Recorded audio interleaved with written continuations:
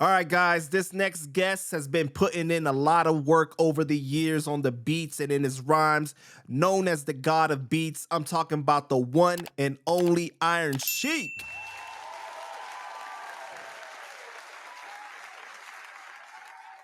How you doing today, bro? Peace, peace. All wise, civilized, all good in the hood, but better with cheddar. I feel you, man. All right, so let's start from the beginning. You're originally from Harlem, right? Which part of Correct. Harlem? Which part of Harlem? Yeah. The central part of Harlem. 127th Street, you know what I'm saying, between 7th and 8th Avenue. You know what I mean? Right there in the heart of it, right there. You know what I mean? In the And real you grew part. up there till about 9 years old, right? Yeah, I only spent 9 years in Harlem. The youngest of 5 boys, so I'm the 5th yang, you know what I mean? My mom and dad, they wanted to, they didn't want me growing up in the projects. I'm right there in St. Nicholas Projects, aka Allah's Projects. So I was, right there. We was right there in the middle of everything. Like, my mom and dad used to, come outside and see Malcolm X preaching on the corner, right there, corner of our block. You know what I'm saying? So like, he was there in the middle of everything. Bumpy Johnson, the Blood Brothers, you know what I mean? Harlem Six, all of that, right there. We right in the midst of all of that. You know what I'm saying? The Muslims and Temple Number 7 was around the corner. Nation Islam, and the 5%. The Temple Islam was this way. The 5% was that way. They were around 126th Street and 7th Avenue. So, we was right in the center of all of that. You know what I'm saying? Do you have a lot of memories from that time, or are these things more that you were told as you grew up? I have some memories. Yes, I do. I wasn't walking around like a teenager in the 60s. You Right. know what I'm saying? When I was a little kid, I guess I could say like about 5, 6, 7 years old. I went to Harriet Tubman School. You know what I'm saying? Harlem is very cultured, very, very black culture. You know what I'm saying?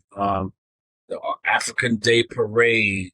This is long before Harlem Week and all that stuff even came about, man. You know what I mean?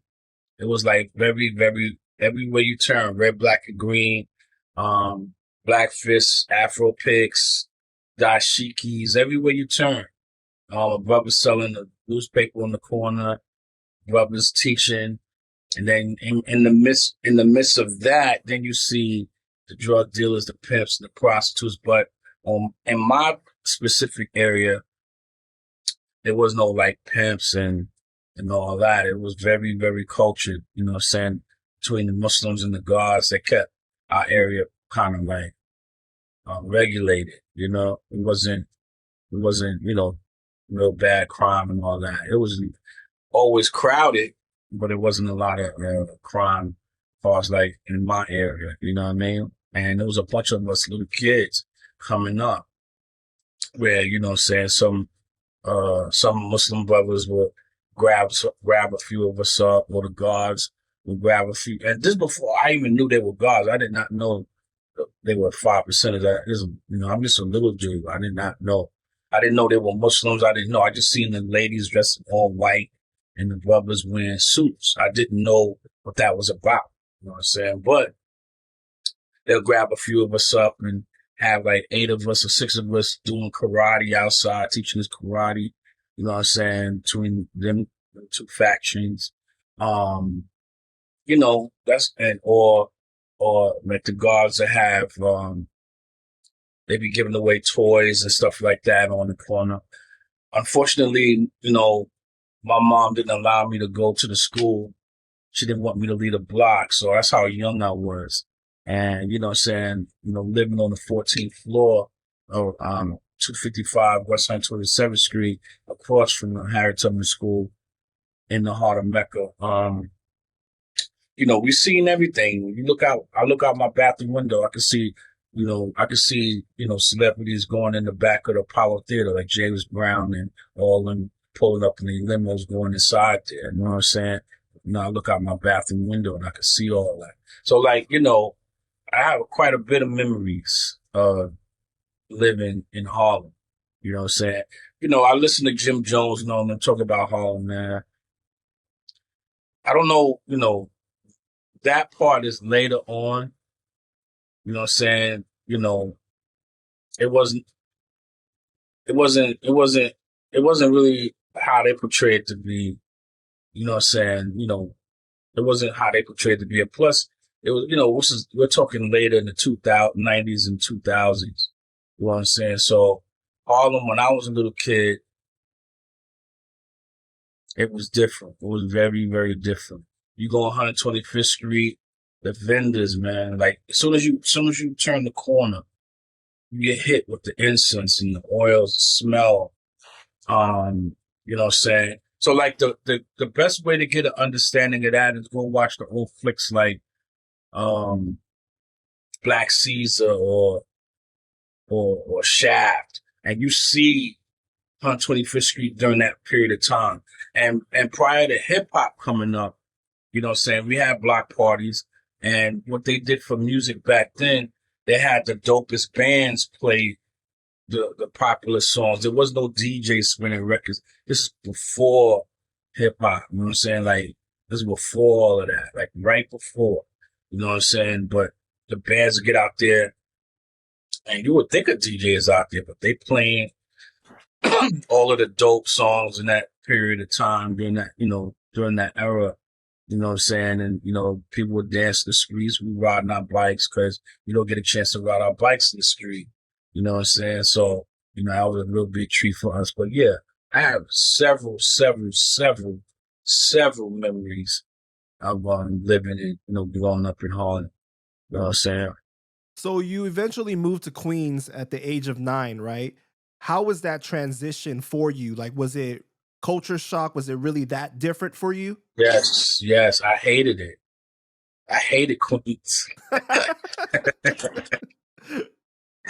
I didn't like, well, let me tell you, well, okay, I had most of my relatives lived in Queens, okay? And leaving Harlem to go visit them in Queens was like a vacation because, it was grass, trees, and all that in their front yard, backyard. We didn't have that. We had concrete, and, we had broken elevators, pissy elevators, and junkies on heroin and lobby and nodding off and people on the roof. And the thing about it, my door on the 14th floor in that apartment building, you come outside, you looking right at the exit to go up to the roof. So that was like a little weird for me. That was a little scary at times as a little kid. Taking the garbage out to the incinerator. There was no putting garbage out on the curb. You had an incinerator, so you throw it down in the pit. I used to think the devil was down there. You used to open that shit up, there's number of flames. But, that's how it was. You know what I'm saying?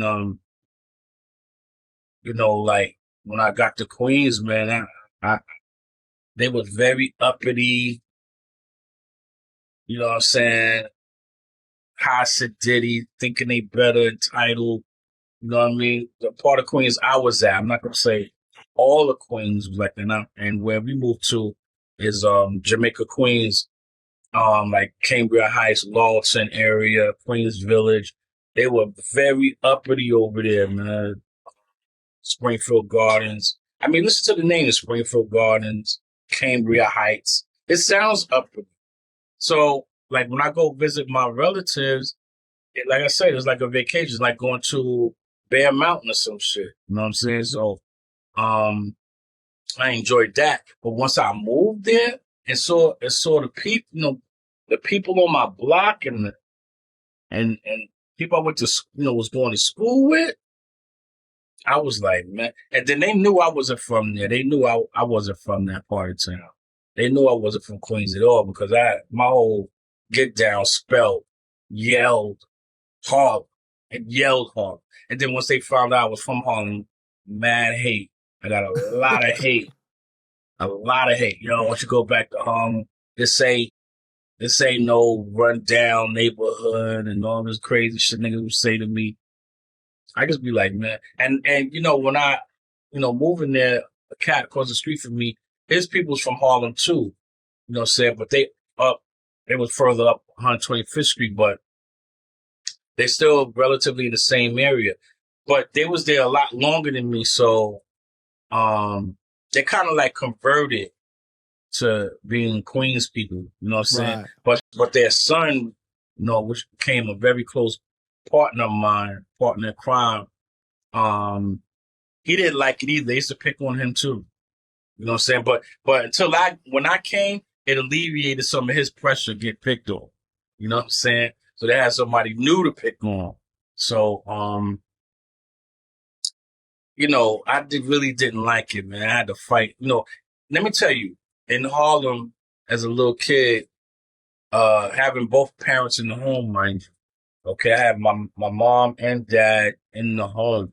My father worked, and in those days, you know what I'm saying, that was it was very rare because of, welfare and all of that. And they pushed the dads out of the home, pushed the black man and the father, out of the home. Which made broken homes, a lot of broken homes, a lot of kids. A lot of my friends didn't have their fathers. A lot of my friends didn't know who their fathers were. And some that did, they had a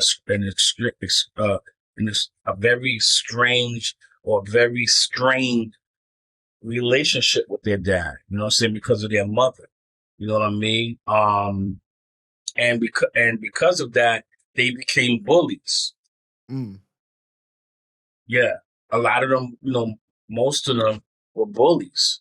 You know what I'm saying? Because they didn't have a dad in the home and the mother was on welfare, struggling, and they didn't do good in school. You know what I'm saying? They didn't care. They start fights. Those were those kids that suffered behind, the government pushing the fathers out of the home. They had to take their frustration out somehow. Exactly. It was self-hate, and it was also, a lot of alienation and all that, and imparted onto the child because of their, issues between the parents. So like, I was lucky, I won't say luck, but I was blessed to have both parents in the home, in my upbringing. And, we didn't need for anything. You know what I'm saying? And I didn't know. What your parents do for work? I was about to get into that. My father, and this is crazy. My mom was a stay-at-home mom. She was working, but she my father spoiled my mother. She was, she's the type of woman that didn't take no shit at all. Okay, if something ain't right at work, she was like, I don't need this shit. I can just walk off. I could walk away from this, and my husband will take care of me. She was one of those.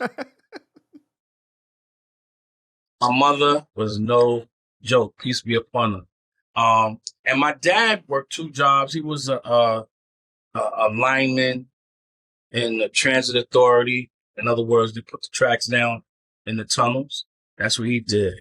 And he had another job working for a machine shop, and he was a welder. So he had two good paying jobs. Wow, those are good skill sets to have too.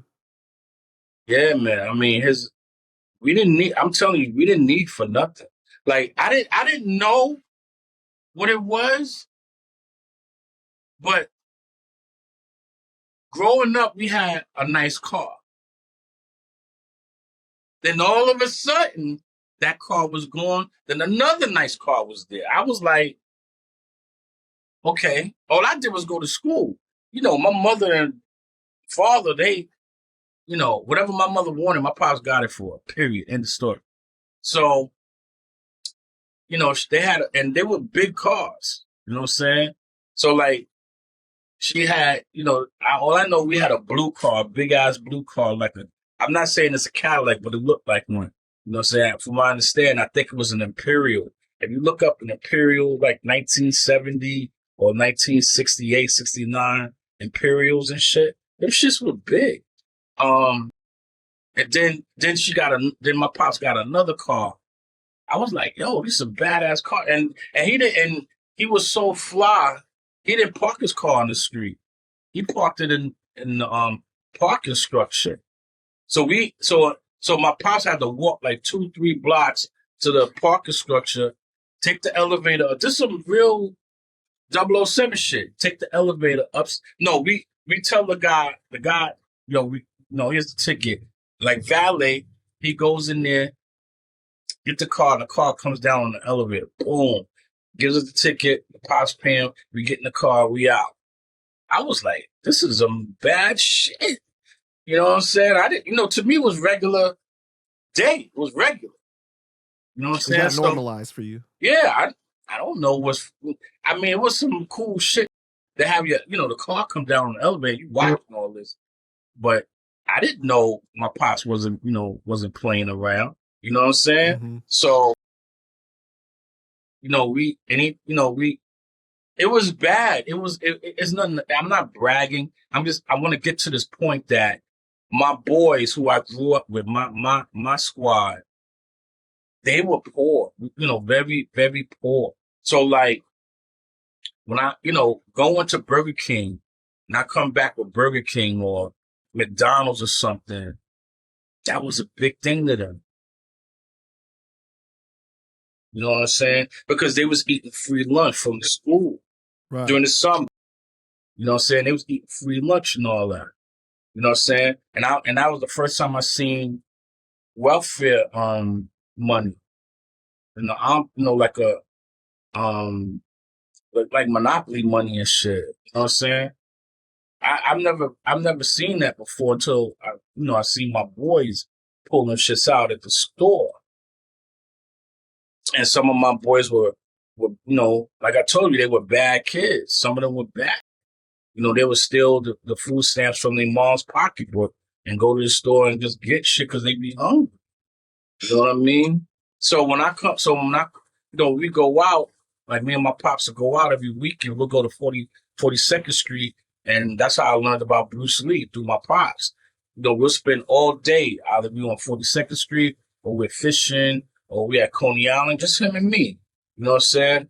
And when I get back, we'll stop at McDonald's or stop at White Castles or stop at something, and I'm walking in, and my friend's like, oh, can I have some? Can I have some? A crowd of kids will be surrounding me. And I have to I can't be like, nah, I let everybody get a bite and shit, or I just let them have the Whopper. Sometimes I buy 2, knowing I'm going to run into my people, and I just let them have it, and I just go upstairs with mine. And, they be fighting like a pack of wolves over a Whopper and shit. It was that bad. Wow. You know what I'm saying? And, I got a lot of jealousy because I got jealousy from the adults and the kids. Because the adults would sit there all day on the bench and talk about everybody coming and going. You know what I'm saying? And like, oh, look at Blanche. She ain't got no man, and, she's doing this, she's doing that. Oh, look at Rob. He cheating on his wife. It was shit like that. So when my mom come outside, it's different. They be like, hey, girl, you know what I'm saying? Being mad fake. You know what I mean? And she never stuck. I think the whole time I was living there, she might have sat on the bench with them maybe twice in my life. She did not fuck with them ladies. You know what I'm saying? She was always going somewhere, go play bingo or go somewhere. You know what I'm saying? And my pops come home from work and they yelling off the bench, hey, Mr. You know what I'm saying? Or the kids see my pops and they'd be like, hey, sir, how you doing? You know what I'm saying? But, they had the respect, but it was a lot of hate too. So my mom just got sick of it and said, yo, her sister lived in Queens. Like I said, my relatives lived in Queens. So she just got sick of it and said, yo, why are we here? We can afford to move. So we moved to Queens. You know what I'm saying? And so I want to take it back a little bit. You said that, at a young age, you witnessed like people on drugs, right? At that time, were you able to process that? No, because I did not know what it was that made them. I used to think they were sick. Mm. You know what I mean? Because like when I come home from school, again, when we say, I lived on the 14th floor, the top floor of the building. So a lot of drug users would go up to the roof to use their drugs because the police was constantly raiding. Um, and a lot of them couldn't even make it downstairs, so they pass out in the lobby of the floor that I lived on. So I have to literally get out of the elevator and step over them, and that was some scary shit for a little boy because they foaming at the mouth. They look crazy, they look demonic. The drugs had them, and it used to scare me as a little dude. You know what I'm saying? And like I wouldn't even go upstairs. I have to call my mother from downstairs. This is before cell phones, before beepers, before texting, before all of that shit. I have to yell upstairs, and she'll send one of my brothers to come downstairs to come get me. You know what I'm saying? I mean, it was that bad. How do you think that affected you? Um, I, once I realized the reality of it, I never, I didn't mess with drugs at all. I didn't smoke weed. As a, you got the peer pressure, smoking weed, but growing up, nah, I didn't mess around with weed at all. You know what I'm saying? And to this day, I don't smoke weed. I don't drink. I don't do no drugs, nothing. Zero. Wow. I never experienced, experimenting with cocaine, crack, Molly, nothing. You know what I'm saying? The only thing I may do, I might eat a little bit too much chocolate, but other than that, I don't fuck with drugs. You know So what I'm that's your saying? vice. That's your vice. Yeah, Okay. Got yeah, you. yeah, Got yeah. you. You know what I'm So saying? like So, as a kid, did you see people on the I know you said that mainly it was like, the 5 percenters that you saw around and the nation and things like that, but did you see like drug dealers or prostitutes on the corner, or that was a different part of Harlem that you saw that at? yeah, I saw that. I saw that. Um, Did you know what that was at that time or no? yeah, I know what it was because, what I'm saying, I seen the cops chase them through the projects. You know what I'm saying? I seen them chase the cops the cops chase the drug dealers, and I've seen prostitutes running with the big ass high heels on. Yeah, you know what I'm saying, from the police, and that's when the police had the little scooters, so they was able to dip through the projects, zoom, zoom, zoom, and I knew what it was. You know what I'm saying, and I just stayed away, from drug dealers altogether. As a kid growing up, you know what I mean. I mean, it was so bad. People was jumping off the roof, getting thrown off the roof. A couple of people got thrown off the roof of my projects. Some people got so high they thought they could fly, and they jumped off the roof and ended up killing themselves. It was really that bad. And as a kid you saw their dead body or you just heard about it? Um, two people one person in particular I know. I was with them as my brother's friend. My brother's older than me. Okay, so they was much older than me. So they were teenagers. So we was with one of their friends the night before he killed himself the next day. You know what I'm saying? They saw it. I didn't see it. I was in the house. Right. You know what I'm saying? Because when the lights come on, I have to come up. I have to go upstairs. You know what I mean? So like, I didn't see it, but I knew who he was, and then he wasn't around no more. You know what I'm saying? And everybody was talking about Wow. it. You know.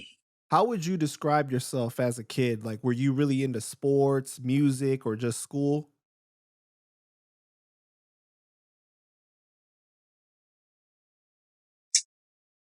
See, like back then, sports was innovative, anything could have been a sport. And it was. You know what I'm saying? You know, from stickball to hide and seek, Right. right?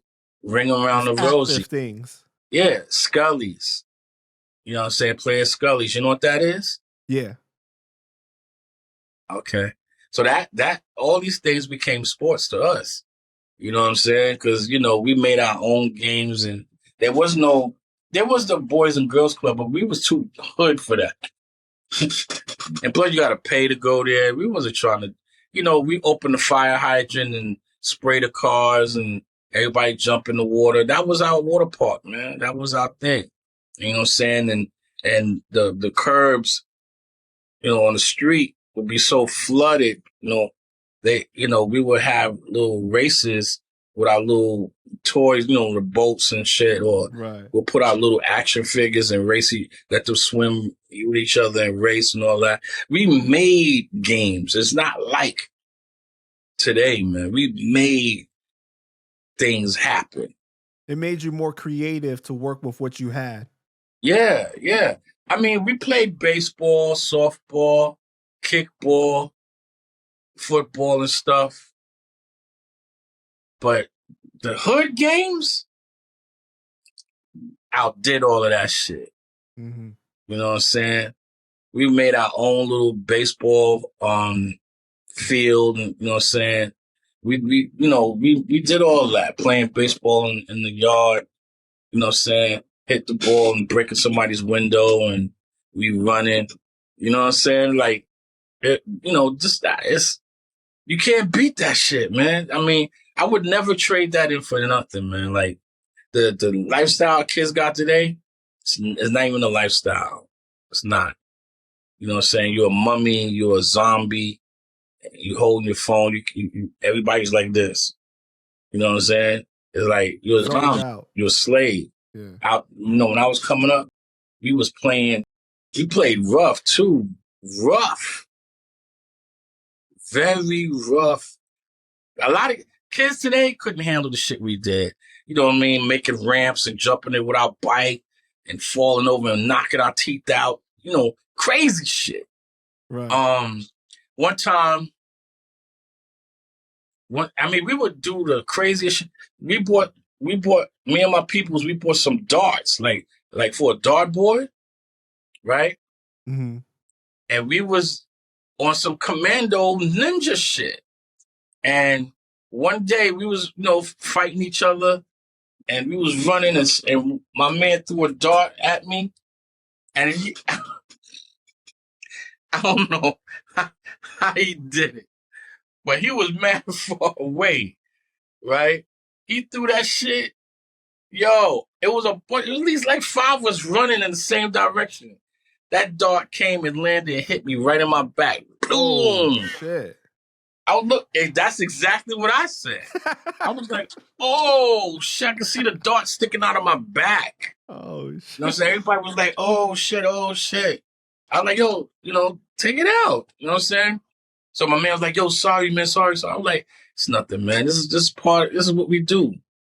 You know what I'm saying? I was just shocked to see I got hit with a dart. You know what I'm saying? Everybody was like, yo, nah, you got to put some alcohol on it. You know what I'm saying? Before it get infected and da-da-da-da. Man, we played army. We take mud and let it dry, and we'll throw it at each other so it can explode like a grenade, call them dirt bombs. I mean, we did anything we couldn't buy, we made it. That's dope, man. Go-karts, you name it, man. We made it. You know what I'm saying? So I love that. I love that. How were you with school? Were you really into school?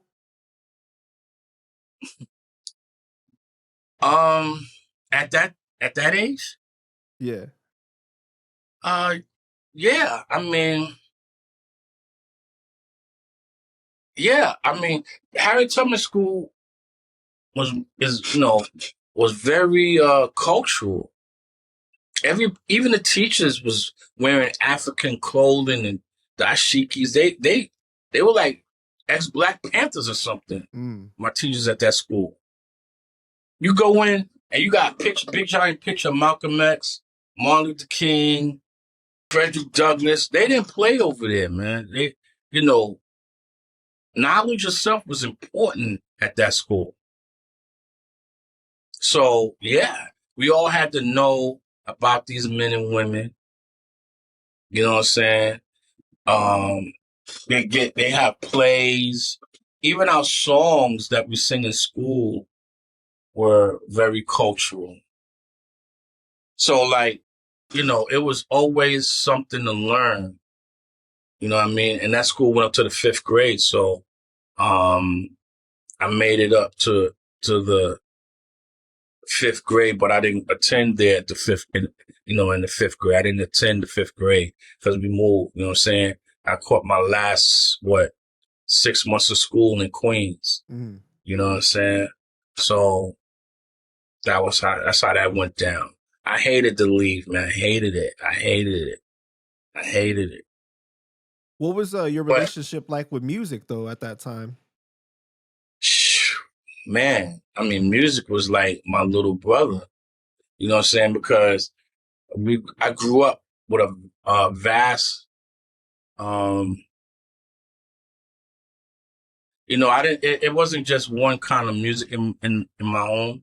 You know, I grew up listening to Joe Cocker, Sly and the Family Stone, Jethro Tull, Buddy Miles, Jimi Hendrix. Very diverse palette. Yeah. I mean, I forgot the name of the group. They sing A Whole Lot of Love. You know, you listen to, the Osley Brothers and Sam Led Zeppelin, you talking about? Yeah, Led Zeppelin. Yup. Led Zeppelin. That was my group, man. From there to Brooke Benton, B.B. King, from there to Aretha Franklin and even with the gospel, you know what I'm saying, James Cleveland and, you know what I'm saying, Isaac Hayes, Dionne Warwick. Very vast. Like I didn't, I listened to everything. You received a gift. Everything was played. Everything. You know what I'm saying? Lou Rawls. You know what I'm saying? Dean Martin. We had Dean Martin records. You know what I'm saying? So we listened to a lot of stuff in my home. A lot of stuff. You know what I'm saying? Mahalia Jackson, everybody. So you grew up a 5%er, right? No. That was later on in life? Yes, sir. Okay. How did you get into that?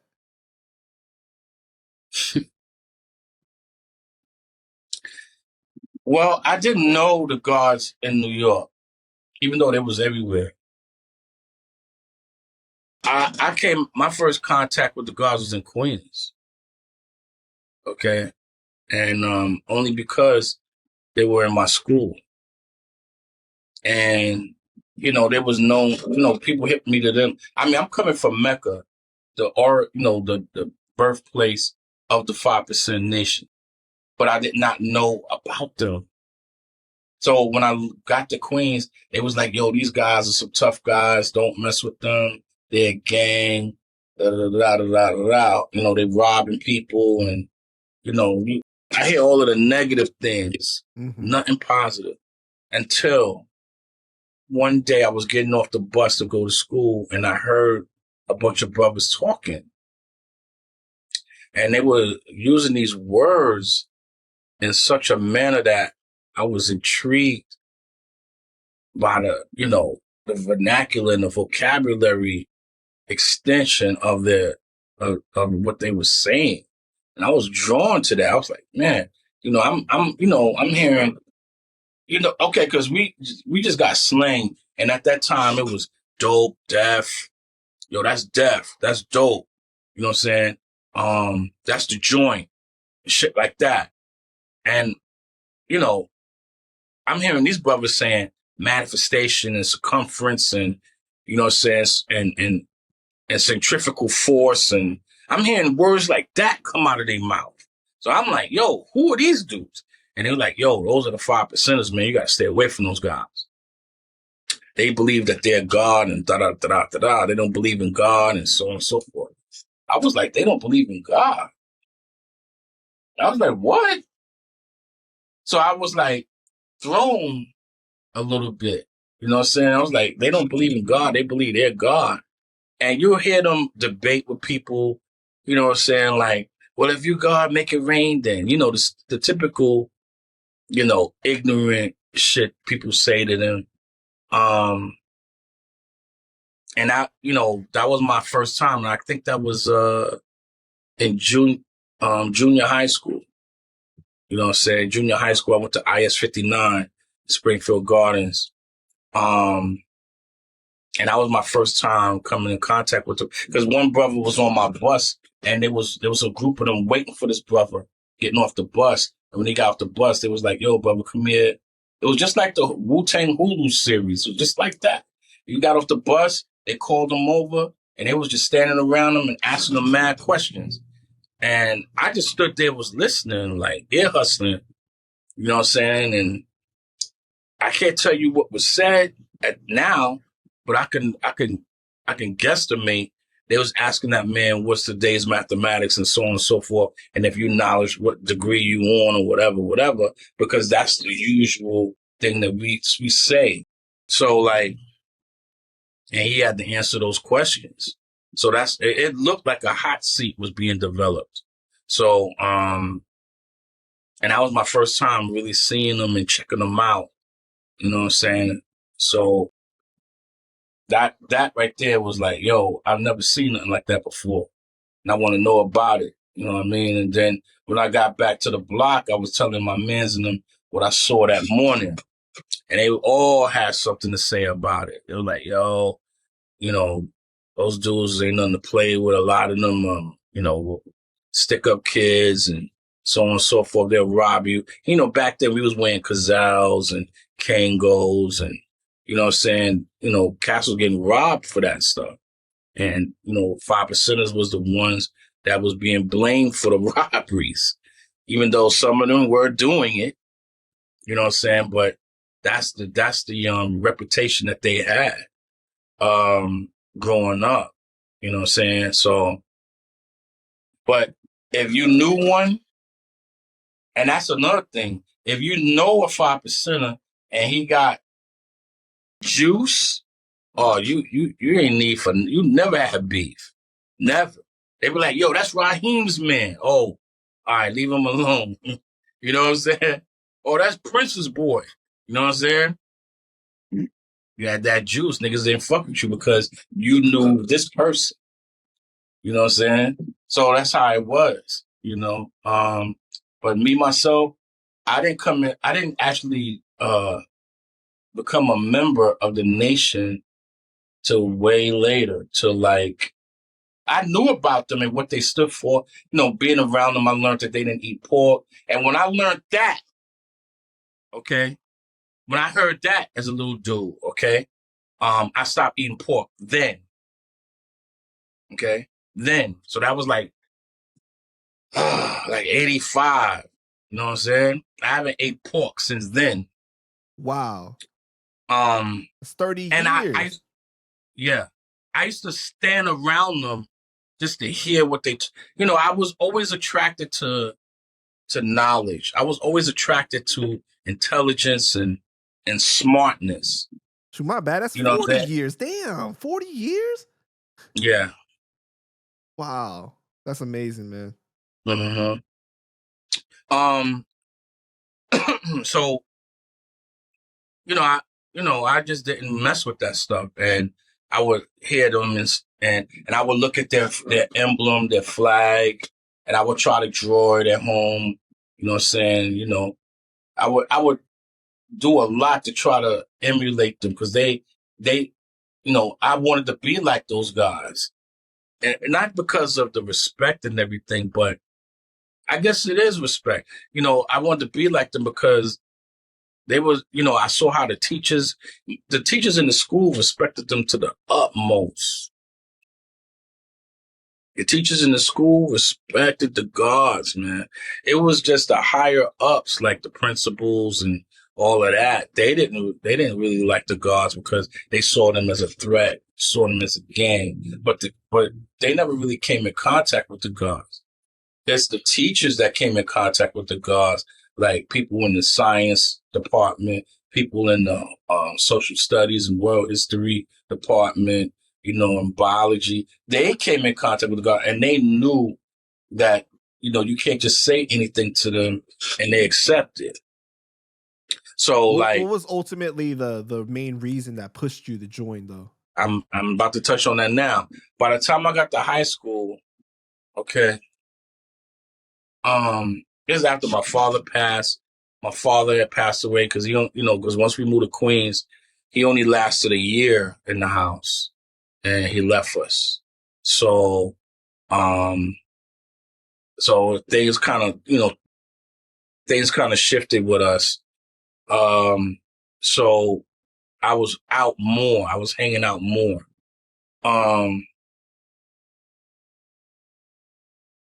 So like when I got to high school, I went to Bayside High School, and there were some guys at that school. And the thing about that school is there's a park across the street, and a lot of guys would be over there talking during class, like they wouldn't even go to class. They'd just be over there building. So I wanted to, learn more. So I started hanging over there with them. And, once they found out that I was interested, they didn't try to teach me anything. They didn't say, "Oh, okay, we're gonna recruit you" or anything like that. It was never nothing like that. They just let me hang around them. You know what I'm saying? And then when they found out like what block I was from in Queens, that come to find out,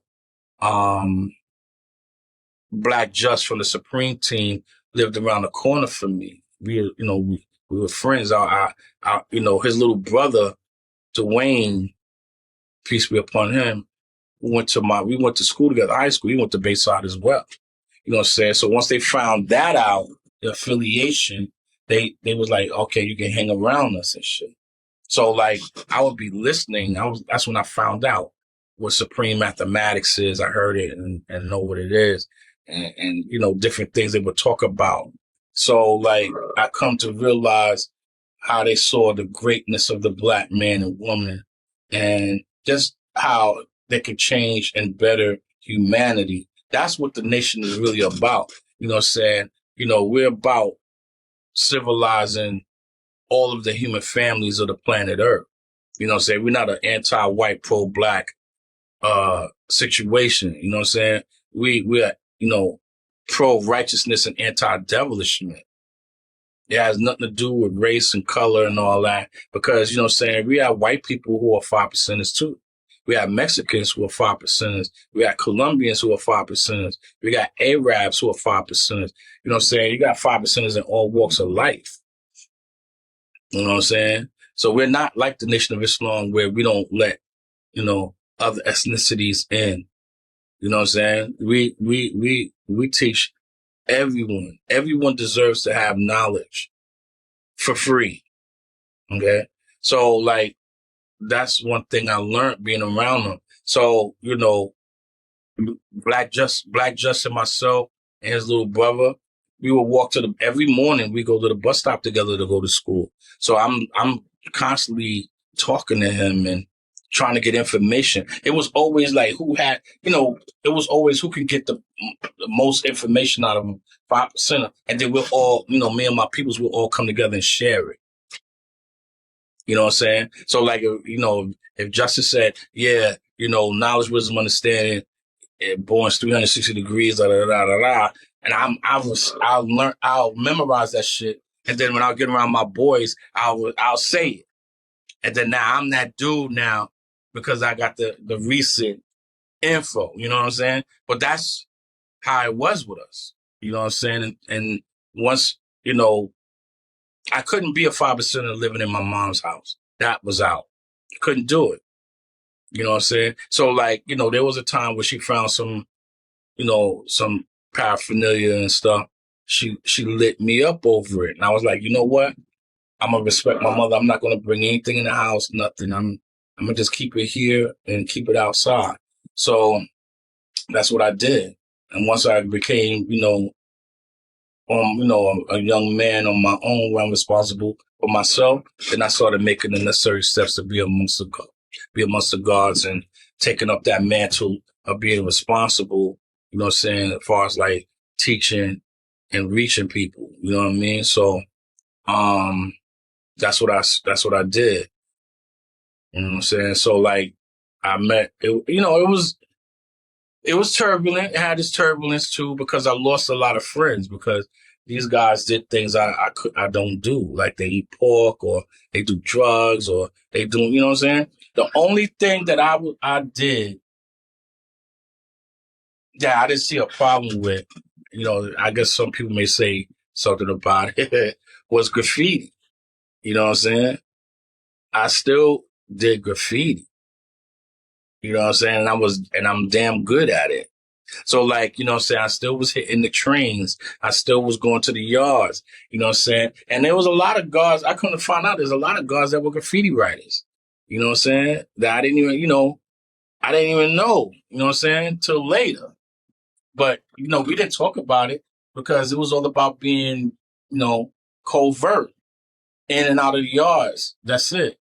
Bombing shit. You know what I'm saying? But that's what I did. And to me, that was a form of hieroglyphics. So, you know what I'm saying? I did my shit.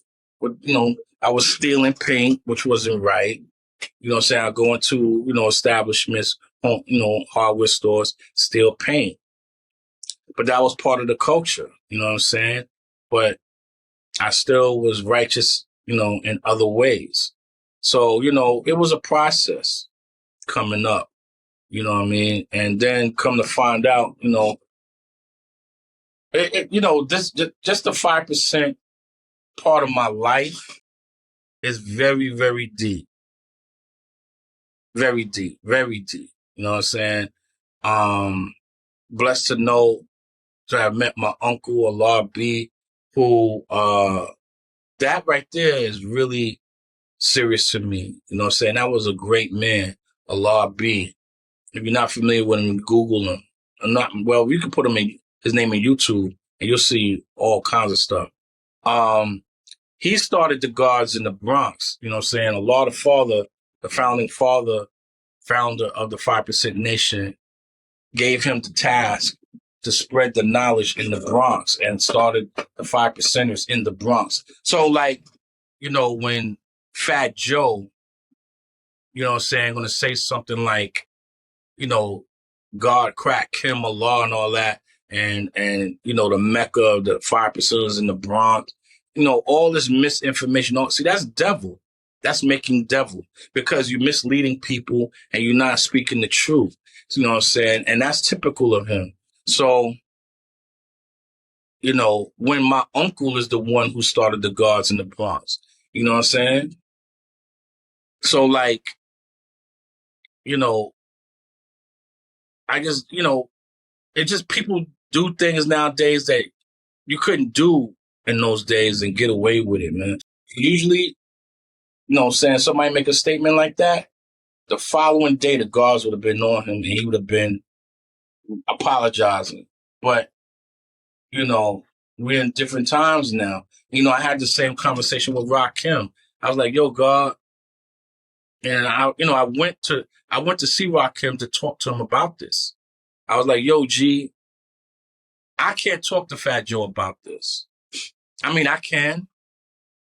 I thought Pat Poose would have said something, but he didn't. I don't think he did.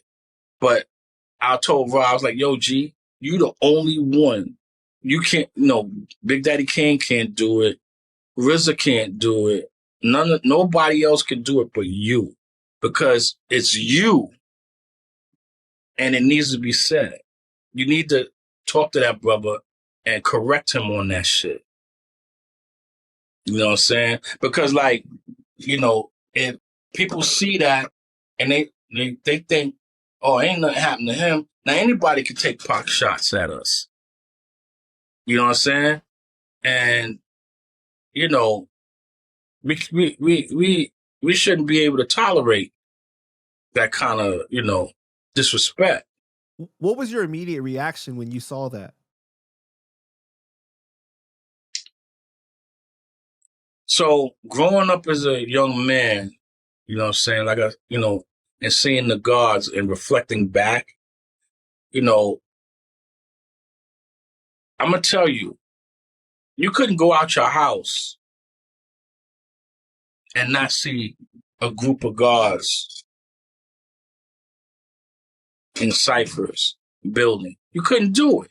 No matter where you were, Bronx, Brooklyn, Queens, Manhattan, you couldn't go 10 feet, 15 feet without seeing the gods collectively standing there building. Okay? And when, you know, if your mother sent you out to the store to get some whatever, bread or whatever, you know what I'm saying? And you gotta walk past them to get to the store. And they know you. They'll be like, and some of them will take the little kids of the block and teach them things. So when you come out, you got to know what you was taught by one of the gods. You got to know it, or they're not going to leave you alone. So, like, you know, or if you claim to be a member of the nation, you come outside, you got to know the day's mathematics. You got to know the degree. You got to be able to show and prove it. You know what I'm saying? And it got to be accurate. If not, in those days, you get something that's called a universal beatdown, depending on the situation. Not all the time. It depends. You know what I'm saying? If somebody gave you knowledge on something and it's taking you years, months, and days, and you still haven't gotten it, then you're not really, you know, saying applying yourself. So they motivate you. I put it that way. You know what I'm saying? So, like, you had to know your lessons just to get to the store, man. Coming and going. So if you did know it, guess what? They're going to give you something else. So you go upstairs and you got to memorize it. And that's what they did with us kids. That's what they did because that's their way of cleaning up the block, cleaning up the hood, not allowing us to get caught up in dumb shit. That was their way of doing it. That was their way of giving back. You know what I'm saying? So, like, when you hear terminologies or sayings like it takes a village, that's what that's talking about. Everybody is responsible for the children. Everybody. It ain't just, oh, I'm just going to take care of mines, me and mines. You know what I'm saying? That's very ignorant. So that's what we, you know, when you hear Old Dirty saying, yo, Wu-Tang is for the children, that's, where do you think he got that from? That came from us. Allah the Father was like, yo, the children, the babies are the greatest. His whole thing was about teaching the youth. When he left the Nation of Islam, he approached 9 young men. And these 9 young men were in gangs and you know, downtrodden. And, you know what I'm saying? People you wouldn't want to see on the street, walk past because you're afraid you're going to get robbed or something. He taught those young men, civilized those young men, raised those young men up. And because a lot of them didn't have a father in the home, they started calling him the father. That's where the terminology or the term Allah the Father came from. Because a lot of these young men came from broken homes. And that was the closest thing to a father figure they had. So, like, you know what I'm saying, that's what it is. And for this person, you know what I'm saying, to speak like that, that's like me saying something derogatory about Puerto Ricans. Like, yo, you know, Puerto Ricans, this, that, and the other. And that's his people. You know what I'm saying? But in reality, I'm speaking about Puerto Ricans, right? But in the same note, those are my people too, because they're part of the original family. You know what I'm saying? So it's ignorant all the way around. It's ignorant all the way around for him to speak like that. And then to talk about, like, crack him, like, you know, death. You know, crack is death. to even associate that with us is, it's just so blatant disrespectful. That's what Lord Jamar was saying on Vlad TV. He said that the nation would never allow a negative thing to be associated with your name like crack, basically. No, we don't. I could tell you, I could prove it. You know what I'm saying? And this, this will no longer be an Iron Shiek interview. This be a me talking about the 5%ers interview. Right. You know what I'm saying? I can express and give you facts and names and dates and show you where, like, when you look at the Supreme Team, for example, they're a drug cartel out of Queens, but they were all 5%ers, right? Right. So the thing about them, right? Supreme, Black Just, Prince, all of them brothers, right? They never came to the law school. They never came out there and, fronting. They never did. Never did. They knew their lessons and everything. And Supreme ran that thing like military. And yeah, he was super intelligent with the knowledge from what I hear. I never met the brother. We came in contact very close, but I never met him. You know what I'm saying? But what used to happen was the guards used to come, leave Mecca and come to them and be like, yo, man, y'all out here poisoning people in the name of Allah, man. Y'all got to stop that, man. So the guards used to, have them pay money, tribute, and donate money to the school and everything. And then after a while, it did get, a little nervous. So they stopped saying, associating themselves with that. And they created something called the 7 Crowns. Okay? And to this day, the 7 Crowns still exists. Ask Bimmy about it. He know. Like the 7 Crowns exist. They were all ex-5%ers, who used to be a part of the Supreme Team, but they have their own little meetings and barbecues and block parties and all kinds of things. So they stopped associating themselves with the 5% because it was giving us a bad name.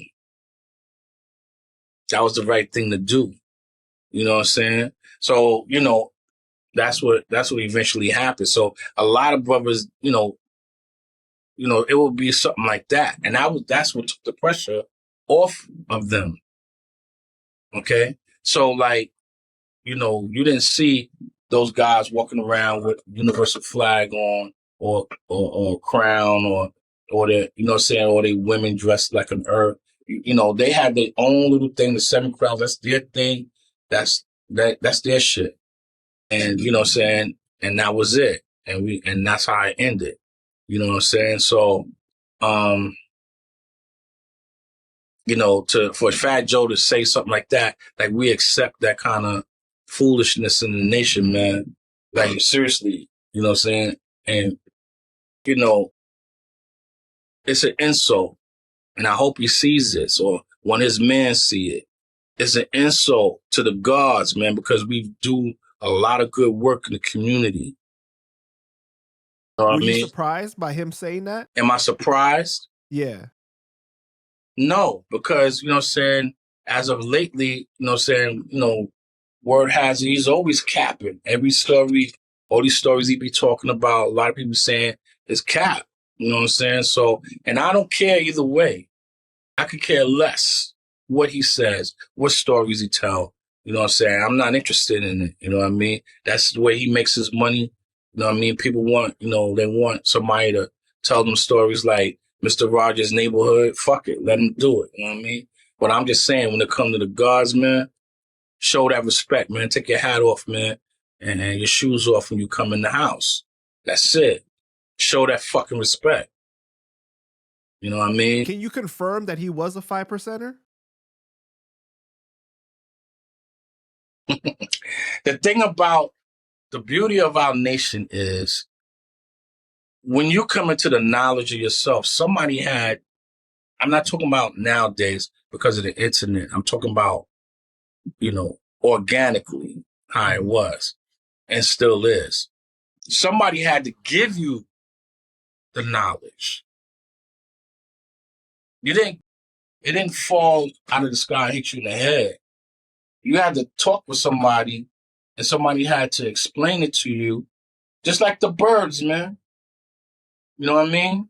A mother bird will find food for their young, put it in their mouth, chew it up, and put it in the baby bird's mouth.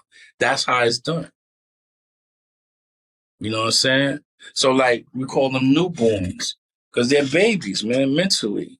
They're babies in the knowledge. So a person has to explain it or be your enlightener or your educator and teach it to you. You don't just find a book or you go to the law school or you buy the book off of Amazon. That's not us, man. That's not how we do it. You know what I'm saying? That's not how we do it. So we have a tradition that we have. We carry on tradition, and a person teaches you the knowledge. Okay, they teach you the knowledge, and you learn it, and they're held responsible for you learning this knowledge. And because they're held accountable for you, is a guarantee that you're going to get taught the right way. You know what I'm saying? And you're getting the information the right way. You're not getting it the wrong way. And if a person teaches you, then you got somebody that you got receipts. So what I mean is, for example, my educator, his name is Love Eternal. Okay? That's who taught me knowledge, who taught me supreme mathematics. Love Eternal is the one who taught me knowledge. His educator, name was Eminem. He had two educators, Eminem and Jamik Masay. Jamik Masay was educated by a god named Black Jesus of Medina, who was taught by the firstborn gods of Brooklyn. Medina's called Brooklyn. The firstborn gods of Brooklyn. And the firstborn gods was educated by Allah himself. So see, it's an unbroken chain. You got receipts. You can verify who taught who. Therefore, you know if you got it right or not. You know what I mean? So it's like a lineage or say a bloodline, if you will. You know what I'm saying? You can see who taught that. So you're asking basically who taught him? Yeah, there's nobody that's, even during the Jay-Z situation when he had the flag on, right? You know what I'm saying? We got that from Carmelo, you know what I'm saying? So he got that from Melo. So, Melo didn't teach him because Melo's cousin or his older brother taught him. So Jay-Z don't have an educator. You know what I'm saying? He was around Big Daddy Kane in his early years, and Big Daddy Kane is a 5%er, and he may have picked up some things here and there, being from Brooklyn and all that. Like I said, you can't go 10 feet without running to the guard. So yeah, we all picked up stuff, but if you meet a person, you meet a guard, you're like, yo, peace, God, who, how long you had knowledge, who gave you mathematics, and you have to be able to say who gave you mathematics. And if that person is a man of renown or has a reputation to be a builder, be like, oh yeah, I know the God, da da da da da da da da, and he's in good standing. So you know that this young man or this young woman is being taught properly. See, that kind of fuckery, that's the devil at work with him. You know what I'm saying? Because that's cap, what he said. Straight up lie. You know what I mean? And that verifies what everybody's been saying about him. Like, everything he say is cap. So, you know what I'm saying? I don't know if everything he says is cap. I just know that is cap for sure. You know what I'm saying? Right. He did spend a lot of time with King's son back in the day. Because King's son did a lot of writing for him back in the day. So I wonder if maybe he got some of the knowledge from then or what. Yeah, I know King's son. Yeah, I'm saying I don't know. I wouldn't say. Well, King Son is not the type of brother that would let anybody play games with the nation. I know him that much. Yeah, definitely Yeah. wouldn't. And you know, he doesn't seem like that kind of a person. And I spent time with Son, so you know what I mean. I'm pretty sure he was just as shocked to hear that too, and probably tried to get at Fat Joe. You know what I'm saying? You know, to explain what that was about. You know what I'm saying? But you know, a lot of these dudes are insulated. You know what I'm saying? So like, you can't really, you know, get at them the way you want to. Not in a violent way, but just have a conversation. Right. You know what I mean? Be like, yo, brother, what's that about? Like, what, you know, what charged you to make such a statement? What did You know what I Rakim mean? say? Well, Rod's response was, yeah, I heard it. And I know how Fat Joe is, and I know who he is, and I know what he's about. You know what I'm saying? You know, if I run into him, I'm gonna build with him. But that, you know, Rakim is very laid back. He don't get excited. You know what I'm saying? Mm-hmm. You know, you know, I don't know what's in that brother's mind. Hopefully, you know, I made an impression that if you do see him, that they will have a conversation. Because, you know, if Rakim gets, let me put it to you this way. Another god by the name of Papa Wu, Right. if he was still around, I tell you what, a lot of this shit wouldn't be happening because a lot of people were scared of freedom. They were scared of the God. You know what I'm saying? And that's you know, that's another one of my uncles. Like, you know what I'm saying? Like, I've listen, that brother, people use terms like gatekeeper, and you know, freedom and a vanguard. Freedom was a vanguard, a supreme god, and a gatekeeper. He's all that shit. He don't let nobody come amongst us and do any dumb shit. I've seen him do it. The first day I met him, he was getting in a nigga's ass about some dumb shit they was doing. You know what I'm saying? I've been in the studio with him. I've been on the road with him. I've ate with him. I've ate at his house. I've talked with him. I've walked with him. Everything. Freedom was the real and is, because Allah lives, man, the real deal. Like, that is the true and living God. I'm telling you. I'm telling you. Y'all don't know nothing. Them Wu-Tang records don't, and them little pieces of interviews don't really show you the type of man he was. They don't. I'm telling you, he was the real deal. Real deal. Let me ask you this, because of the direction that we've gone because of social media, right? Where you'll have people come on and say anything because attention is the new form of currency, right? You'll say the wildest things. And obviously, you'll, like, somebody might listen to you right now and be like, yo, why you tripping off of Joe? Because, you know, he just saying stuff to be funny or whatever, you know, it's working. He getting a lot of views and stuff like that. Like, why you hating off of that? Like, what do you say to that? It's, you know, that doesn't make any sense to me, because if you look at the clip, okay, I'm gonna make this statement, and I'm gonna tell you something in my history. If you look at the clip, Jada's reaction was like, "Oh, I wish I wasn't even here to hear this," because it's like you walking in the forest and you step on a landmine. That's what that was. That's how that was. Right. Okay. So he basically, because brothers that are narcissists, they do body themselves. They body themselves and don't realize it. So I'm gonna tell you something. One day, years ago in Queens, I was at a block party, and it was a badass block party. A lot of girls, everybody. It was a lot of people there. It was dope. And I happened to look through the crowd, and I see Black Justice, him and a few of his boys with him.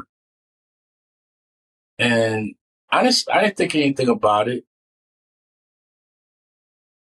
And then all I heard was a bunch of ruckus, and somebody said, "Oh man, it's them damn 5%ers and blah blah blah. 5%ers this, 5%ers that."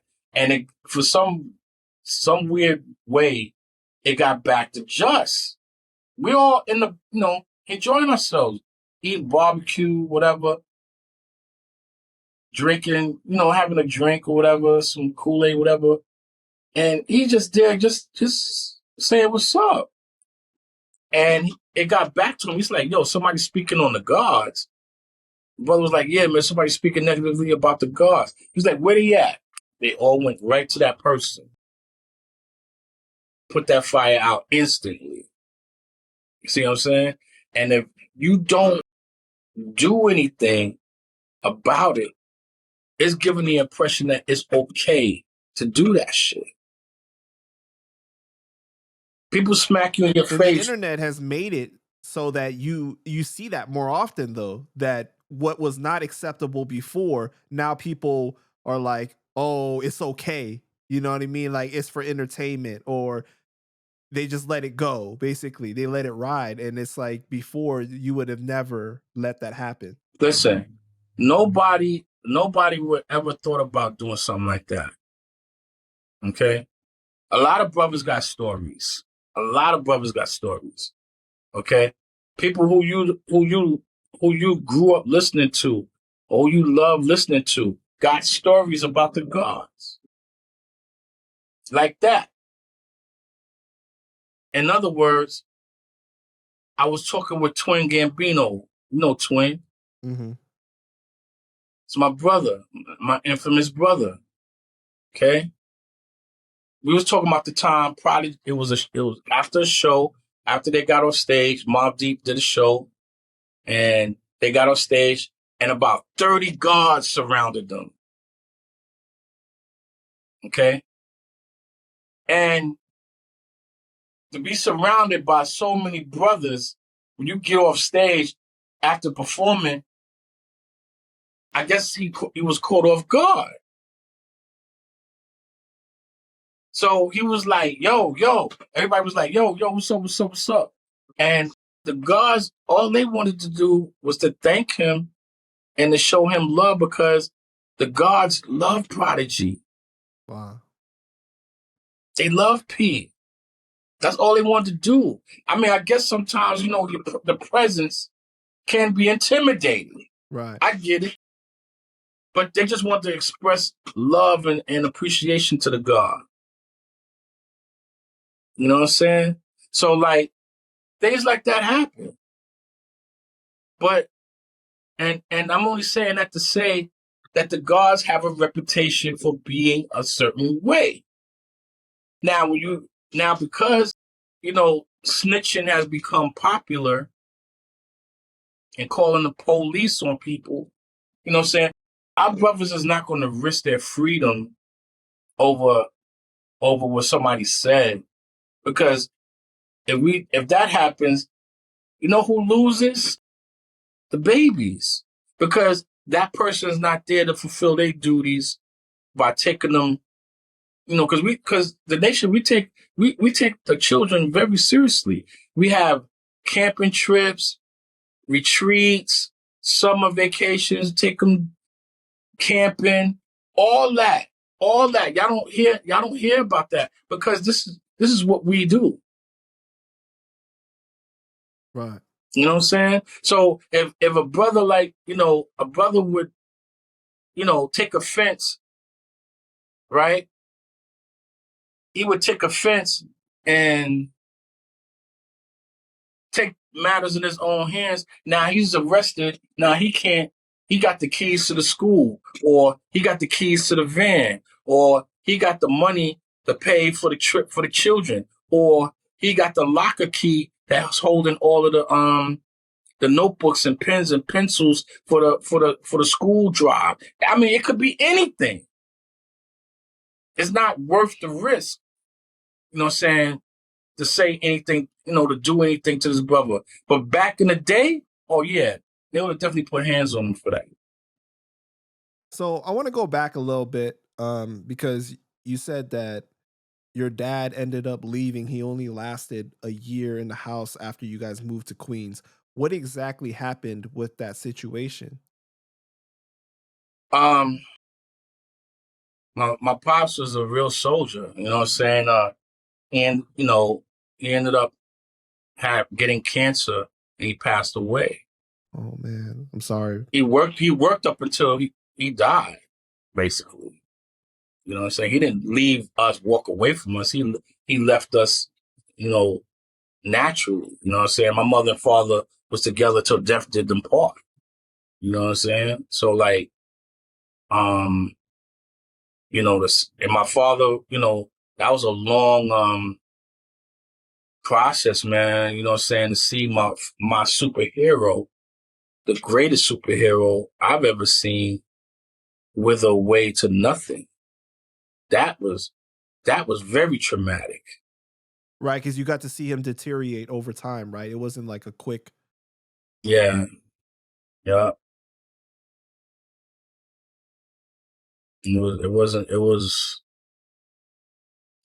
You know, it was like, you know, before I had knowledge, I'm like, yo, what? I'm mad at God. You know what I'm saying? I'm like, the fuck you teasing? You know, because like, you know, he'll be good, then they'll let him come home because he was in the VA hospital. They let him come home, then he get worse, and he had to go back. Then they let him come home. I'm like, what the fuck you playing this yo-yo game with me, man? Like, why you playing with us? Like, look at my mother, God. Why are you letting this shit happen, God? You know what I'm saying? I had that kind of, you know, conversation, thinking I'm talking to God. What sense does it make to pray? This man took care of 5 children and a wife. He didn't do nothing wrong. Why? So, like, that was my attitude at that time as a little boy, you know what I'm saying? So, but yeah, like, and then to see the aftermath of my mother burying her husband, burying the love of her life, you know, to see her, yo, that shit was just crazy to me. I don't ever want to see nothing like that ever in life. Like my mother she was up here and she went through a depression stage for a long time. And then she had to she pulled herself out of it. No therapy, none of that shit. She just was, you know, she looked at us, looked at me, you know what I'm saying? And I guess something triggered in her and she pulled herself out of that depression and she got back. You know, she went to school to be a real estate agent. You know what I mean? She was buying houses and flipping them. Yo, she got this superpower out of nowhere. You know, she just became Wonder Woman and shit. You know what I mean? Then she bought a store on Linden Boulevard and turned it into a game room / art store. She was selling graffiti, the black books and the markers and out of there because of me. You know what I'm saying? And then, you know, and had the games in there. She just pulled herself out and became a black entrepreneur, man. Amazing. It's amazing. You know what I So you mean? And were around 10 when your father passed away. yes, sir. How was We it like left. for you processing that at that age, though? Did you understand what cancer was? Nah, I knew he was leaving because my mother sat me down and drilled it in my mind. And it was, bro, it was a bad thing, man. Like, I couldn't even go upstairs and visit him in the hospital because at that time they didn't let little kids in the hospital to visit people in those days. So when my mother would go visit him, I have to wait in the car. So I'm downstairs in the car waiting. I don't know what condition my father's in. I don't know if he can talk. I don't know if he can eat. I don't know if his eyes open. I don't know nothing. I just know, like, when my mother gets back in the car, she's crying. And my brother, everybody's fucked up. So, you know what I'm saying? It's a long ride home from the VA hospital. So, one day, my mother went to go visit him, and she just got tired of leaving me in the car. And she said, I'm going to bring you in to see your father. I was like, what? She's like, yeah, I'm going to bring you in there. So she went into the hospital. I guess she talked to the doctors, and they was basically saying he's going to leave any day, any time now. You know what I mean? So I guess they understood my mother.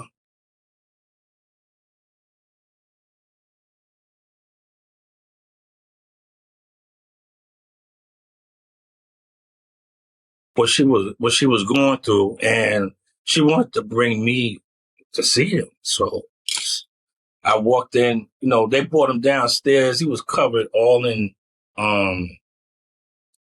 sheets and blankets and stuff.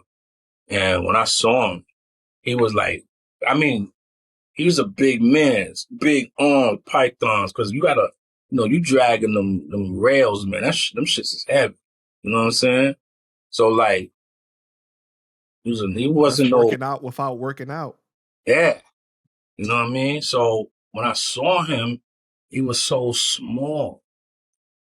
And they covered him up because they didn't want me to see. Well, because bringing him downstairs and the temperature factor and all that. And, you know what I'm saying? When you have things like that happen to you, your immune system is thrown out of whack.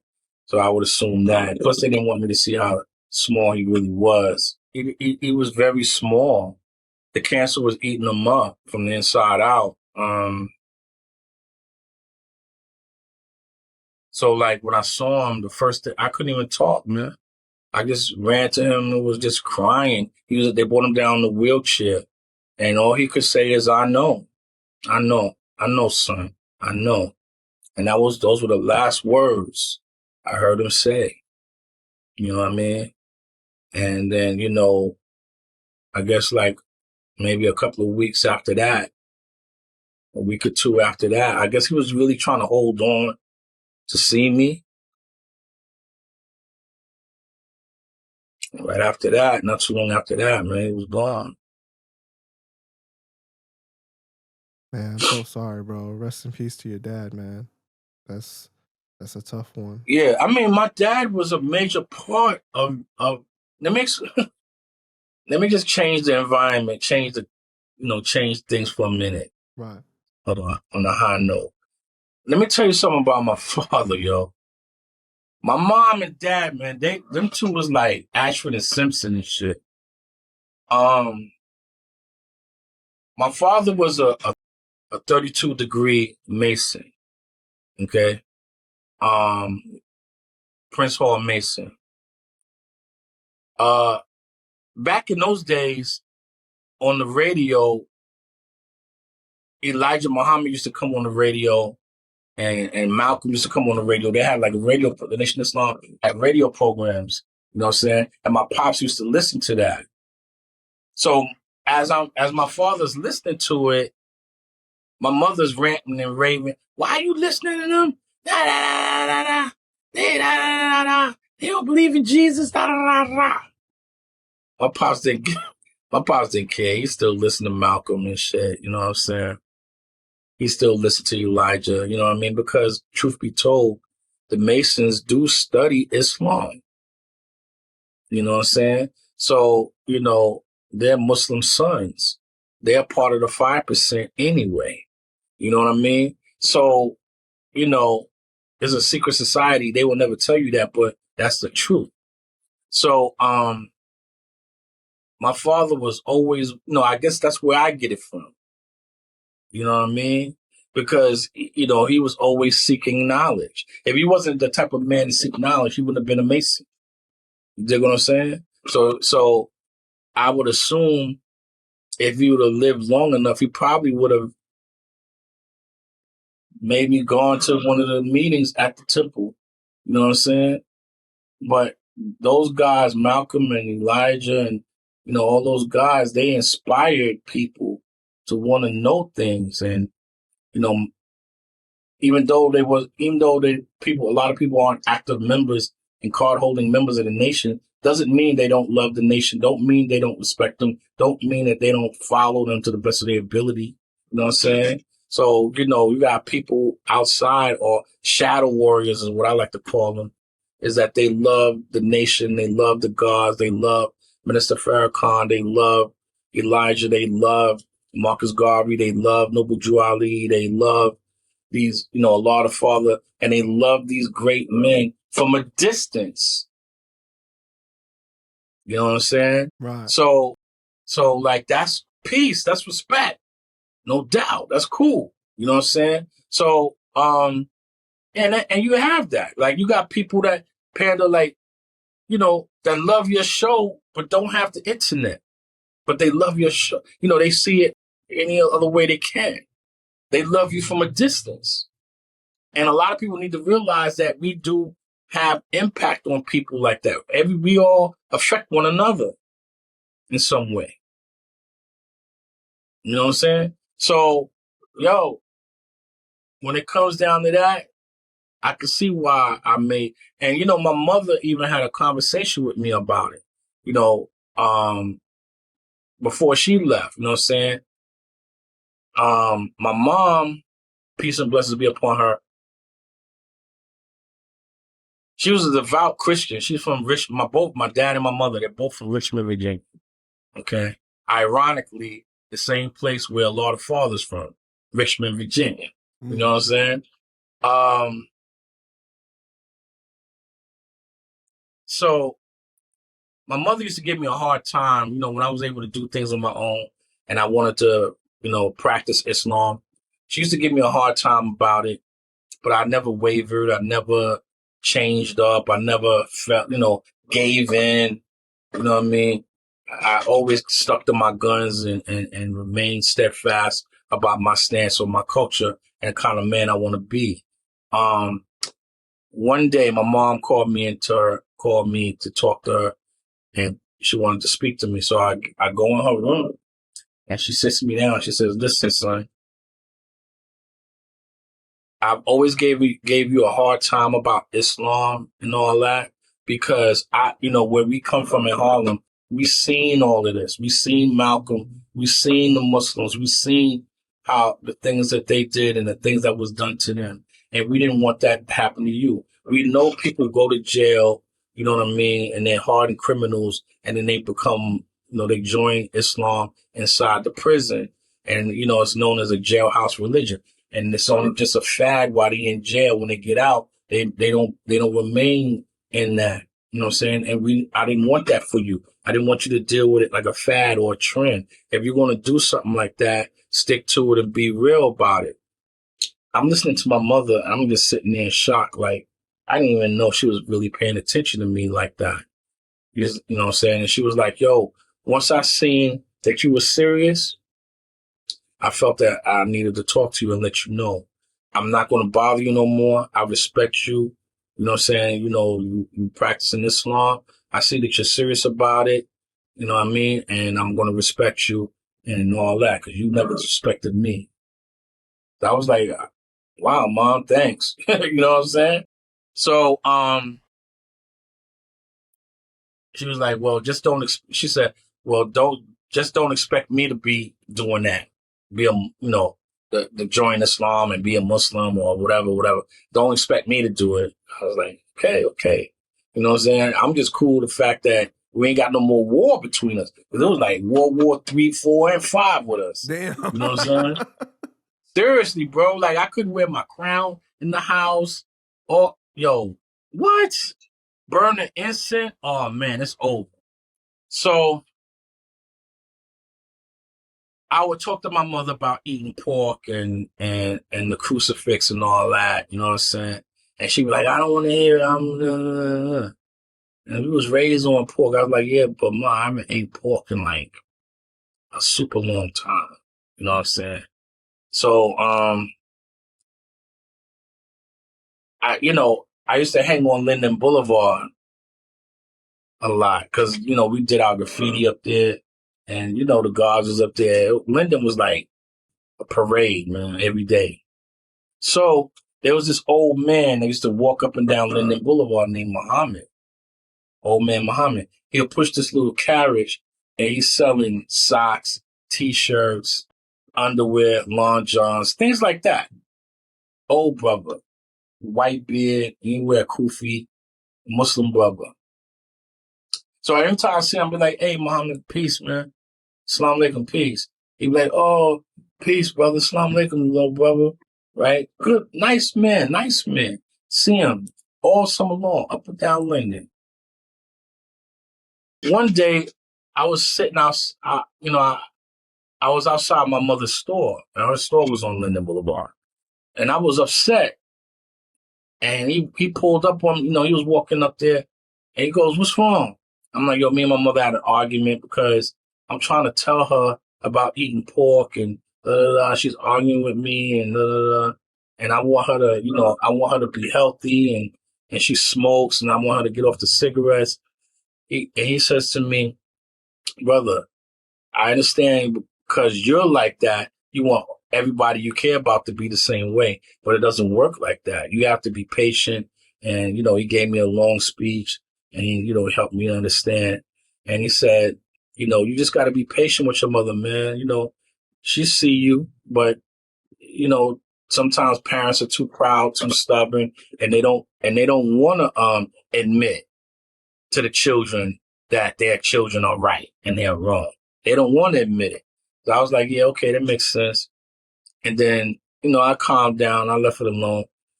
Then Muhammad started going in the store talking to my mother. I guess he told him, what occurred with us. And time goes by. My mother comes home one day from the store, and she said, I spoke to your friend Muhammad. I said, oh, yeah? She was like, yeah, he gave me this book called How Not to Eat Pork. I'm like, what? I said, you got the book? She said, yeah, it's right here. I was like, and you reading it? Yeah, I'm on this page. I was like, wow. I was like, Muhammad is the man. So again, time goes by. I'm like, all right, cool. Time goes by. She goes, well, I'm off the pork. So I'm like, oh shit. And then she turned around and said, and I stopped smoking. I'm like, oh my God. I said, so not said made any sense. It's Muhammad that's reaching you. I said, okay, I ain't even mad at that. So here she comes with the questions. So she's asking me mad questions from the Bible, and I'm answering her questions the best of my ability, right? So a few months go by, her and I going back and forth. We got good. This is all good, her and I. Real good.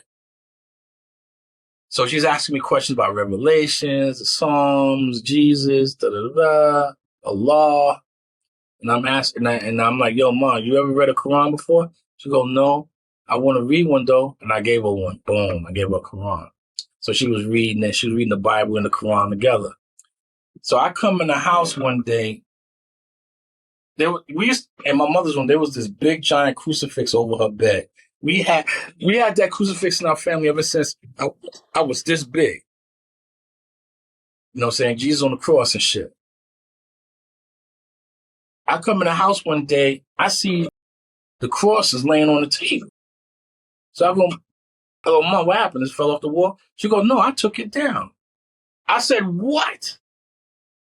I was like, yo, you took down that crucifix off your wall that's been there for 1,000,000 years? She was like, yeah, I don't see that no more.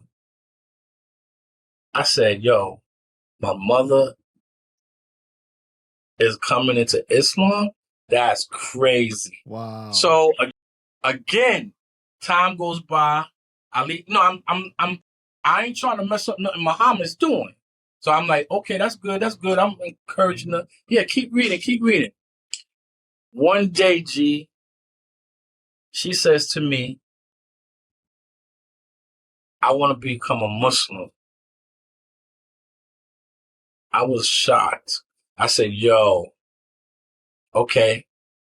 So I talked to her about it, and the things that, we had our conversations about things like, the black man being God and all that. And the Muslims don't, didn't advocate that. Now they do, but they didn't then. So that was one thing my mom had a problem with, the black man being God. I was like, why? She said, because when I used to go to work, I come downstairs, go to work when we live in Harlem, I'm getting cat calls and whistling and all, and from these black men, and these black men know I was married to your father. I said, Mom, there's a difference between niggas and black men. See, a black man will respect you, but a nigga won't. You know what I'm saying? So you got to be able to make a distinction between niggas and black men. You know what I'm saying? So once I built on that, she was like, okay, I get it. And she said, I'm still not going to admit that the black man's God yet because you're my son. I gave birth to God. I said, if Mary can do it, you can do it. You know what I'm saying? So I left her with that. And then next thing you know, she wanted to take her shahada, become Muslim, and that was it. And when I went back to Muhammad, I told Muhammad what was going on. And he said, son, let me tell you something. And when he told me, I didn't understand. But now I do. He was like, yo, paradise rests at the feet of a mother. I was like, wow, that's powerful. Now I understand it. So like, my mom and dad is from the buckle of the Bible Belt, Richmond, Virginia. My mother was raised in the church. Really. So like for her, late in her life and to see things the way she saw it and make a change like that, anybody can wake up and make a change. Like Michael Jackson said, you know what I'm saying? You got to start with the man in the mirror. So that's what she did. And again, when my father died, she went through a situation, she pulled herself out. You know what I'm saying? And again, even with the knowledge, she pulled herself out. She saved herself. So like, she's always been that kind of a woman. You know what I'm saying? So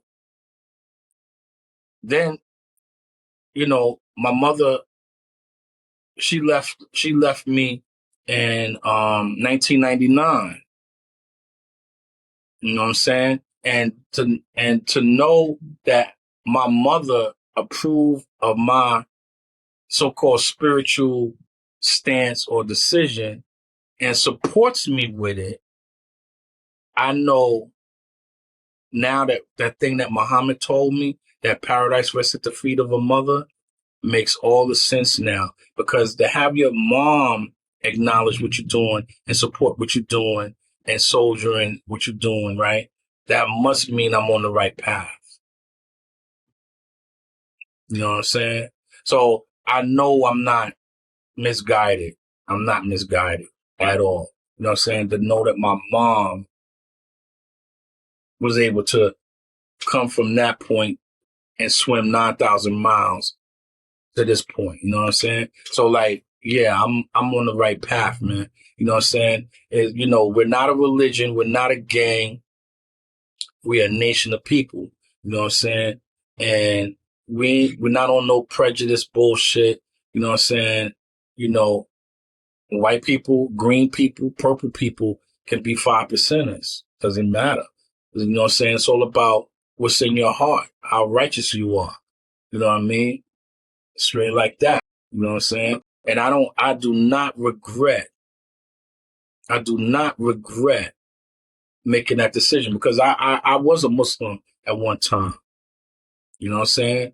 And my man Love Eternal educated me, you know what I'm saying, to the gods, and I made that decision because once I got out of school and you know what I'm saying, I wanted to join something and I knew about the 5%ers and I thought it was all one thing. Being a Muslim, a 5%er, I thought it was all one and the same. But as I started to grow in the knowledge, I realized that it's not, it's different. So I still chose to be a Muslim anyway. And You know what I'm saying? I just didn't think the gods had, had it all together, but I was wrong about that. You know what I'm saying? And I realized that the gods do. Um, so now that that I'm on this path here, I don't regret making any decisions, man. You know what I'm saying? You got some brothers who were 5%ers and they learn a lot. Like me, like for example, I speak, read, and write Arabic fluently. Wow. You know what I'm saying? Yes, sir. I speak it, I read it, and I write it, man. You know what I mean? So like, I could read the Quran in Arabic, recite the Quran in Arabic. You know what I'm saying? Write my name, write a letter in Arabic. Like I can do that. My daughter, you know what I'm saying? When it comes to my children, I'm the same way. You know what I'm saying? My firstborn, my daughter, Nubia, the first 3 years of her life her first language was Arabic. She didn't even know English. You know what I'm saying? So like that's who I am. That's how I get down. I didn't learn this off no rap record or I ain't learned this from jail. I learned this because this is what I wanted to do. You know what I'm saying? So the same thing with music. I was around it. I was influenced by it. I made a decision. I want that to be a part of my life. You know what I'm saying? So, yo, man, What you age know, would you say that you hopped off the porch? hopped off the porch. Yeah, like, because you eventually got into street pharmaceuticals, right? But like, was that during the time that you was already a 5%er, or how did you like weigh those two different That was things? before that. That was That before. was before that.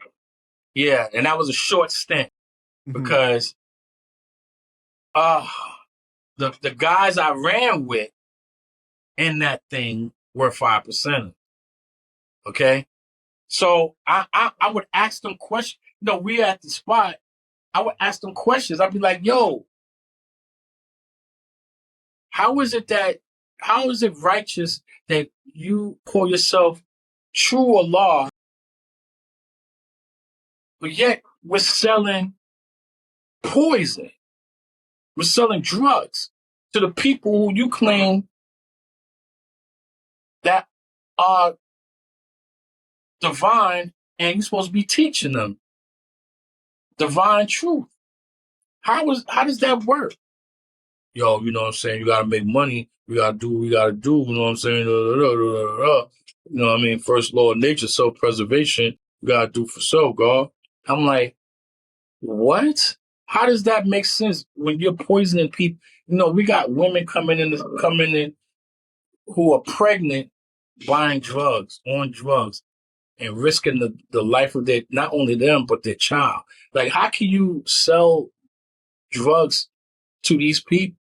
And then my other man, Laquan, who was like the chop man, he was literally a chop man. He walked around with an axe. Father Laquan, man. You know what I'm saying? That's my bro. Um, any trouble, he chopping your arm off or something. You know what I'm saying? So like, how can we be like that towards our own people? You know what I'm saying? So, I was troubled by that. And these guys could not give me a good enough explanation on why we should continue to do that. So after that, I was like, yo, you know what? I'm a get rid of this right here and I'm out, man. I can't do it. I can't do it. I just can't do it. I felt so fucking guilty. You know what I'm saying? I was just like, nah, nah. And that's when I knew, you know what I'm saying? I knew I wanted to be righteous because there was a brother lived around the corner from me named Vinny. He was in the Nation of Islam, and he used to take me to Temple Number 7 to the meetings, and I had one foot in the street and one foot in the temple. So like I was teetering. So I was like, yo, I got to make a decision.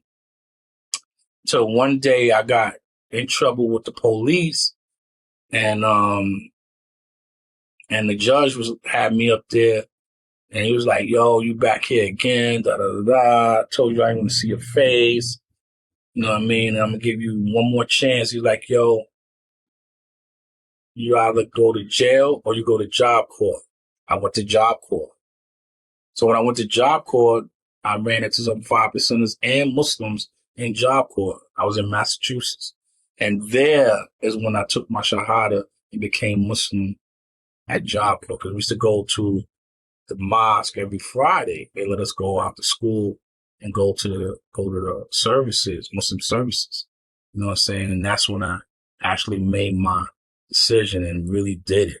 You know what I'm saying? Without any influence of the street, any influence of the hood. I was in a controlled environment. I was in Job Corps, learning a trade and all that shit. You know what I'm saying? And that's where all these men, you know, Elijah Muhammad said it. A lot of fathers said it, get a trade, get an education. That's what they advocate. And I was there doing that. And I felt good doing it. So like, once I became Muslim, that was, you know, that was it for me. So, that was it as far as me jumping off the porch, man. You know what I'm saying? So I was there. Weren't you cool with the Supreme team though? Huh? Weren't you cool with the Supreme team though? Yeah. With Just, yeah. But like, okay, well, you said that you grew up in Jamaica, Queens, right? Yes, sir. So did you know like 50 from back then? Nah. I just knew Just. You know what I'm saying? Okay. Here's a horror story, a brief horror story. So in the hood, right in my hood, there's a school by my house on called PS 176. It's in Cambria Heights. We used to hang out at that school. In fact, that's where I got a lot of my training in graffiti because I used to tear them handball courts up. So, you know, my block, you know what I'm saying, we had a strong reputation as being tight-knit and, you know, we wasn't no punks and none of that. So, like, we got respect from a lot of the hoods in my area. So one day it was a bunch of us, and one of my bros that was there, his name was Dwayne Johnson, who was Black Justice's little brother.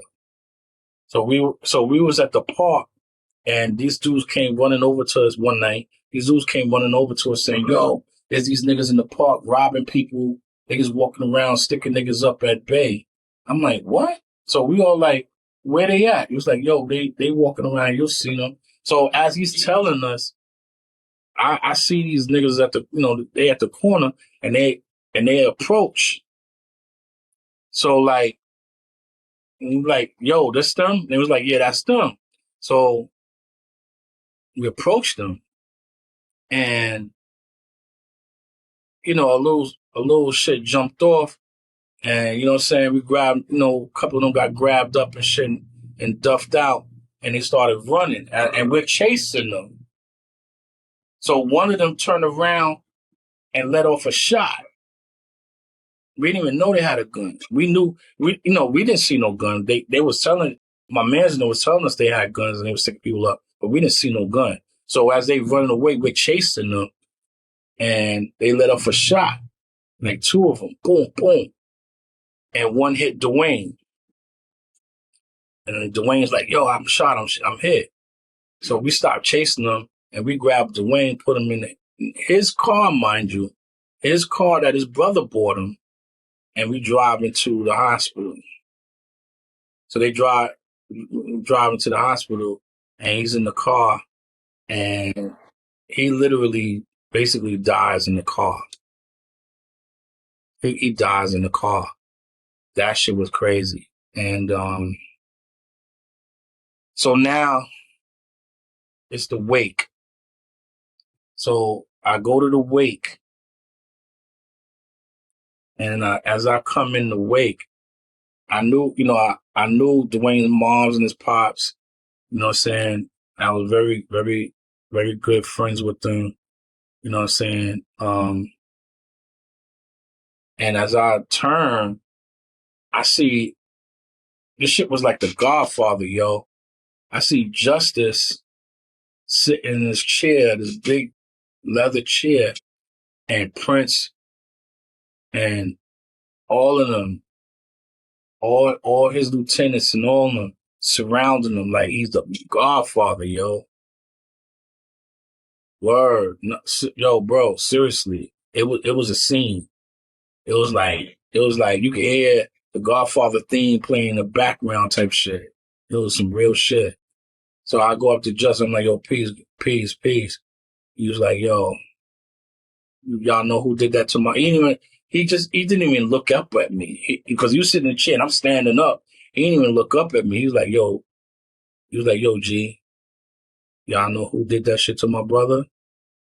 He was like, yeah, we know. I said, better than that, we know where you live at. He was like, all right, we're going to talk after this. He didn't talk to me after that, but he talked to somebody because we all knew, you know what I'm saying? I don't know who he got it from, but I did hear, you know what I'm saying, there was a retaliation. Wow. Put it that way. How do you feel about the FBA argument with the creation of hip hop? Oh, man, you know, foundational Black Americans. Well, do you consider That yourself don't have FBA? anything. Nah, I'm not. I'm the foundation as far as me being the original man, the Asiatic Black man, the maker, the owner, the cream of planet Earth, father, civilization, and God of the universe. I'm the foundation as far as knowledge. I'm symbolic to knowledge. Knowledge is the foundation of all things in existence. You know what I'm saying? I'm the foundation as far as a Black man, you know what I'm saying, to the Black family. You dig what I'm saying? But as far as that crap there, that and Black Lives Matter and all that other dumb shit, I don't get involved. That doesn't have. Listen, I don't advocate it. You know what I mean? I don't promote it. I don't stand for it. I'm not African. I'm not African American. I'm not Afro American. I ain't none of that bullshit, man. You know what I'm saying? I'm Asiatic. You know what I mean? I'm a Moor. You know what I'm saying? You know what I'm saying, a 5%. I'm a lost 5%. You know what I'm saying? I'm a poor righteous teacher. Okay? So if you want to call that, you know what I mean, that cool. I'm those things. But as far as foundational Black American, I'm nothing. There's nothing about me American, man. Except the language I speak. Or the so-called language. Can you be a 5%er and be FBA though? Because like Lord Jamar, I think he identifies with both, right? Whatever that man do, that's on that man. I don't know. He's not, you know, what he does doesn't advocate or dictate anything to me. That's my brother. That's my brother. Lord Jamar is my brother. Okay. Shout out to Lord Jamar. You know, regardless of how people feel about him, you know, the flat earth and all that, regardless to all of that, he is still my brother. Okay. And I am not and will not speak against him or contradict his stance on anything, because that's my brother. Whatever that man thinks, you know, that man's held accountable for his ways and his words and deeds. I don't have anything to do with that. I'm about, and it doesn't have a reflection on the teachings of the 5% at all. That's that man. You know what I'm saying? You know, that man's understanding. So you have to question that man about his understanding. Ask him for clarity. I cannot elaborate on that man's decisions or his thought process. Well, okay, so taking FBA out of it, do you believe that hip hop was created by Black people solely, or do you feel like other races did have a contribution to the actual creation of it? Like Fat Joe saying it was 50-50. I love your questions. First of all, I don't have any belief on anything. I don't believe anything. Okay? I only deal with the facts. I only deal with knowledge, which is to know.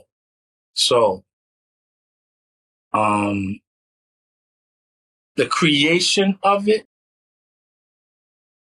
okay?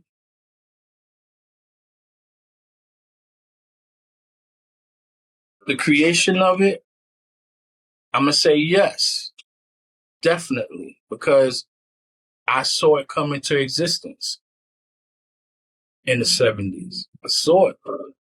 You know what I mean? Before the DJs, it was bands. The DJs came later. Okay? I didn't see Puerto Rican DJs. And Coke LaRock is the first MC to pick up a mic. Right. So he's the foundation. Everything after him is secondary. See, it's real easy to figure out. You know what I'm saying? Now, day two, yeah, the Puerto Ricans was there. The Cubans was there. The Colombians was there. The Dominicans was there. Yeah, they was there. Day two. Day one, no. Day two, yes. Yeah, when we have this conversation, I always feel like people need to be specific about, okay, are you talking about the literal inception of hip hop and how long does that last? Is it a couple years? Is it just like the actual, you know what I mean? Like you got to be specific with it. No, it's day two. It's literally day two, Panda, because it's figuratively and literally, I'm saying. Mhm. Because we all lived in, apartment buildings, man. So if I lived on the 5th floor, my man Juan lived on the 3rd floor. And we hung out together and went to school together.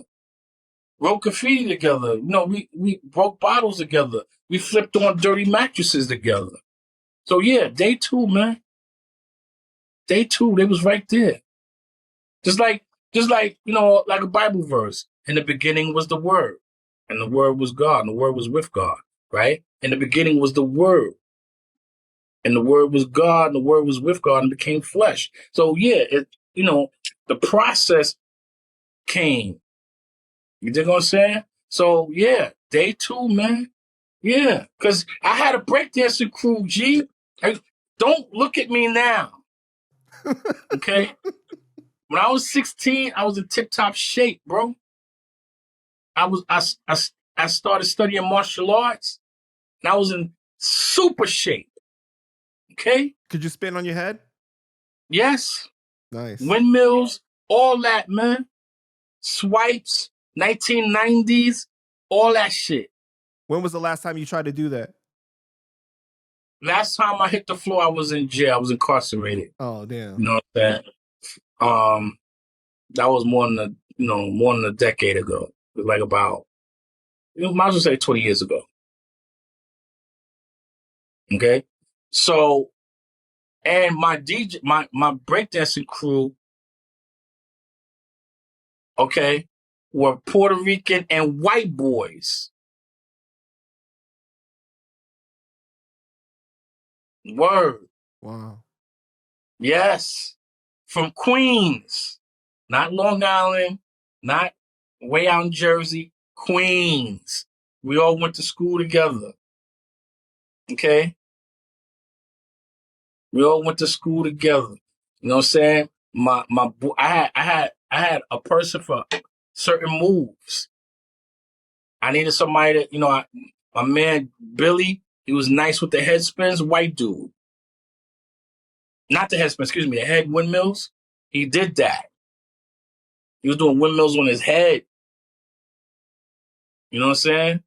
Jimmy would do the powerplex move. He was a white dude. He's Irish. Jimmy Carmody, one of my best friends, like a brother. His mom was my mom. You know what I'm saying? A kid that could do the 1990s where you spin on your, you know what I'm saying? You spin on your hand. A little black kid named Melvin. He was like the Norm Ski of the crew. Come on, man. Come on, man. It was like a melting pot, man. We was call ourselves Masters in Motion. We did shows. We was the baddest niggas in Cambria, man, Lawton. Niggas couldn't fuck with us, bro. Niggas was coming from all over to battle us, yo. And you know what I'm saying? We was that nice. Don't look at me now. I swear, in the name of Allah, man, I'm telling you the truth. Do you think the You know what I mean? debate for who created hip hop is over confusion of the semantics, or you think that there's an agenda to take away from black people like other genres? Not at all. Not at all. I think there's an agenda to separate the people, and that's what the devil do. Okay, That's a good one. and that's Yeah. said, he's good at that. He's good at dividing and conquering.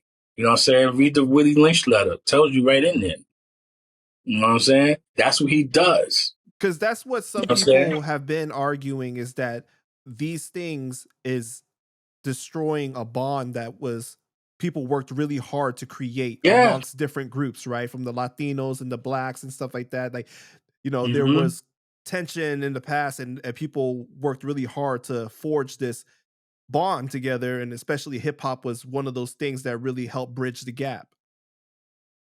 Yeah, man, because there was gangs, man. They was killing each other. You know what I mean? The gangs was killing each other, man. The Puerto Rican gangs and the black gangs, they was killing each other, man. You know what I mean? If it wasn't for the guards and Bambaataa, it could have got really worse. That's You know what I'm another saying? thing that I don't hear a lot of people bring up when they talk about the creation of hip hop, is the actual gangs that were involved. That's what it was. That's how it became. Listen, that's what the crews were all about. Mhm. The crews were gangs. See, a lot of people don't see. This is why, you know what I'm saying? A lot of things I'll be saying, people be like, yo, Sheek, you sound real prejudiced. It's not that.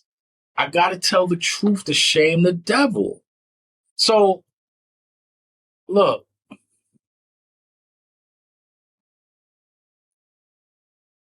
Put it to you like this, man. The gangs, okay, let's look at it like this. The up rock, right? The ups, when you up on the floor, before you get down on the floor, right? You do floor work. You up rocking. The up rocking, right? That's symbolic to war. You at war with your crew, with that crew. That crew is your opposing, you know what I'm saying? Your opponents, your opposing team. You know what I'm saying? That's the other crew or tribe that you're warring against. Now, let me hit you to something to show you how vast our culture is. Indians, right? So-called Indians, right? Before they go to war, Panda, I want you to answer this question. I'm going to ask you a question now. Okay. Before Indians go to war, right? What do? They put on war paint. They do chants. Continue. Keep going. I think they also like talk to the spirits and the gods, right? All right. They dance. Oh, yeah. Right? That's part of the process, like the chanting and stuff. Okay. Yeah. Right. And they dance, right? Yell and scream and dance, right? Do routines, all that, right? To get up the the adrenaline and the momentum, you know what I'm saying? To go out and face their opponents. That's what the up rocking is. The same thing. It's the same thing. Up rocking is the dance before you hit the floor and go to war. That's what that is. When I look at these Japanese and Korean kids and all that shit doing that, they don't even know what the fuck they doing, man.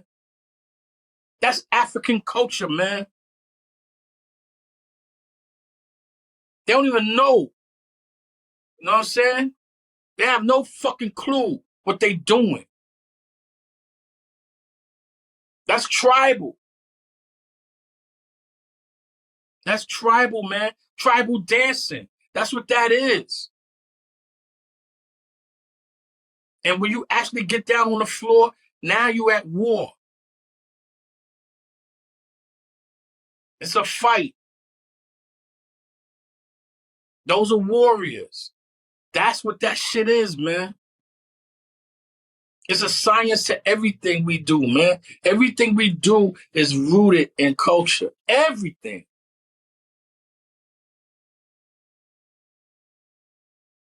You know what I'm saying? Mm. That's what that shit is. So instead of them killing each other and pulling guns and stabbing each other, they danced against each other and had bragging rights and lived to fight another day.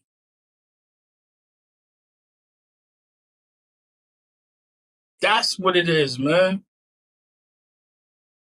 They were called B-boys, not breakers, B-boys. What do you think about your bro Illa G saying hip hop started in in Brooklyn?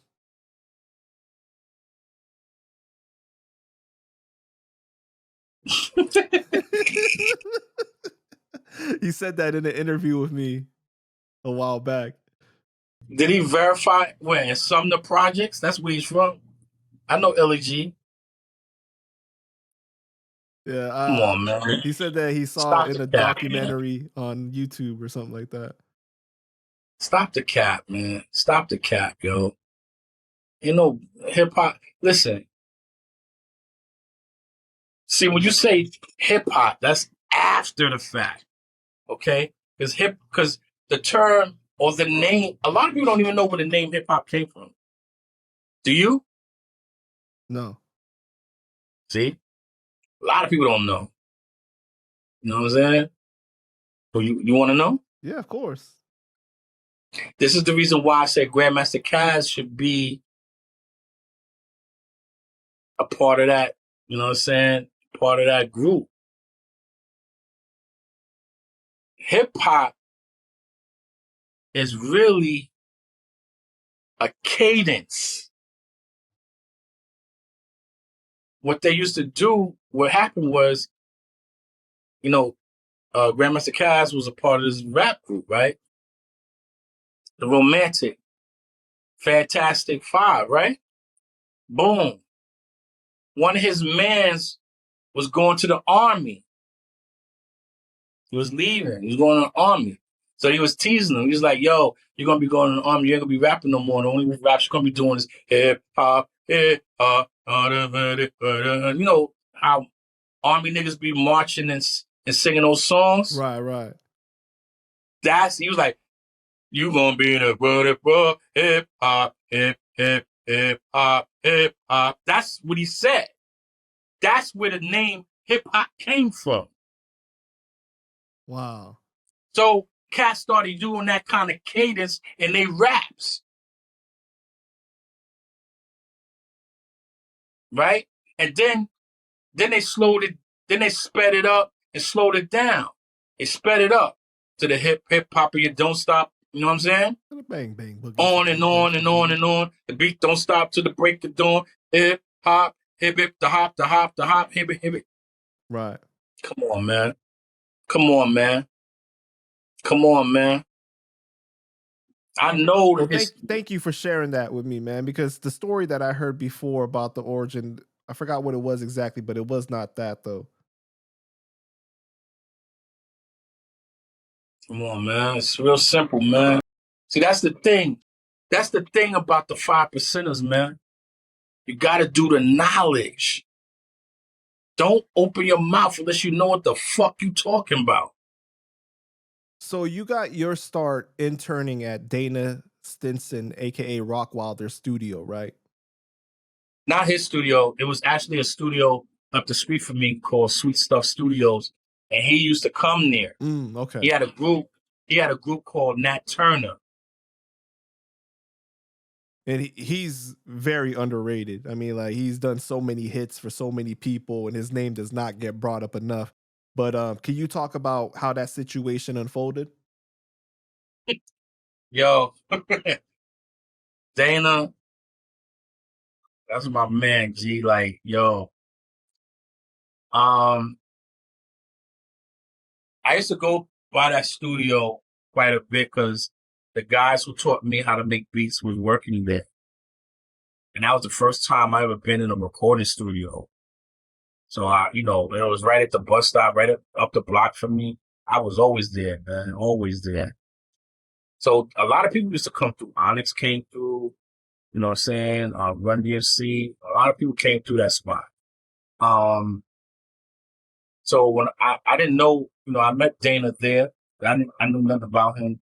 He was just a client. He would rent time, book studio time, and have his group, Nat Turner, come in. And then, I was a big EPMD fan at that point, and he started talking about Redman. I was like, oh, Redman? So I started talking with him.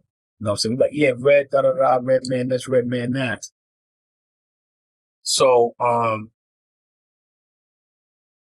when he come to the studio, and I didn't know how to make beats then. I was just kind of like a little intern, kind of, young kid hanging in there, just learning shit, just being around, catching the vibe, just being in there, right? Inside the ambiance, shit. Seeing cats rap, and then I wanted to rap, and I started learning how to rap. I was writing my raps on the go and shit. And I was there, teaching too, because my brothers, I was teaching them knowledge, So, I was there for that. Now, Dana is such a funny dude. Let me tell you what he does, what he was doing when he come to the studio. Every time he come to the studio, this is how he comes in the studio. Comes in, he got this knapsack. Okay? Comes in with this knapsack. And he walks in, throws his knapsack down. Right? What up, y'all? Yo, y'all ready to work? Be like, yeah, man, we've been waiting on you. All right, cool. He runs into the bathroom and he's taking a shit. Every time he does the same thing every time, yo. He come and throws his bag down and he runs into the bathroom, he takes a shit. Every time. And while he's in there,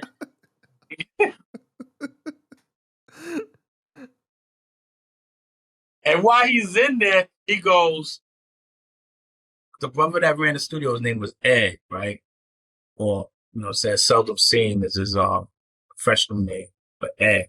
He'd be like, yo, Ed, I want you to get these records from me. Pull these records out. Pull out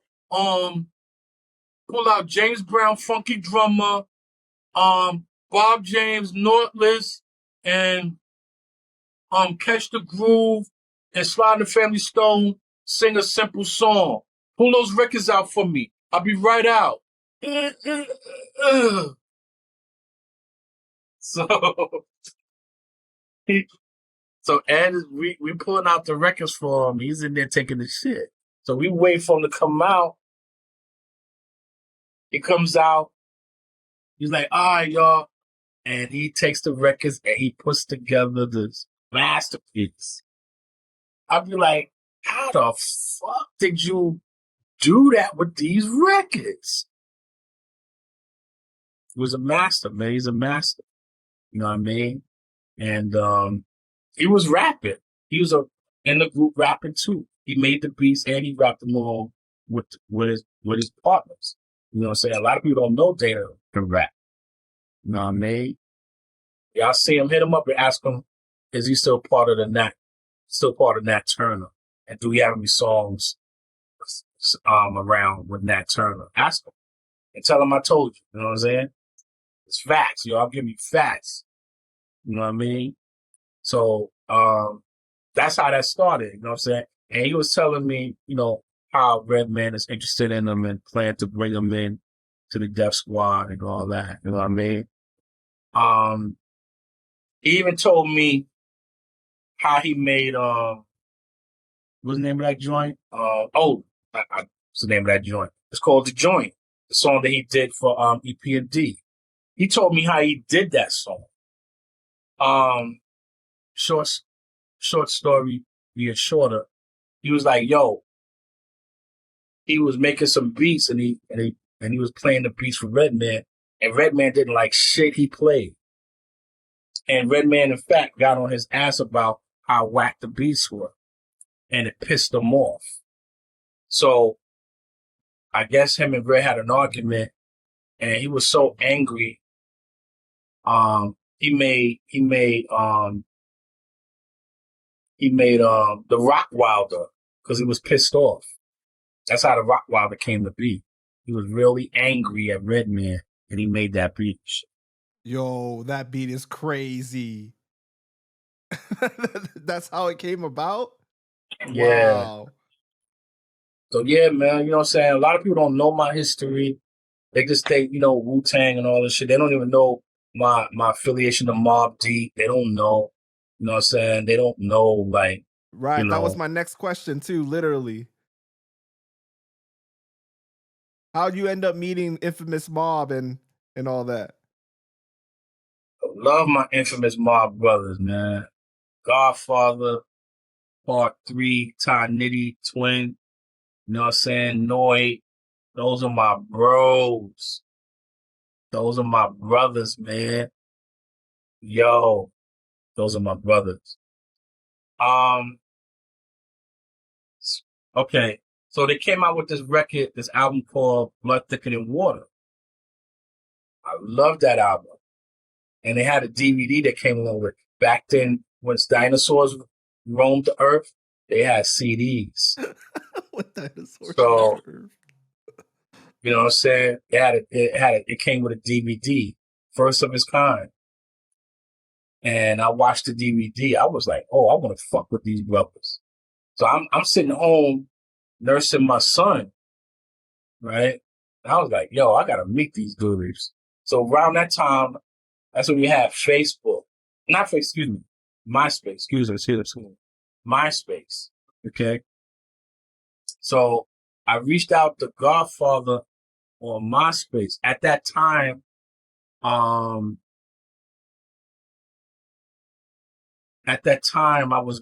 had just started managing Cappadonna at that time. So I reached out to them on MySpace, and Godfather hit me up. I was like, yo, man, I want to fuck with y'all, da da da. I told him, oh, I know what I do. And he's like, yo, come to the bridge, man. Meet me at the bridge. Come to Queensbridge.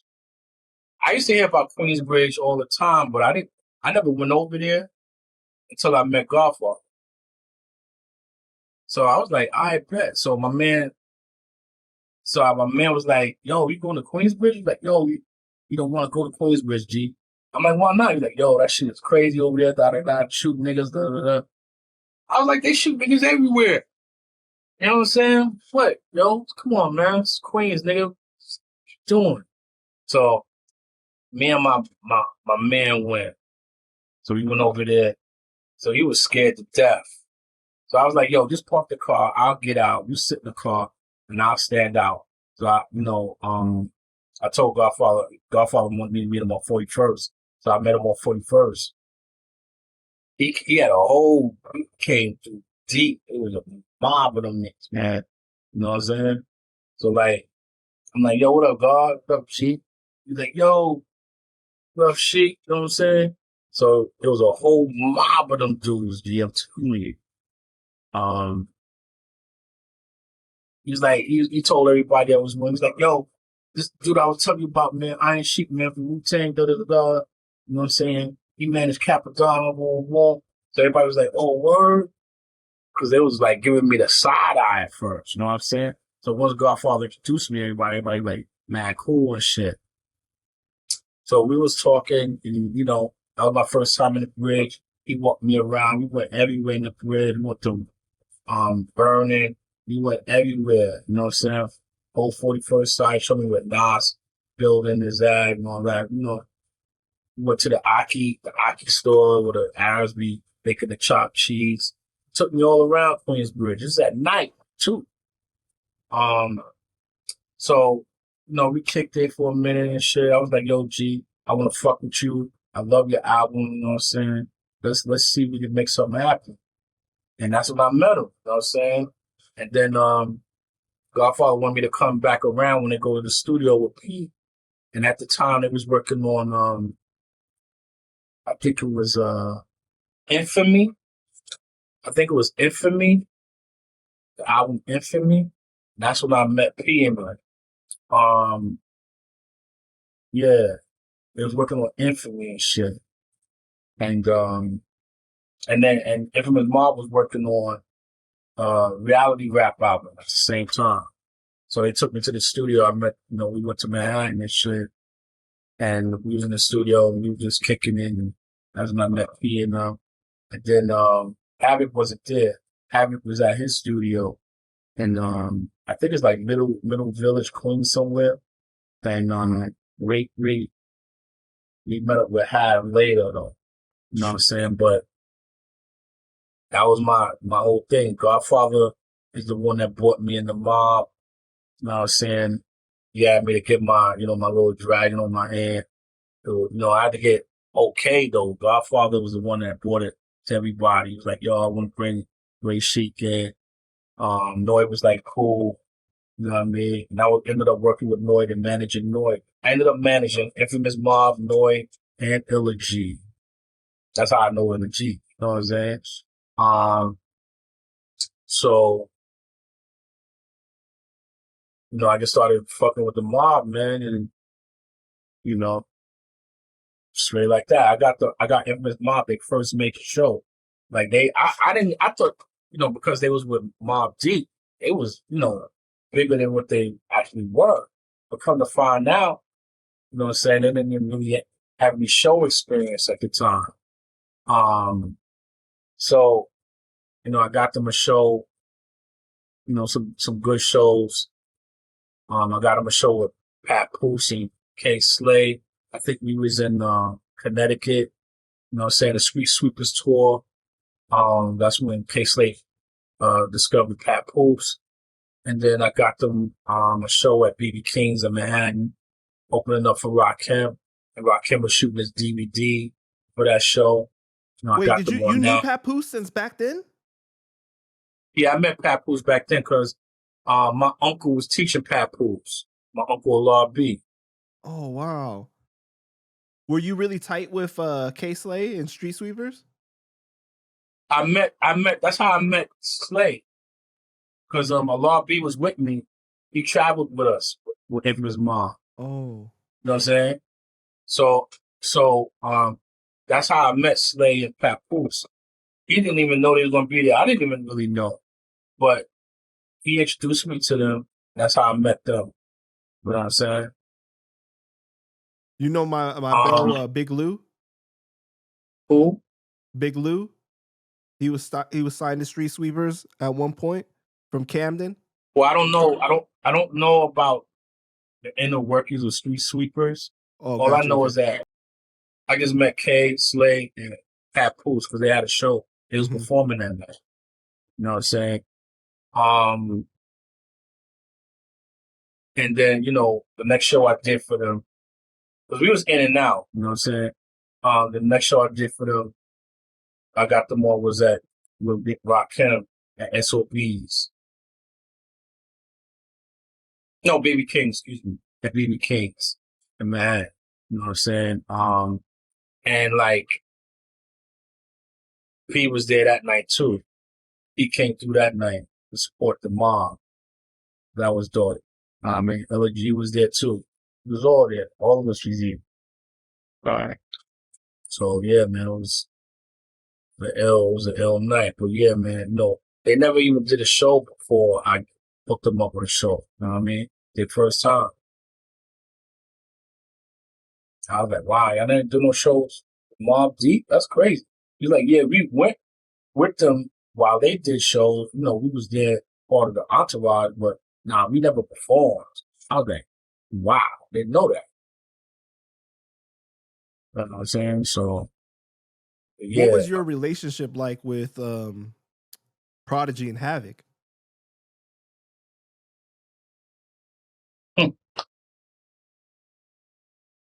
One thing I gotta say is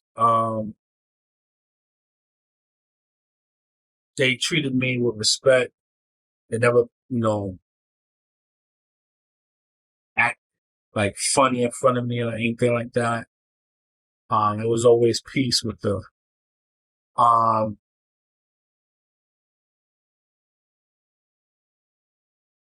saw Prodigy more than I seen Havoc. So we recognize each other more than me and Havoc did. You know what I mean? Because P was always with Godfather and Twin Nitty when Nitty was around. So they was always together. You know what I'm saying? Then, that's when Alchemist was also there too. But as far as like being in the hood, that's when I see them, you know what I mean? Like, for example, the show at BB King's, I didn't even know P was going to be there. I happened to jump in the van, the rap van, and I want to talk with Godfather. Man, in reality, I want to get on Godfather because I'm like, yo, why you driving a fucking van around the city and you supposed to be inside BB King's right now? And when I walked in, I jumped in the van, yelling at Godfather, and I happened to walk past Pete and didn't see him. I was so lit. And I'm like, yo, close that door for me, yo. And I didn't even know I was talking to Pete. You know what I'm saying? I told Pete, yo, close that door for me, yo. I was hot. Because I'm like, this nigga out here, Twin and Nitty is in the spot, get ready to go on stage. This nigga circling the block with the van. I'm like, nigga, if you don't park this fucking van and get your ass in the fucking... So we had, I'd get... And then when I turned around and saw it was Pete, I was like, oh, my bad, God. He was like, it's all good, it's all good. You doing your thing, you handling your business. I was like, yeah, man, my bad, Lord. That's the big homie. You know what I'm saying? Right. He could tell me to take this off. You know what I mean? Like, yo, my bad, God. I didn't see you. It was dark. I was like living with but he went to go pick up P. That's what happened. You know what I mean? He went and picked P up to bring him to the show. So after all the smoke cleared, I learned that. I'm like, yo, all you have to do is fucking tell us that, yo. Don't disappear on us. You know what I mean? But anyway, so we go in there, me, P, Godfather, we all go in the venue and shit, backstage. I bring them to rock him and all that. You know what I'm saying? And now they get ready to go on stage and shit and rock the show. But that's how it happened. Anytime I see P, it's always love, man. It's always love. Like, always love, man. It's always love. I miss that brother, man. I miss him so, so, so much.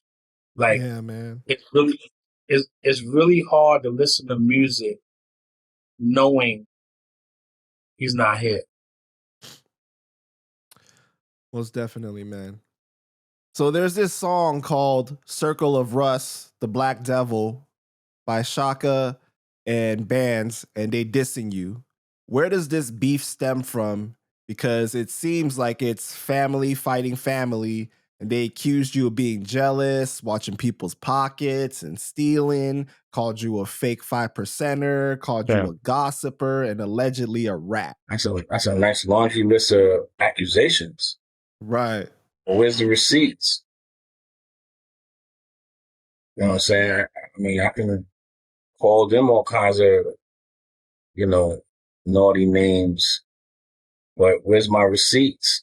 You know what I mean? Like, there's no smut on my name. You know what I mean? Like, I work with, let me tell you, I get respect from everybody, G. Like, you know what I'm saying?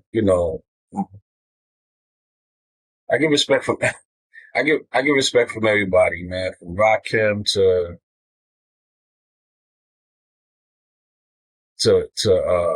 ASAP Rocky. You know what I'm saying? Like, I get it. I get that level of respect from everybody, man. I get, everybody respects me. Everybody say peace, God to me. Everybody's, everybody do. Everybody, extend their hand and give me the big Willie hugs and all that. I get it from everywhere, man. These, first of all, I gotta explain. I don't mind explaining what all this is about. You know what I mean? But he's going about it like a woman. You know what I'm saying? He's dealing with it like a chick. You know what I mean? That's what chicks do. You know what I'm saying? They have a beef with somebody. You know what I'm saying? Instead of fighting, they can't fight the man. So what they do, they go get their brothers, their uncles, their dads, and everybody else, right? So to fight for them, because Vance is actually fighting for Shaka. Because if you listen to the track, he says, the first line out of his mouth, you know what I'm saying, basically is, I was paid to do this. That's what he says. Were you surprised? Nah. So you knew it was coming? It ain't nothing to come. It was nothing. It's, you know what I mean? It's, you know, bro, I dropped a double album, okay? I dropped a double. Let me just explain what all this beat is about. I don't need to brag about myself. Okay. Shaka Zulu, I know him for many years. Many years. He's the same guy then that he is today, a customer. He is a super fan, a customer. He buys verses, he buys affection, he buys everything he got, he bought it. You know what I'm saying? Every feature, every beat. He bought all my beats in the early days. He bought all my whole catalog, he bought that shit. Okay? Like, you know, when, you know, at the early days when my beats were sounding like RZA and Wu-Tang beats back when I was, you know, formulating my style, he bought all those beats, man. He bought every single one of them shits. Okay? Everything I had on Reverb Nation, he bought all those beats.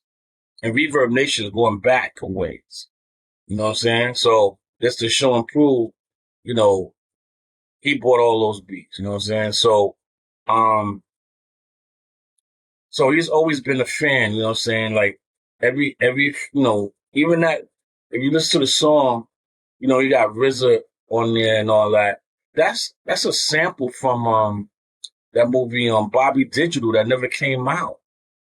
So RZA ain't, you know, imparting any favoritism towards him. He sampled that shit off a movie that never came out. Now, if I go to RZA and show him, like, yo, this clown is, you know, sampling your, you know, a movie and trying to make you sound like you calling me a black devil, I'm pretty sure he'll have something to say about it. I'm pretty sure he'll probably have either Divine or his lawyer tell him to take that shit down. Like I could have him take all that shit down. I could do that. I got 3 lawyers. I can have him take it down. I spoke to Emady about it. And that's his man. You know what I'm saying? And maybe say, yeah, you could do a cease and desist. But I decided against it. I'm gonna let him, you know, ride his little wave. It's not affecting me. It don't do anything to me. You know what I'm saying? So, you know, just listening to the track, listening to the song itself, it sounds bogus. And bands, you know what I'm saying, like most forgotten Shaolin or just forgotten rappers, period, you know what I'm saying, do anything for $1. Bands don't even know me. You know, I know of him because I used to live on Staten Island. I don't even know that brother. I don't know him. He don't know me. Never spoke to me a day in my life. Like, we never even seen, you know, we don't know each other. That's Shaheem's man. You dig what I'm saying? So, like, he's just a gun for hire. And he really didn't shoot anything. He bust his gun, but he ain't hit nothing because he don't know me. You know what I'm saying? All he's going off of is hearsay from this dickhead nigga. You know what I'm saying? He don't, you know, you gotta be a sucker if you don't show his face. Show me anything with his face on it. There's nothing. He got this obscure fucking, you know, illustration for all his avatars everywhere, from album covers to his profile picture or whatever. You know what I'm saying? He never shows his face. Why? Because you know, from what I seen, you know what I'm saying, he looks like an ape. But that's neither here nor there. You know what I'm saying? But I'm just saying he's not in like any other so-called affiliate. You know what I mean? You know, you look at affiliate, they want to be seen. I mean, even Ghostface took off the mask. You know what I'm saying? So the reality is he paid Bands to do that verse, and if you listen to it, Bands admits it. He says, "I'm being paid to do this." So it's to him, he's just making some money off of somebody, and that proves my point. This guy is nothing but a customer, a super fan, a hyper fan. That's what he is. You know what I'm saying? Like he bought verses off of Crisis from Black Knights. I mean, Killer Pre. He bought, but these are all my bros. These are all my bros. So, like, would Crisis really work with me, do a song with me, and a video if I'm a black devil? I'm a thief. You know what I'm saying? Crisis been in my studio. Everybody's been here, man. Priest been here. Prodigal Son's been here. Noid's been here. Everybody's been here, man. Immortal Technique, Cap, Master Killer. Everybody's been in Iron Chamber Studio, yo. This nigga is overseas in the UK, trying to be, he's living through his little dreams or whatever. And because he got money, and Mady is definitely gonna milk that cow. Definitely, anybody would. You know what I mean? Even I did. He bought all my beats, like I told you.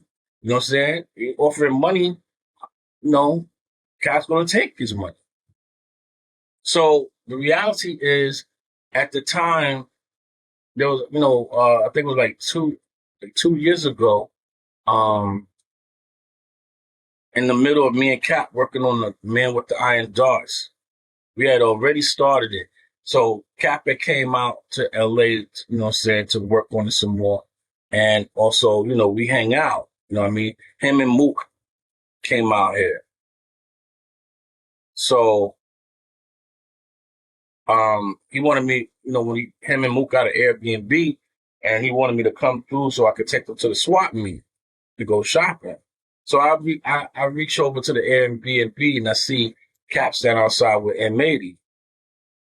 So I know when M80 is in town, because people come out when Cap's around. So when I saw M80, on the scene, I knew there was negotiating something more. Somehow Cap is gonna make some money somehow, because that's what M80 do. You know what I'm saying? So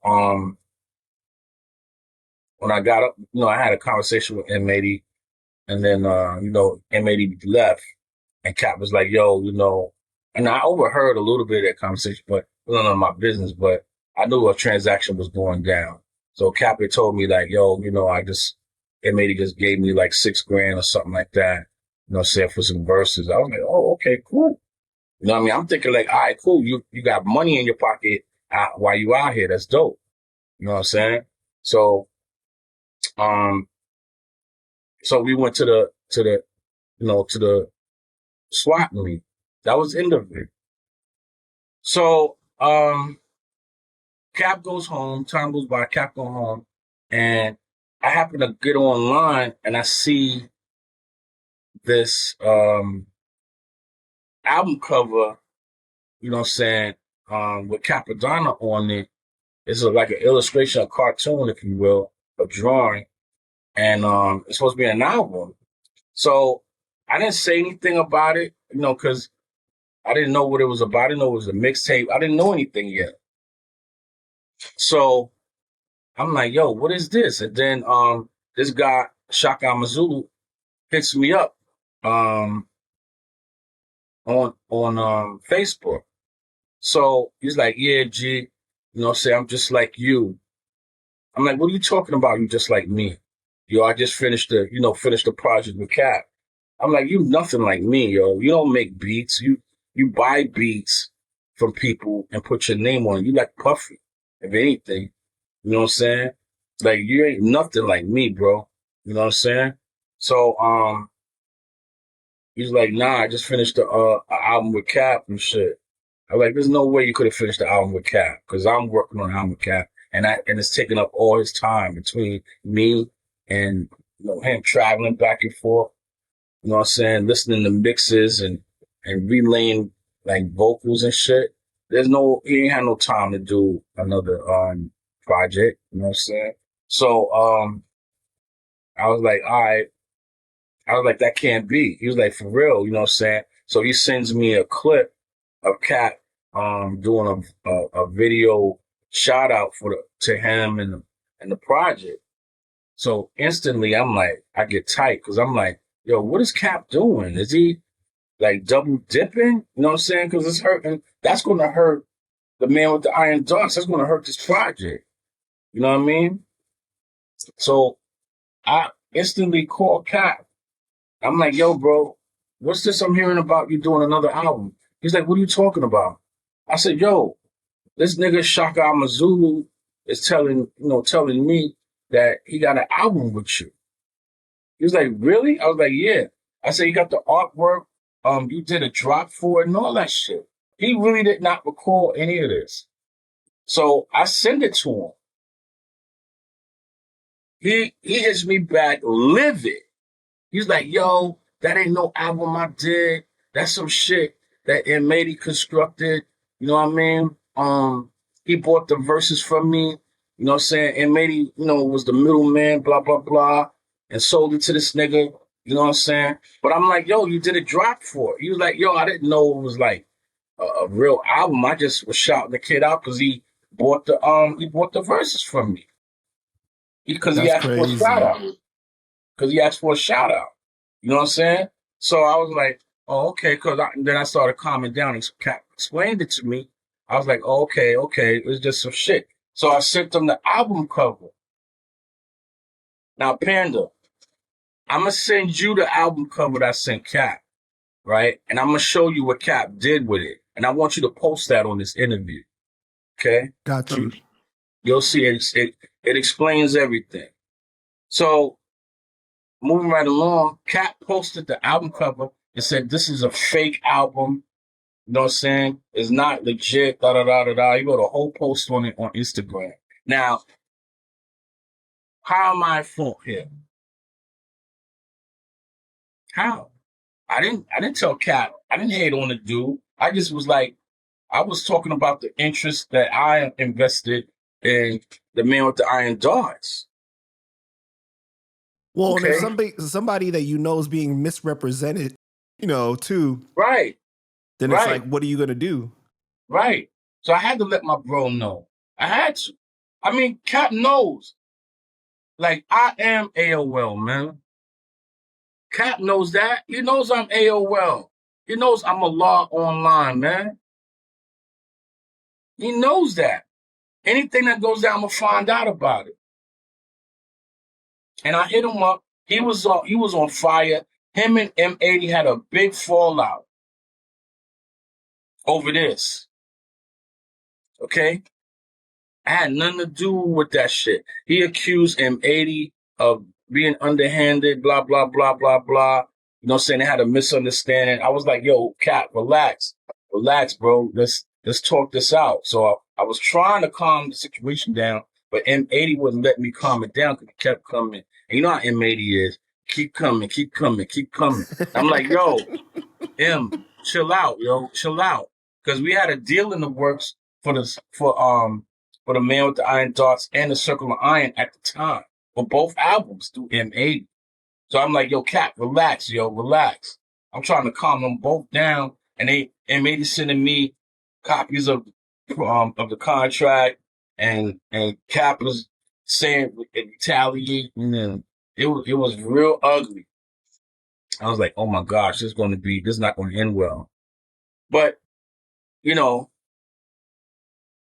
what I'm saying? That's how it is when you're dealing with unruly people, these super fans.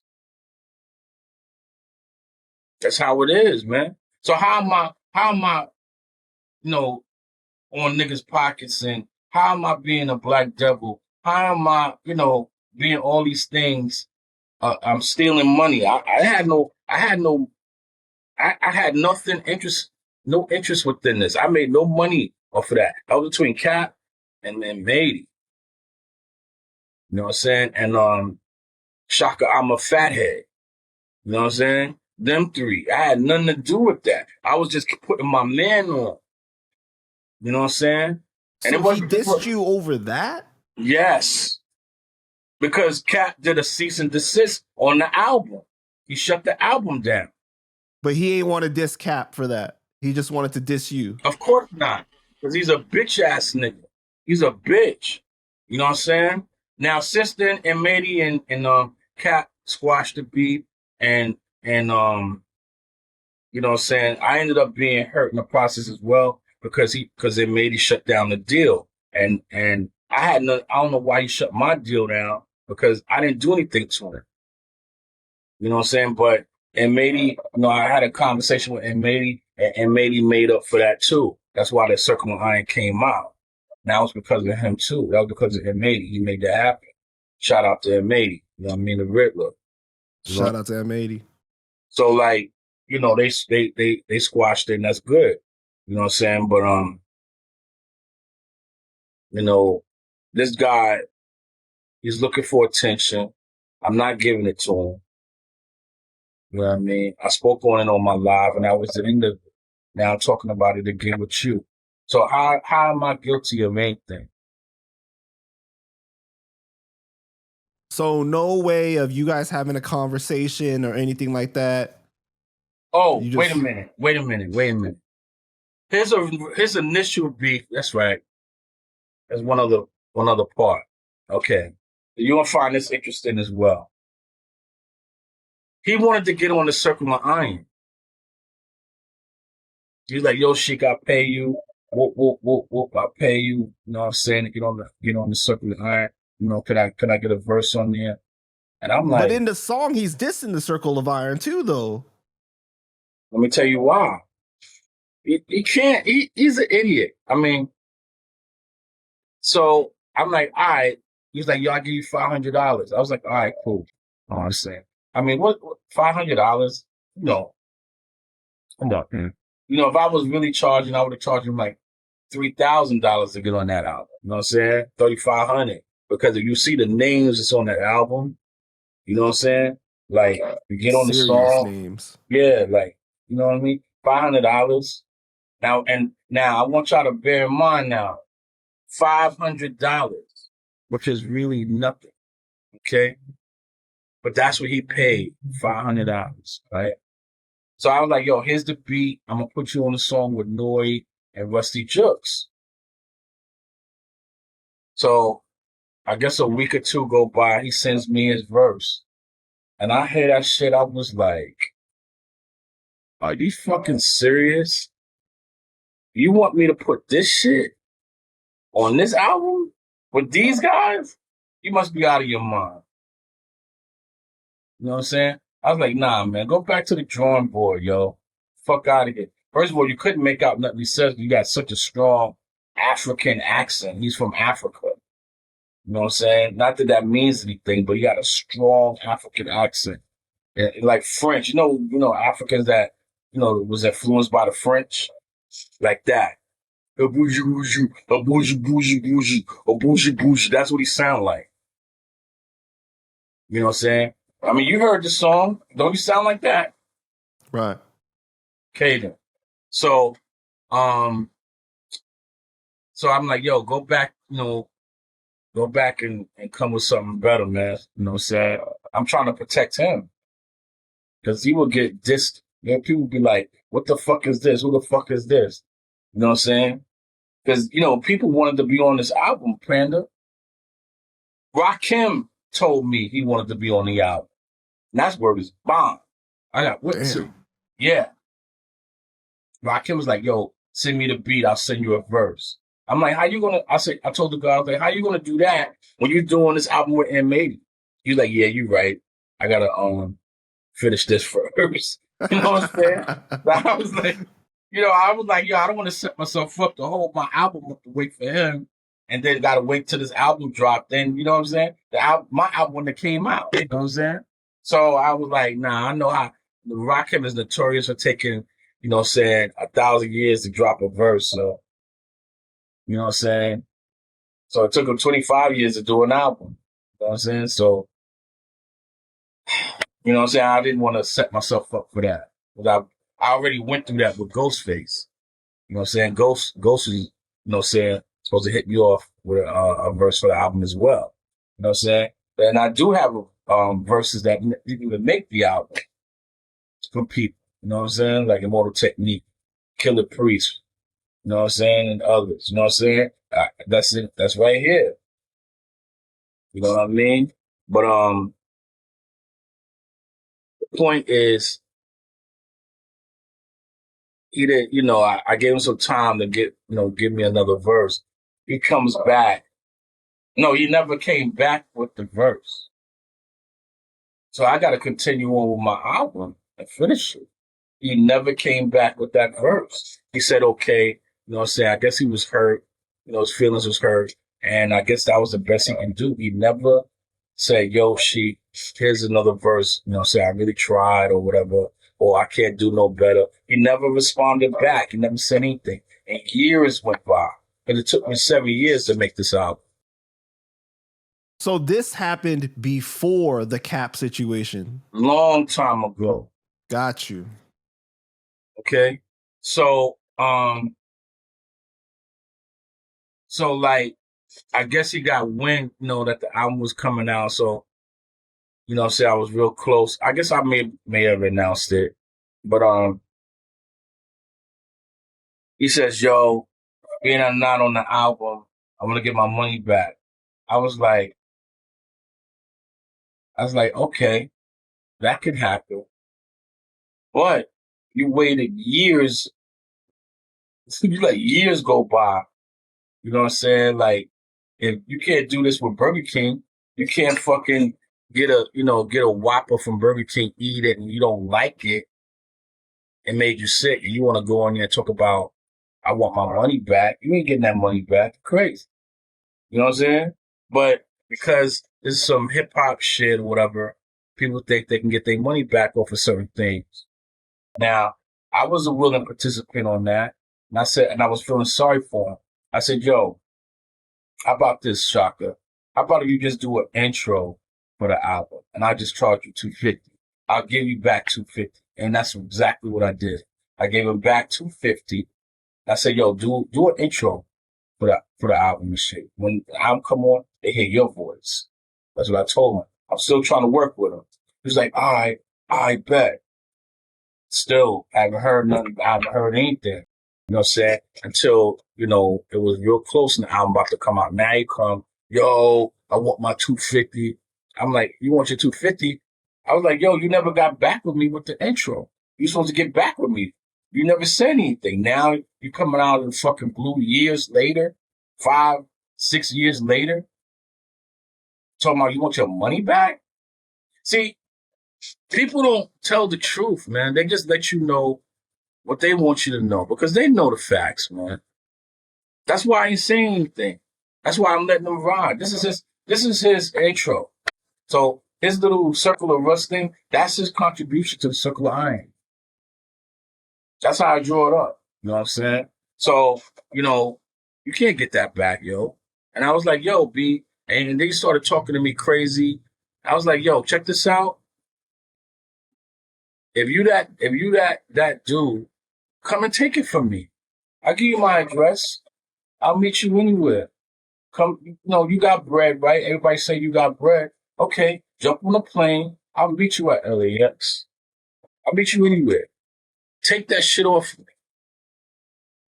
Damn, you dropped the Addy on him? He didn't want nothing. I was like, yo, watch what I do. I got the messages. Watch what I do. Watch this. Watch this. I'm gonna show you. I was like, all right, man, show me. Show me. But you ain't getting shit. I'm like, yo, you being mad disrespectful. You talking me crazy. You using profanity. You know what I'm saying? And it's not my fault. I gave you opportunity. You fucked up the opportunity. At that point, you just got to charge it to the game. Exactly. So I guess that's why he's saying I stole from him. I didn't steal a penny. Okay? This was his idea. He begged me to get on the album. Okay? I let him get on the album. He came with some bullshit. What the fuck am I supposed to do? I got to deal with quality control on my project. So I mean, this type of stuff happens all the time, though. You know what I mean? Like, as far as like when you in the process of making an album, sometimes people submit verses that don't make it and songs that don't make it. It's what happens sometimes. Exactly. It's not personal. I mean, I have a song with Killer Priest and Prodigal Son together that didn't make the album. Okay? And, you know what I'm saying? They're not beefing at me. I have a song from Immortal Technique. They're not beefing at me.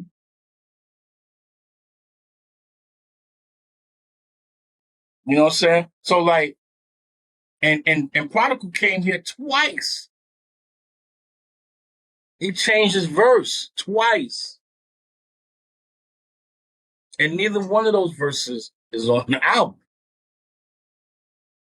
I got another song, a whole different song with Prodigal Son, Planet Asia, Shabazz the Disciple, and Cappadonna. Badass song, dope. It's not even on the album. Them brothers ain't beefing at me. They're like, Sheek, what you gonna do with it? I'm like, yo, I might put that on Circle Iron too. I don't know yet. They're not beefing because they know what it is with me. They know I ain't gonna do no sucker shit. Come on, man. It's this nigga here, man. He's a jackass. So where did I steal his money at? $250. I gave him back $250. If I was a thief, I wouldn't have given back shit. I wouldn't even answer his messages. It's honorable on my part for me to continue speaking with this clown, and then send him half his bread and still try to make it so he can make the album. Like I don't. That's not my responsibility. You see what I'm saying? So he's mad. He's really mad at Cap, but he's not going to get at Cap, yo. He's not going to get at him. Cap shut his whole album down. Oh, like, it never came out? But yes, like a boss. Wow. I didn't do that shit. I didn't tell Cap, yo, Cap, shut his album down. I didn't do that. Cap is his own man with his own mind, his own brain, his own thoughts, his own will. So basically, he shot at the messenger. You was the messenger to Cap, and that's why he got mad. Basically. Wow. Now, everybody who think I'm lying, you know what I'm saying? Y'all under the spell of Shaka Ama's dickhead. Go ask G Clef. Go ask him maybe. Go ask Cap yourself. You know what I'm saying? I had nothing to do with Cap shutting that album down. Nothing. I'm protecting my interests as far as the man with the iron darts. Okay? I'm protecting my interests because I invested in that project. Because, you know, I'm doing it. I produced it. I got the artwork done. Cap came and laid his verses. I did everything else. Say Shaka comes to you, apologizes, and says, my bad, you right. I was tripping. Is there any way that you guys could squash it, or you have no interest whatsoever? Not interested in that, man. Got you. You know what I mean? It doesn't matter either way. If he didn't say anything or that he did, either way, I don't care. It doesn't matter to me. He's not even in my world. He's not on my radar. I'm nothing. Like, he don't exist. So, and I'm not trying to be facetious. I'm just saying that I could care less how he feels. It means nothing to me. But is it serious that if you guys saw each other that it would be a problem? Or like you would just ignore him? Well, you think I did him wrong. So it's on him. So you I you mean, you'd be I off hear the energy. he travels back in and out of the United States. They say he got mad bread. He's rich. He does art shit on canvas, and it should be a museum. He got mad bread. He come out here. You know what I mean? Let's get into the album. Right, you drop Circle of Iron, and it's filled with amazing features, man.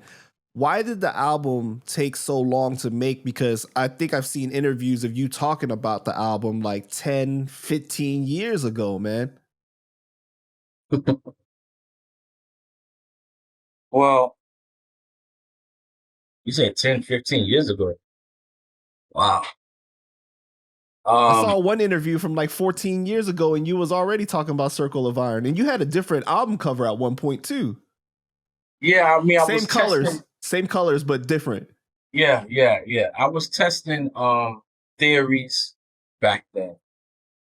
You know what I'm saying? I didn't actually really start, the process of the album till like 7 years ago. You know what I'm saying? But I was testing theories and seeing how it would look and if that's what I want to do. Um, and you know what I'm saying? Who would I, like now, I want to do the Circle of Iron 2, but I didn't lay anything down. I've been said I want to do the 2. I haven't recorded nothing yet. So I'm like, it has to ring true here first before I actually get on that. You know what I'm saying?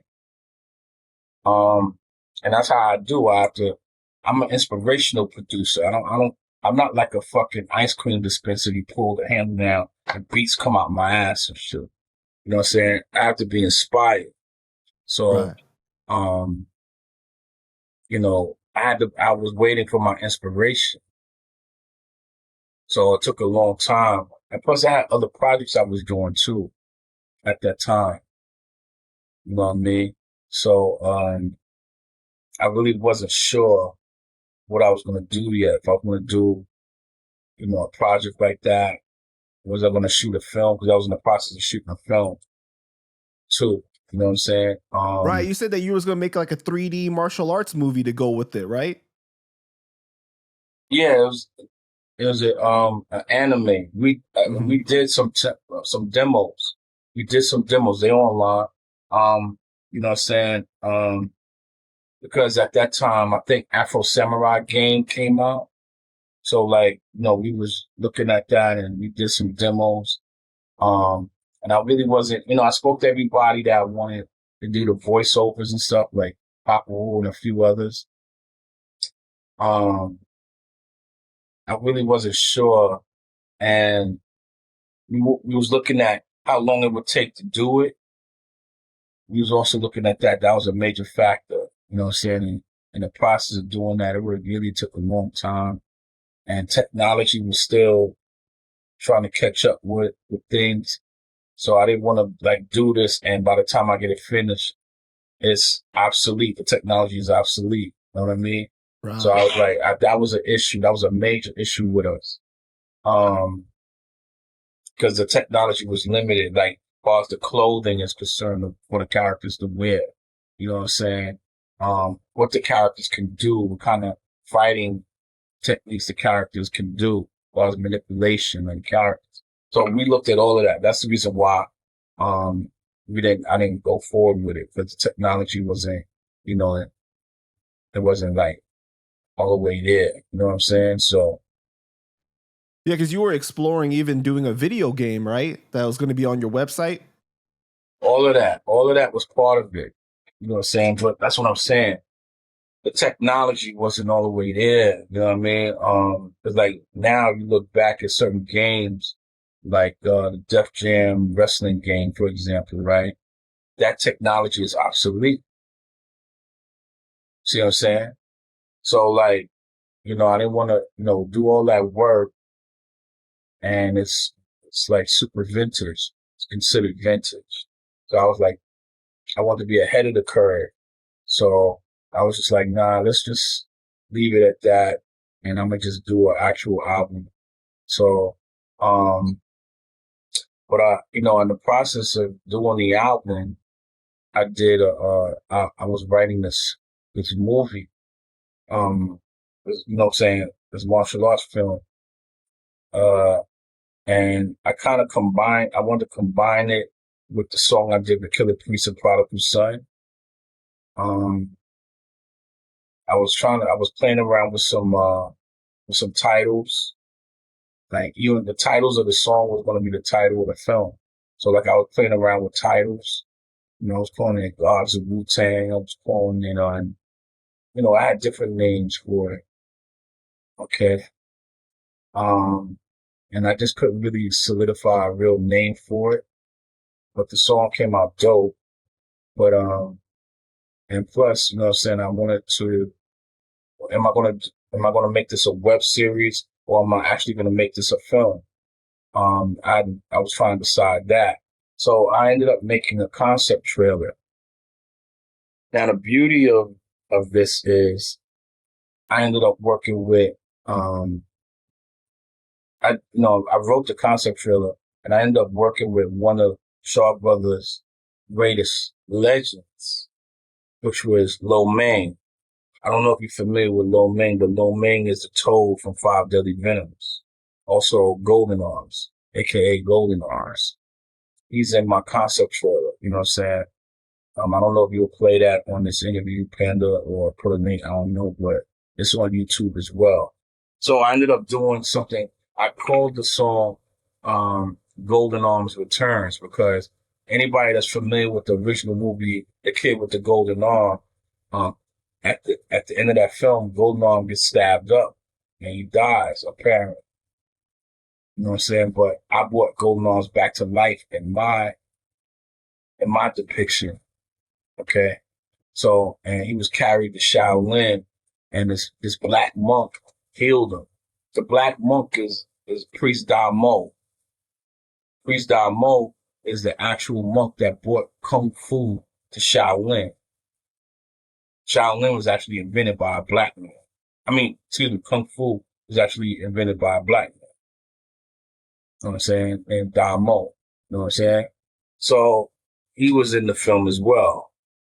So he healed Golden Arms because in the process of, you know, Golden Arms injuries, he lost his sight, the ability to, you know, move his limbs and stuff like that. So the monk healed him, you know what I'm saying, by, you know, tapping on his pressure points and all that. Shit is hard, but he did it. And, you know, he got his mobility back, his sight back. You know what I'm saying? The poison was removed, spit the blood out. Shit was hard. It's on YouTube. It's called Golden Arms Returns. So like that is what inspired me. And I was still doing the Circle of Iron in the process of doing this. So yeah, I flew Lo Mang in from Taiwan. You know what I'm saying? And he's a beautiful person. He also has been here too. I got pictures of him being in my studio. We had dinner together and all that. You know what I'm saying? Beautiful person. Let me tell you a story. You're gonna find this interesting. So while I had Lo Mang out here with me, okay, Killer Priest had a show. So he loves Wu-Tang. Lo Mang loves Wu-Tang, yo. Okay. Um, so I was like, Uncle, you wanna go to a Wu-Tang show? He was like, yeah. He lit up. So I was like, all right, let's go. So we all get in the car and I take him to the Killer Priest show. So I walk in. I didn't bring no Mang in right away. I walk in first because I want to make sure, you know, there's no problem us getting in. So I see Priest in the so-called VIP section. And he see me like, oh, yo, what up, God? I'm like, yo, what's up? I was like, yo, I got a surprise for you. He's like, word, what's up? I said, I brought somebody with me. He's like, who? I brought the Toad with me. He's like, get the fuck out of here. I said, yo, I got the Toad outside, bro. Five Daily Venoms, Where's Mom, Shaw Brothers. Now, let me stop right there. Prior to that, prior to that happening, I met up with Ghost and Priest. I had a little meeting with them, and I wanted Ghost and Priest. Well, Priest is already signed on, but I wanted Ghost to be on the soundtrack for the film project. That's what I was talking to him about. I said, "Yo, G," I told him the situation. I said, "Yo, I got Shaw Brothers Legend signed on. Boom, boom, boom. You gonna do the shoot? Whoop, whoop, whoop. You know what I'm saying? I want you to do the soundtrack. I'll do the beat. I send you the beat. You knock it down." He's like, "Yo, you know what I'm saying? You know what I'm saying? You know, how much is to pay?" I was like, "We could discuss that." You know what I'm saying? So I put him on the phone with my money people. He's like, "Yo, they ain't ready, God. They ain't ready." I'm like, "What do you mean they ain't ready?" So I get on the phone with him. He's like, "Yo, Ghost is bugging. You know, he's talking all this crazy outlandish money for one verse." You know what I'm saying? So I'm like, yo, G, what's up? He's like, "Yo, I want this for this." I'm like, "Ghost, come on, man. It's just a concept trailer. You're not doing a movie. When we do the movie and we get the real budget, I'm gonna come back to you." But I guess he couldn't see the forest for the trees. So, and then I showed him the artwork. I was like, "Yo, this is real, G's. This is not some fucking fanboy shit." So I showed him the artwork. I showed him the script. I showed him everything. He was right in the lobby of his hotel. Priest was right there. You know what I'm saying? So when he saw the poster, he started laughing. I'm like, "Yo, what's funny?" He's like, "Yo, he's like, nah, God, I don't mean no disrespect. I'm just laughing at Priest on the poster." I'm like, "What the fuck is so funny?" I didn't see anything funny about that. You know what I'm saying? Because my graphic designer is no joke. Shout out to Culture, you know what I mean? Culture Frida. You know what I mean? He's one of the baddest motherfuckers into graphic design, man. Nobody could touch his work, man. He's dope. So I'm like, yo, I'm kind of like feeling some kind of way about this. And I'm looking at Priest. Priest got a little half smile. I can tell he's not really feeling that shit either. So I was like, all right, fuck it, man. So I said, "It's your loss, baby. Your loss."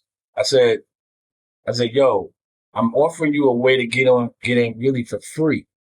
But if you don't and shit take off, you got to pay to get on."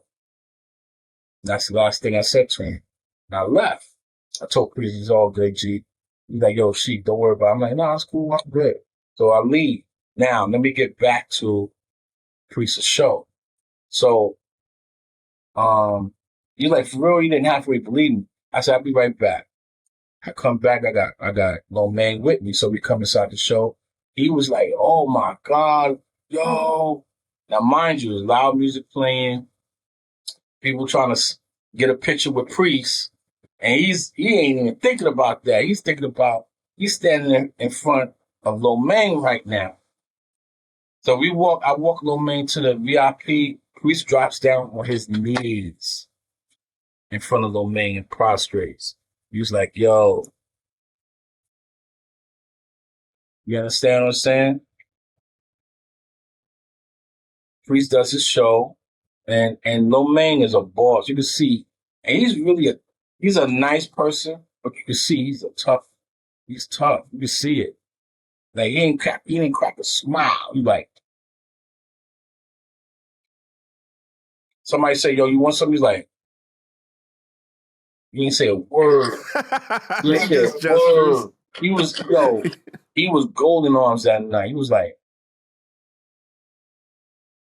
you know what I'm saying? He didn't want to be bothered with no bullshit. He ain't signed no autographs, nothing. He just wanted to see the show. You know what I'm saying? Um, so Priest goes up there and announced that, no man is in the house, da da da da, 5W minutes. Everybody give him a standing ovation and shit. So, boom, that night ends. Beautiful. Yo, bro, the next morning, okay, 9 o'clock on the fucking dot. The next morning, okay? The fucking next morning, 9 on the dot, bro. My phone ring. Guess who it is? Ghostface. Goddamn right. He was like, yo, yo. I thought it was Priest. I was like, Priest, what the fuck, yo? Because it was Priest's number. I was like, yo, what the fuck, yo? What's up? You calling me so early? He's like, yo.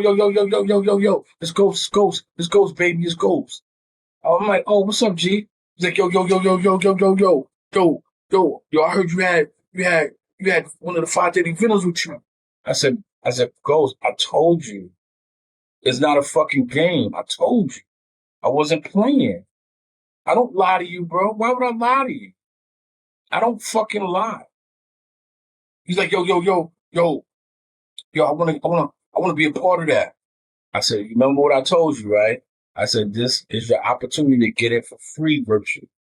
I said, anytime after that, you got to pay to get on. I said, you got to pay how you weigh, bro. That's exactly what I said. You know what I'm saying? I wasn't joking because, like, with certain people, people like of Ghost's stature, sometimes people like that look down on people. They think, you ain't as good as I am, or you ain't worthy to be. You know what I'm saying? And I wanted to let this brother know, I ain't no fanboy. Everything I say I'm gonna do, I fucking do it. I'm God for real. I don't break my word, man. My word is bond regardless to whom or what, yo. Word is bond and bond is life. And I should give my life before my word shall fail, man. That's the knowledge degree in the 1 to 14. I don't play no games, bro. I'm a real 5%. I knowledge 120, bro. Like, you know what I'm saying? These clown niggas don't even know. They don't even know. I can't walk around Papa who will not have my 120 on cap. What? I can't walk around the guards and not be on point. You know what I'm saying? You know what I noticed about the Wu family is that you guys are very honest, even in interviews in public, and you say like how you feel about like other members and everything like that. Sometimes people think that y'all beefing and stuff, but you're really not. You're just being honest about the other people. It's a real family. You know what I'm saying? Yeah. Like, that's why I was emphatic about Cap as my brother. That is my brother. Cap is my brother, man. And I know niggas is jealous of our relationship. We talk about it. You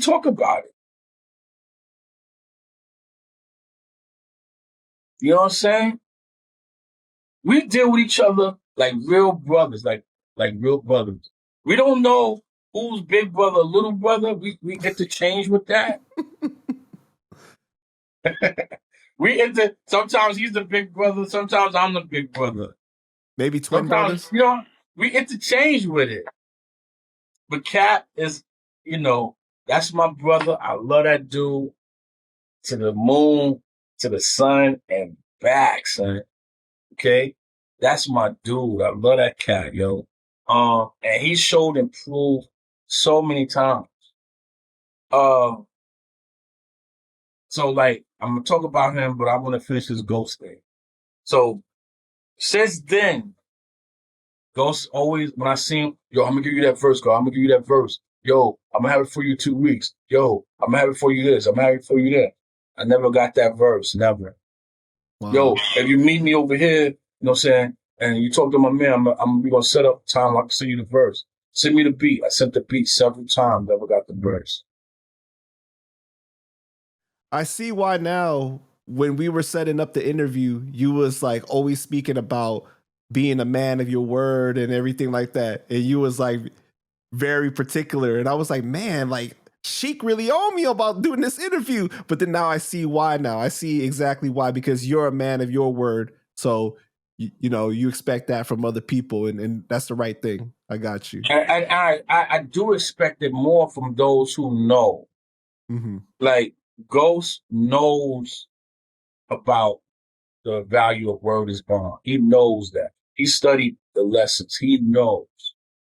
Okay? Even though he's a Muslim now, he still knows. Okay? And I can't break my word and and have a clear conscience. I can't do it. I can't do it. You know what I'm saying? That's why I always tell the truth, because I learned this a long time ago, and I'm glad I learned this lesson. That it's very key that you tell the truth, because when you tell the truth, and you, even though you did something wrong, and you tell the truth, you can still come back from it.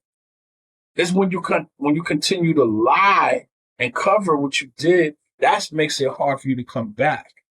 Right. And then you get to a point of no return. The person won't forgive you once they uncover all of your bullshit and realize you was doing this to cover. Now it's hard for them to come back, for you to come back from that. You know what I'm saying? I think what you're saying is really important, because a lot of times people think that it'll make them look worse if they admit something that they did wrong, but actually humility is a really big thing. Yeah, The fact that you can accept that you did something wrong, admit to it, and come back from that. Yes, sir. I tell people all the time, especially people like just me, and they be looking at me like I'm crazy. I be like, yo, one thing about me, I don't lie. And I tell them, I say, yo, I know this may sound crazy coming from me, and you might even heard it before, but I'm one of those who actually live by that. I don't lie. I tell the truth. And even if I did something wrong, and I tell you the truth and you upset at me, you might be upset at me for 5, 10 minutes, maybe an hour, but you'll respect me forever. You'll be like, yeah, Sheek was a fucked up motherfucker for doing that, but I got to at least admit he told me the truth. Yeah. You know what I'm saying? So that's why I'm saying you can always come back from that. That's why I tell the truth. I always think it's better too, so that you know where you stand with somebody. Yeah, that's what I'm saying. Like, you know, it's definitely going to test the relationship for sure. Mm-hmm. You know what I'm saying? But, you know, rather than to go through dealing with the stress of covering your lie and trying to be deceitful, you know what I'm saying? Just be honest, just be straightforward, and just get it over with. And then, you know, another thing is a lot of people don't practice rectification. They don't practice that. They practice justification, not rectification. Yo, I did that because, oh, nah, what happened was they practice justification.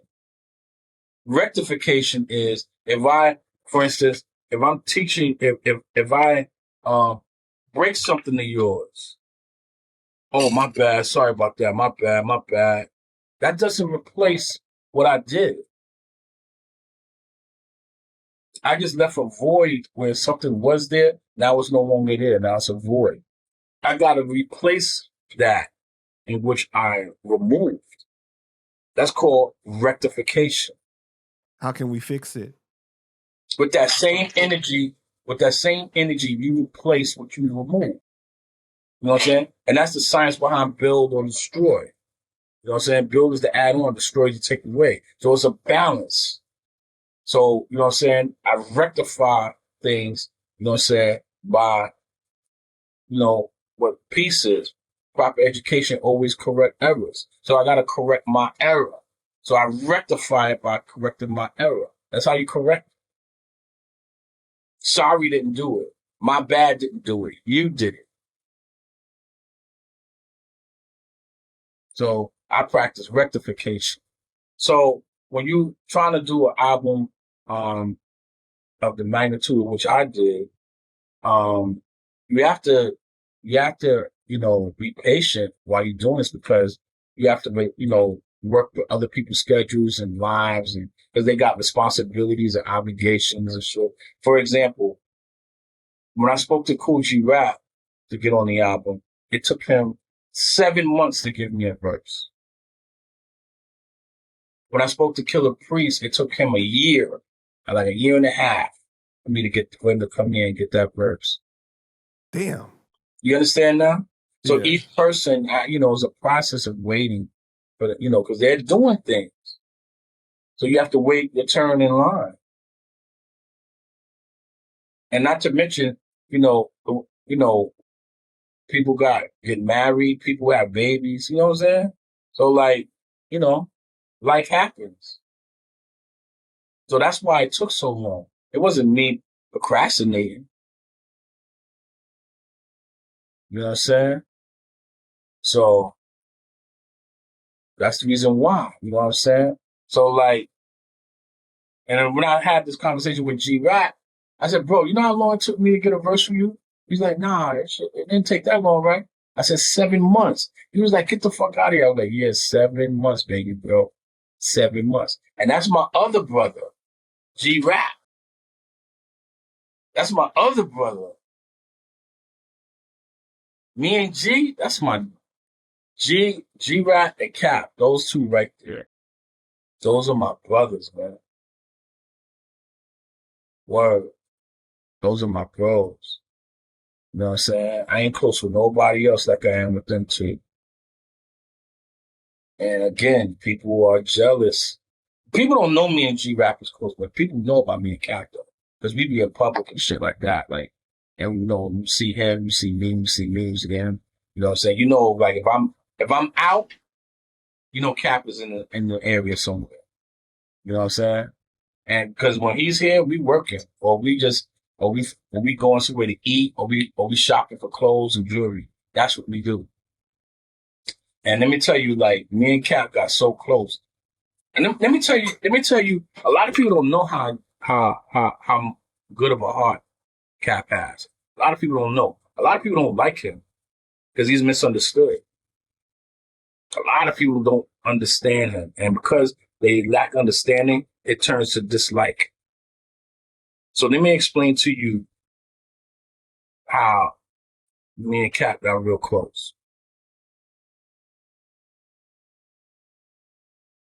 So before I moved to LA, you know, me and Cap was always, you know, he comes to my house in Queens. You know what I'm saying? Like he'll pull up. He was really pulling up then because I was close. So he'll pull up. Yo, I'm outside. I'm like, you outside? I'm like, yeah, I'm outside. I'm in bed because my son kept me up all night. You know what I'm saying? So I'm like, all right, bro, I'm coming. You know, or I just I just sent them to my, you know, my baby mother. They took him and they gone and I could finally rest or whatever. You know what I'm saying? Yo, God, I'm outside. I'm like, God damn it. You know what I'm saying? But I don't, you know, I don't complain. So I come outside or he'll come in the house or whatever. Yo, I want to go get something to eat. And then we go get something to eat. Like, you know what I'm saying? So that's the mission. So, Cat knows that me and my physical brother really did not get along. Like, you know, my nephew lived with me, my brother and his girlfriend. I didn't get along with them at all. Okay. And he saw how they used to try to disrespect me and shit like that. He saw that. You know what I'm saying? But, and then, you know, this is Cap coming in, you know, we're bonding. So, in the process of me managing him, we're getting to know each other, in other words. So, he's seen that. And he used to talk to me about it. I'll be like, oh, I'll talk about it. And he just sit there and listen, and I'll talk to him about my family. You know what I mean? You know, Cap was there a lot of, you know, a few times, like, when things was going on with me. You know what I'm saying? Like, when my aunt passed, he was there. You know what I'm saying? We was about to get on a plane, in fact, and I heard that she had passed. So we didn't get on the plane. We rented a car and we went to her house. And so I could see my family. And Cap waited outside. He's like, go in, go see your family, dog. You know what I'm saying? So I went in there and was sitting with them. You know, take your time. Take as long as you need it. You know what I mean? Because we had a show in Boston, but we didn't go. So we did that. So I spent time with my family and shit on my mother's side, my mother's sister. And after that, you know, we shot to the airport and we jumped on the plane and went to Boston next day. Just, you know, for him to do something like that, that was like, you know, real cool. Because he let me deal with it. He let me deal with my grieving. He let me deal with it. You know what I'm saying? And he met my family, you know, that side of my family, my cousins. So like they came outside and met up. You know what I'm saying? He was real cool about it. you know. Um, he's just a cool dude. Another thing too, um, his mom would call me. She, Cap needs this, and this, or he got arrested. One time he got caught up in a sweep at Staten Island, and she wanted to go bail him out or whatever. So I was like, all right, mom, I'm coming. You know what I'm saying? So I had to hot foot it all the way to Staten Island, and I was talking to her about it. And as we talking, as we, as me and his mom is discussing it, Cap gets released somehow, and he comes to the house. So that's how that ended. We didn't, I didn't have to go through the precinct, which was cool. And then, his mom was like my mom. His mom was like my mom, you know what I'm saying? And she passed away a few years ago. You know what I'm saying? She was, you know, we would sit, anytime I go by the house, go by her apartment and shit, you know what I'm saying? We would sit there and listen to old records, and she'd pull out her old records. She'd be like, I bet you don't know about this one, son. And she'd play, all the oldies and shit. And we would talk. But yeah, man, she was a beautiful woman. Um, and I'm leading up to something. So Cat knew my mom had passed, and I was, so I guess he felt I was, getting close with his mom because I was missing my mom, which is true. I never told him this though, but I guess he saw it. You know what I'm saying? So I was, me and Miss Hill, Miss Linda Hill, peace be upon her. Shout out to her family. Like I would talk to her about everything. I would talk to her about my girlfriend. I would talk to her about, what's going on in my house. You know what I'm saying? And she would give me advice, or, you know what I'm saying? So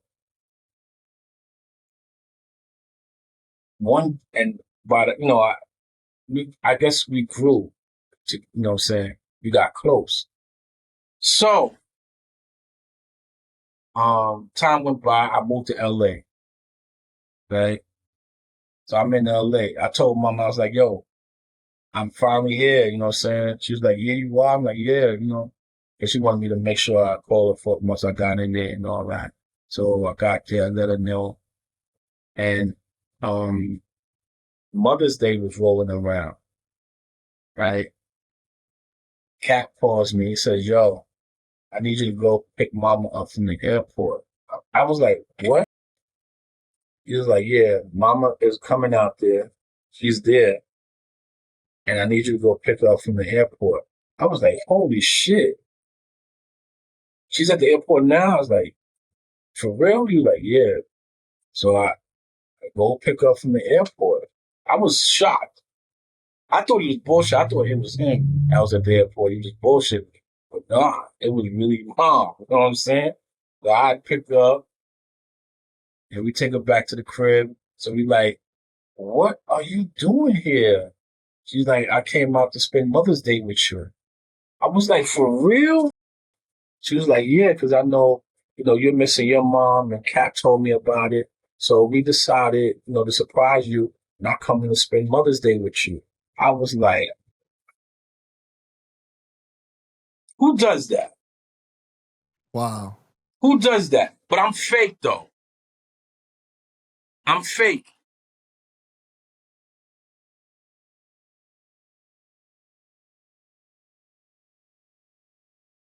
I'm fake. I'm a devil.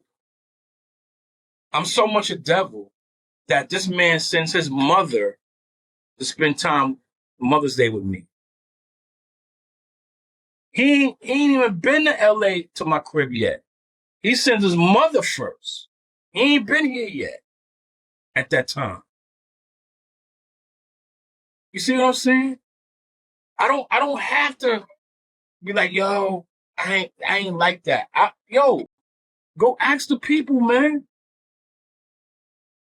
Go ask Planet Asia. Go ask Tragedy Gaddafi. Go ask Capone.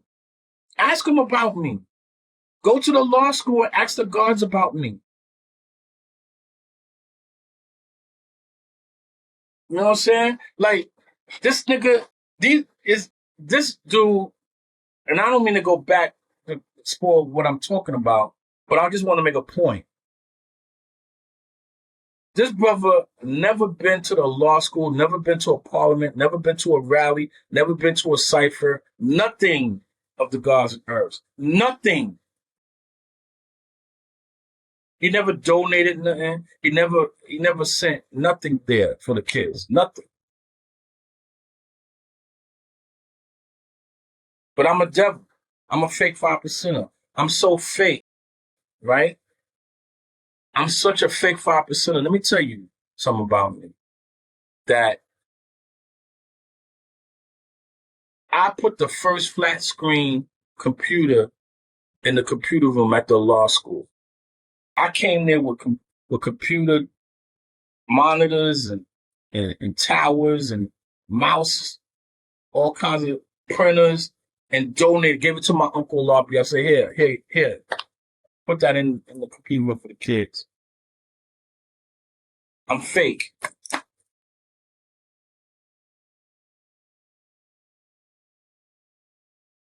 Where these niggas at, man? Let me tell you another thing. So I was teaching my nephew, right? He was working at Home Depot. He was like, yo, God, I want to take some supplies up to the school for repairs and everything.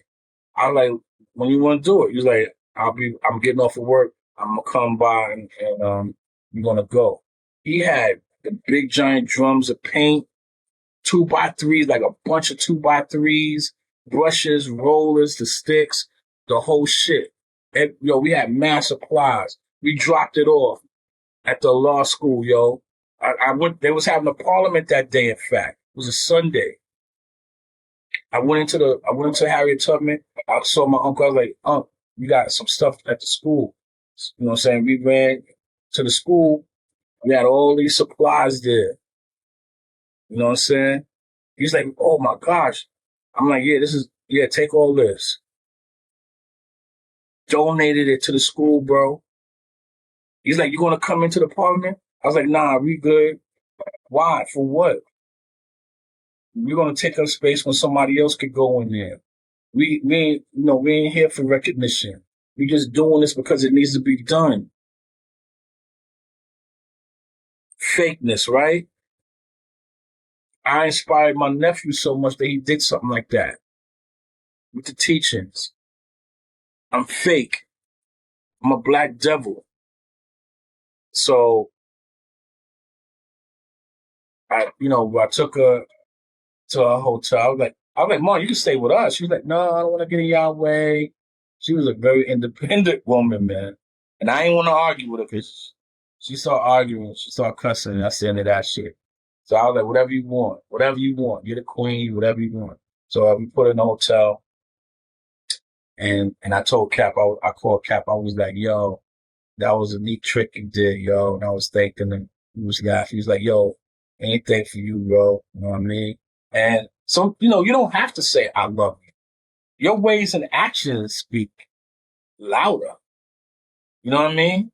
That was love, bro. Now, understand, he grew up with Ghost and Ray and them niggas. He told me this. I've never done nothing like that for them.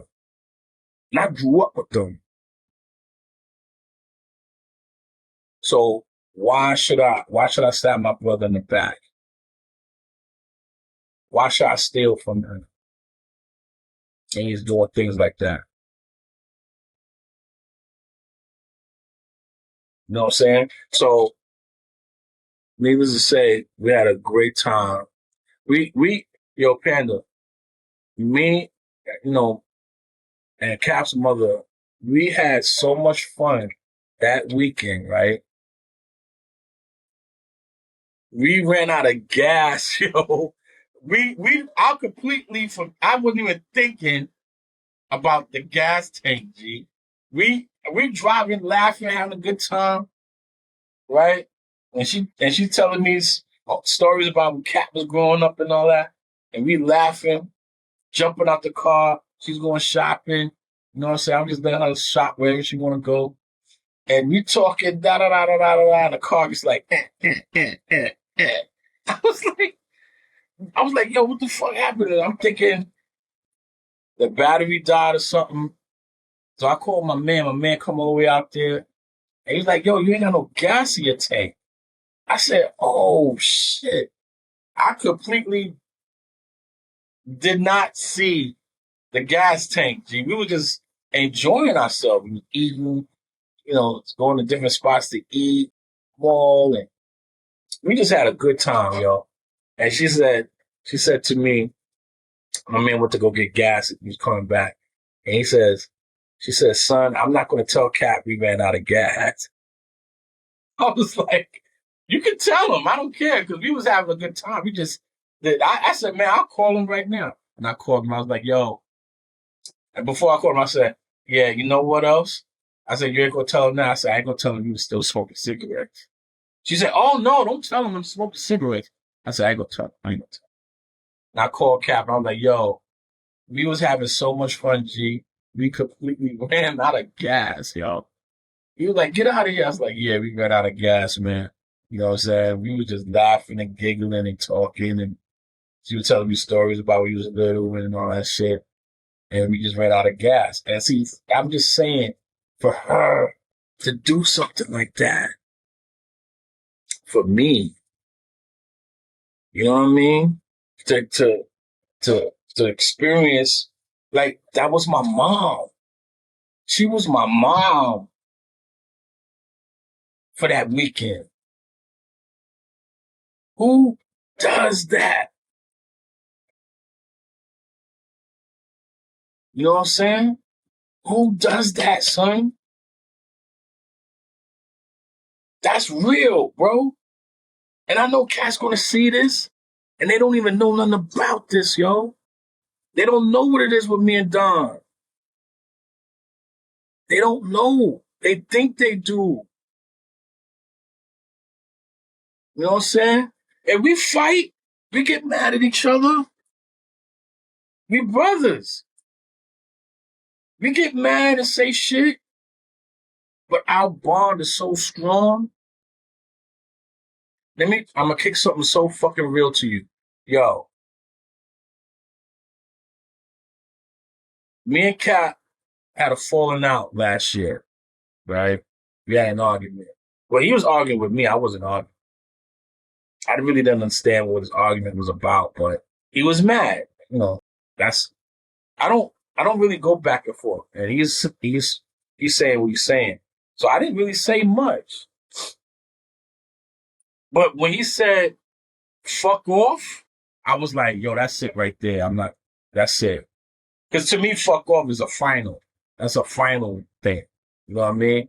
So once he said that in the text, I was like, all right, say less. I'm going to fuck off. So I didn't say no. I didn't speak to Cap for a whole year. A whole year. A whole year. I blocked him and all that. Now, I've done lives and interviews in that time, and I spoke about my brother, and I have never, ever, ever disrespected him. I have never, ever, ever told people that we're not talking. I've not done anything that nigga shit that people do. What goes on with me and him is our business, and it remains our business. Now, Wu-Tang had the final chamber tour. Okay. And I'm Mathematics calls me and says, yo, you want to come out? I'm like, yeah, sure. I'll come out. And you know what I'm saying? He was like, yeah, I got you. So right after that call, Cap calls me, but it was his man Amar. It was his number that popped up on my phone. So I'm like, why Amar calling me? So I answer the phone. It was Cap. He's like, yo, peace. I was like, yo, peace. What's good? You all right? He's like, yeah, I'm right. I was just calling to see if you want to come out. because of the show and shit.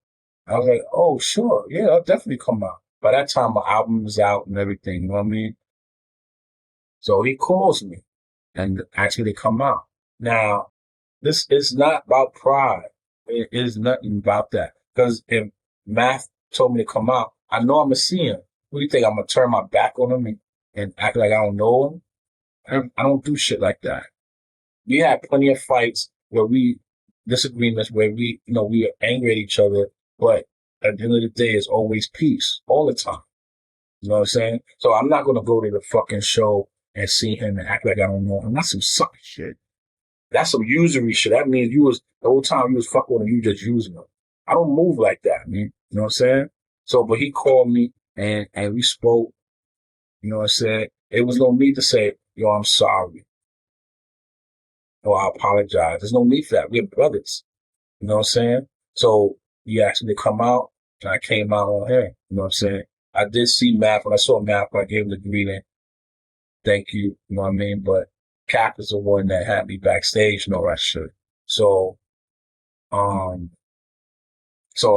spent, y'all see the pictures, you know what I'm saying, with me and him backstage and shit. So, you know what I'm saying? We didn't get a chance to have a build about it, about the disagreement.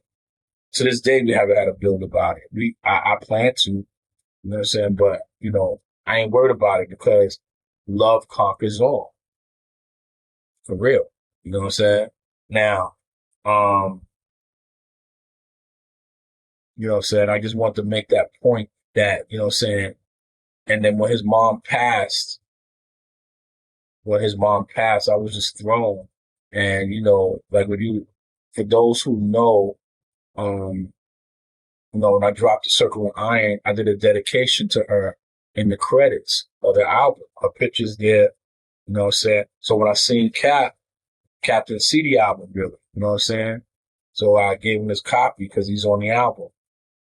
I gave Deck a copy, he's on the album. When he opened it up and he saw his mother, he lost it. He was just sitting there shaking his head like, you know what I mean? That's us. See, devils don't move like that. Snakes don't move like that. That's what you call real shit right there. Even though that you guys weren't on good terms, that you still kept it real like that. Come on, man. Come on, bro. You know what I'm saying? Word. You know what I mean? And I told him, I said, niggas is gunning for my position. You know what I'm saying? We always know that. We always laughed at that shit. You know what I mean? But, my bro, that's my dude. You know what I'm saying? He does shit I don't understand sometimes. I get on his nerves too. You know what I mean? But, yo, at the end of the day, man, you know what I'm saying?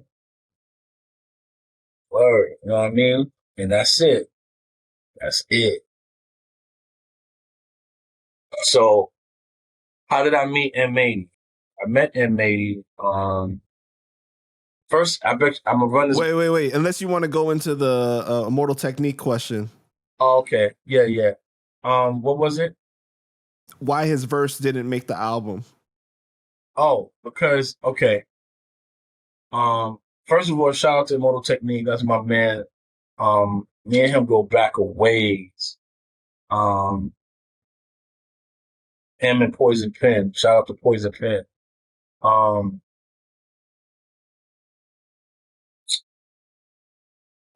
It took me 2 years to get Immortal Technique in the studio here. 2 years. Okay. I sent him the beat, right? In fact, it was the same beat that Fuji Rap is rapping to now on my album. So I sent him the beat, and took him forever to to come out. Well, he was supposed to send me the verse, but he ended up coming out here because we had a show, and I was like, "Yo, you want to come through and lay?" He's like, "All right, good." So I'm thinking, he had the fucking beat for the longest time. So I'm thinking he already had his verse together. You know what I mean? Come to think, he come all the way here. I'm like, "Yo, you need anything?" He's like, "Yeah, I want to have this. I had shit set up, laid out for him, eat whatever, drink whatever. You know what I'm saying? Made him comfortable. He get here, he didn't even have nothing ready. So he's like, yo, so I'm here with my people. You know what I'm saying? He's like, yo, I need to sit here by myself and put this verse together. I'm like, all right, man. So that means we got to leave the studio. He's like, yeah. So we walk out of the studio and let him sit in there and write the verse. So time went by. He was like, yeah, all right, I'm ready. So my engineers here set him up, get on the mic, drop his verse. He's dropping his verse, and it wasn't like the part to his liking. He didn't like what he did. And after try after try after try. Now, mind you, Poison Pen is also here sitting on the couch, knocked out. You know what I mean? And it was late. He didn't like what he did. So he tells me, he's like, yo, give me 2 weeks and I'll have a verse for you. So I'm like, all right, bet. I never got that verse. So that was it. You know what I'm saying? You know, my hard feelings. You know what I mean? That's it. I haven't seen, I've seen Tech since then. I see him. He was with Chino XL. He used to be a part of. You know what I'm saying? I knew Chino too. Um, he was like, yo, you know what I'm saying? You gotta let me get some time, blah, blah, blah. I'm like, all right, man. It seemed a little aggravated and shit, but I guess that's his persona. I don't know. I can't even remember what it was, but I was like, all right, cool. You know what I'm saying? I was talking with Chino for a little minute.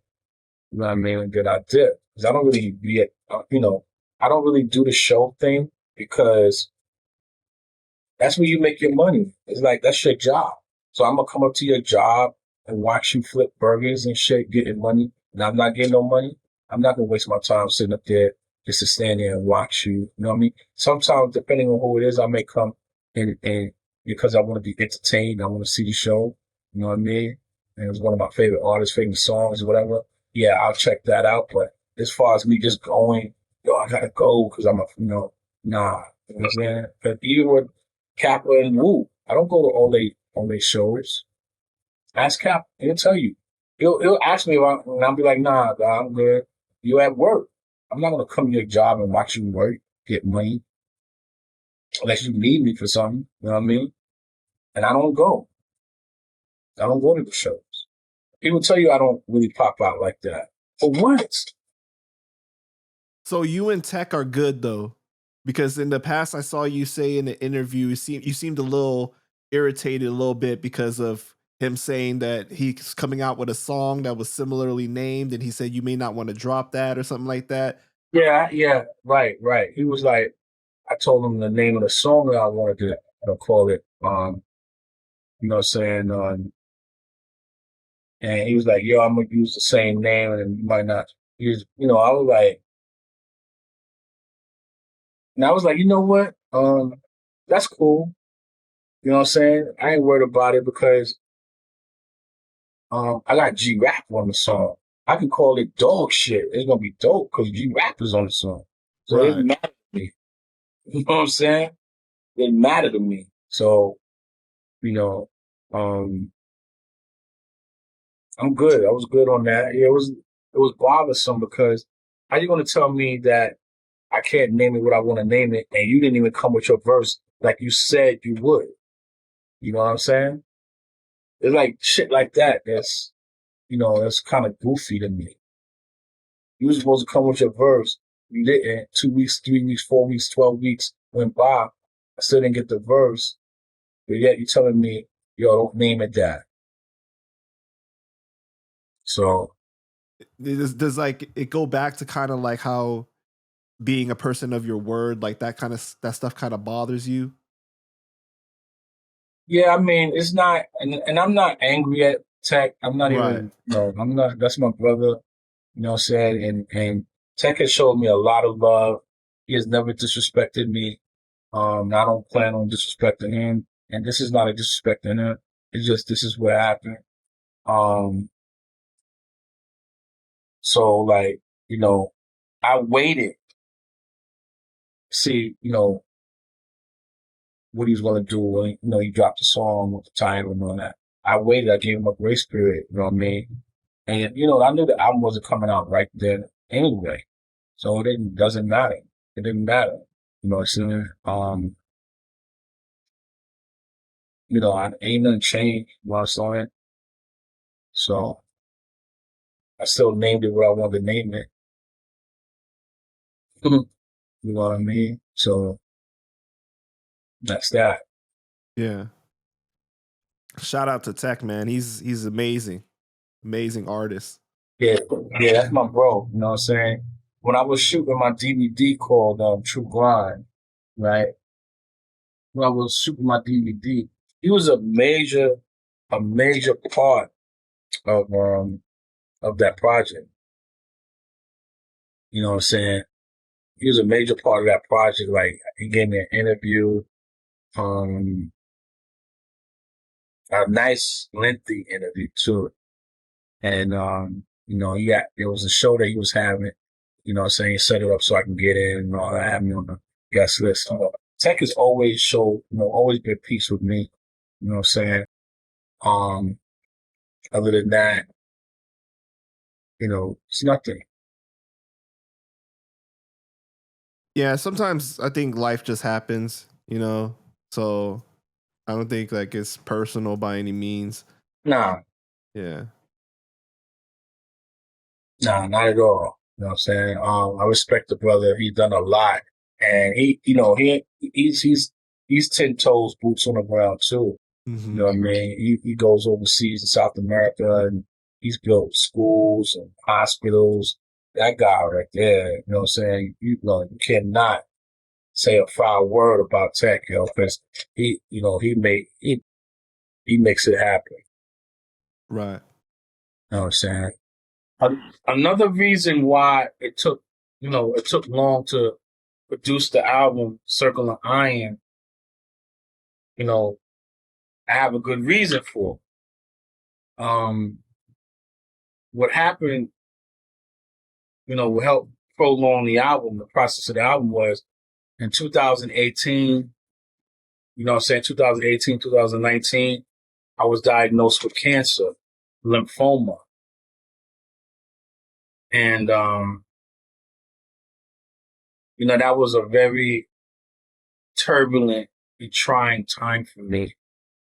You know, Can you talk about how you found out and like your reaction? Yeah, definitely. My left knee used to give me a lot of problems. It would swell up and hurt me something awful. Like, you know what I'm saying? I didn't know why or where. I thought it was a breakdancing injury coming back to haunt me. That's what I really thought it was. And I thought it was arthritis or, you know, I did all the tests, uh, you know, osteoporosis, gout. I did all that and all that stuff came back negative. So, I did an MRI. Well, I did an MRI and, I was waiting for the results and my doctor called me. I was on my way to get some dinner one night and, you know, me and my lady we was on our way to get some dinner, and he called me, and he was like, "Yo, we need you to come back in for another MRI because it looked like we spotted something, you know what I'm saying, and we want to make sure because it could be cancerous." I was like, "Cancerous?" He was like, "Yeah, it seemed like it could be. We're not sure." I'm like, "Man, it can't be that." But at the same time, you know, my father, like I told you earlier, my father died of cancer. So, and stuff like that is hereditary. You know what I mean? So I went back in, did the test, come to find out, you know what I'm saying? I got called back in, the doc, and, you know, me and my lady went back up to the hospital to get the results. I mean, when a doctor called me in the room, you know, you walk in this office or the room or examination room, I didn't even get a chance to turn around to face him after walking into the room. He hit me, he punched me right in my face and in my stomach at the same time. Like, yeah, you have cancer. He didn't even say, have a seat, sir. You know, please have a seat. I want to discuss something with you. None of that shit. As soon as I walked in and barely turned around to face him and see what he had to say, he was like, boom, boom, two-piece, stomach and face. You got What cancer. kind of insensitive shit is that? Exactly, man. The bedside manner was out of here. And That's crazy. yeah, man. So so how am I gonna react to that? You know what I'm saying? Like anybody would. I was in shock. Me and my lady was in shock. We looking at each other in disbelief. Did you have one of those experiences like where like the sound went out, or like, you know what I mean? Like you're just like lost for words, or All that went on, bro. All that went on. You know what I'm saying? You know, shit got real bright. All that shit, yo. So me and my lady was standing there. She's crying, right? She's starting to cry, and because she's crying, I start crying. And then all of a sudden, I had a feeling come over me, and I wiped my tears away. And I said to the doctor, "So, how long you talking? How long we talking here?" He's like, "How long what? How long I got to live?" He's like, "Well, let's not discuss that right now. Let's discuss how we're gonna, you know, fight this thing." I said, "Can we fight it?" He was like, "Yeah, it's definitely." He said, "But you're stage 4. You're stage 4, though. You know what I mean? There's a chance." And I said, "You know what? All right, let's fight then." So he talked. He explained to me about the cells and everything, and what kind of cancer it is, and how it spreads. And I said, and you know, before we left, I was like, "Yo, how did I get something like this?" You know what he said to me, G? Bad luck. I said, "That's your prognosis on how I got it? Bad luck?" I was like, man, this is some bullshit. yo, So, these doctors really don't know shit, bro. Like nah, a lot of times yeah, they just go to school for a few years and stuff like that, and then like they give generic ass answers. You know what I mean? Like a lot of times they don't even know what to say in that yeah, moment, so he just come up with some bullshit like that. yeah, they don't know medicine, they practice medicine. You know what I'm saying? So, and European medicine is only 200 years old. Okay? So they don't really know anything. I know that. So my my my God side of me started kicking in. I was like, yo, the fear went away, the anger went away, the you know, the pity and feeling sorry for myself, that all went away. Right there. And on my ride home, me and my lady did not talk at all. We didn't talk. It was just like I had John Coltrane on the radio, you know what I'm saying? And it was just silence. Another thing that happened to me that day, on the way home from the doctor, mind you, okay? Um, my son, a few days before that, my son Malik had gotten into some trouble with the police. And so I was calling him. You know, I had called him to see how he was doing, to see if he's okay, or, you know, could I do the help, or, you know, whatever. And I didn't really get a chance to talk to him. And I left him a message like, yo, when you get a chance, give me a call. I want to talk to you about what's going on with you. You know what I mean? Because him and his mother had a fallout, and he was living in his car. And, you know, I said I didn't want that for my son. So I wanted to bring him to LA. That's what I was going to do. But the strange thing that occurred was he ended up calling me, well, texting me, and he was angry with me for some reason. I don't even know why. And he was using all this profanity towards me. You know what I'm saying? I didn't even understand where that was coming from because I didn't talk to him yet. So I don't know if his mother may have told him some bullshit and he believed it because we didn't conversate yet. You know what I'm saying? Out of the blue, he was just like really going in on me. So I was like, I don't have the space to, take that on because of what I'm dealing with at the moment. So I just let him do that. And I didn't say a word. I never said anything back. Nothing. Don't talk to me like that. I'm your father. I didn't say a word. I just didn't say anything. I just let him eat up the text. Now, and to this day, I haven't said a word to him. This very day. You know what I mean? So that's where that is. Wait, you haven't spoken to him since then? No. Why is that? Because his mother got his mind warped. Mm. You know what I'm saying? Like, I try to, and he's not a little kid. You know what I mean? He's a young man. So, he makes his own decisions. So, like, I fought for Malik so much that, you know what I'm saying?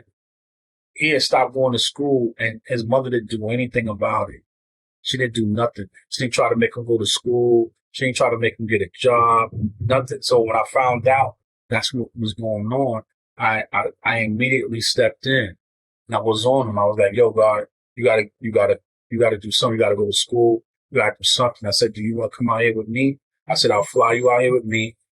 You can go to Job Corps, get your GED, get your driver's license, get your trade, and you come out working. I said, I'll support you. I'll hold you down. Oh, he's like, all right, Dad, I'm with that. So I get a call back. He's like, yo, Dad, Mom won't let me get my birth certificate and my credentials so I could do it. She don't want me to come out there with you. I'm like, man, this woman is a trip. Like, you know what I'm saying? Despite me, she's going to hurt her son from getting an education and a future for himself. Despite me. You know what I'm saying? So I'm like, I get on the phone. I'm like, yo, why are you not giving Malik his paperwork, his social security card? And he's not 12. You know what I'm saying? He needs to be doing something. And you're not pushing him out to work. I'm surprised you didn't get arrested for that shit. That's against the law. You know what I'm saying? He's supposed to go to school. So me and her going back and forth on that shit. So she's like, well, I don't want him to go to LA. You're going to go to Job Corps, you can go to Job Corps near me. I'm like, it doesn't matter if you go to Job Corps on the moon, as long as he's doing something productive. That's all I care about. You know what I'm saying? So she ended up giving up the paperwork. He ended up going to Job Corps, doing really well, graduated, you know what I'm saying? And now he does HVAC, you know what I'm saying? And putting in heaters and air conditioning and stuff like that. Boom. Real good. Proud of him. But his mother still got his brain twisted against me. You know what I'm saying? So, if that's how that young man want to go, so be it. I'm not going to fight, you know what I mean? And cause to push him further away from me because his mother got his mind. You know what I'm saying? So I wish nothing but goodness on him. You know what I'm saying? But I didn't do anything to the young brother. You know what I'm saying? Never gave him a spanking, nothing, ever. You know what I'm saying? So, I didn't abandon him. I didn't disappear. You know what I'm saying? None of that. You know what I mean? But in any case, that's how he chose to handle it. So I let him go because I didn't have the space to deal with what he was doing. You know what I'm saying? How he was acting. So, a week later, I had to report to the hospital for treatment. So when I got there, you know what I'm saying, I was not playing. I told the doctors and the nurses, I was like, look, I'm not here to be anybody's friend. I'm not here to talk about no sports. I'm not here to talk about love and hip hop or Atlanta Housewives. I'm not here for none of that shit. I'm here to fucking fight for my life. That's all I want to do. Fight for my life. I don't want to talk. I don't want to make no jokes. I ain't here for the small talk. I'm here because it's jihad right now. Holy war.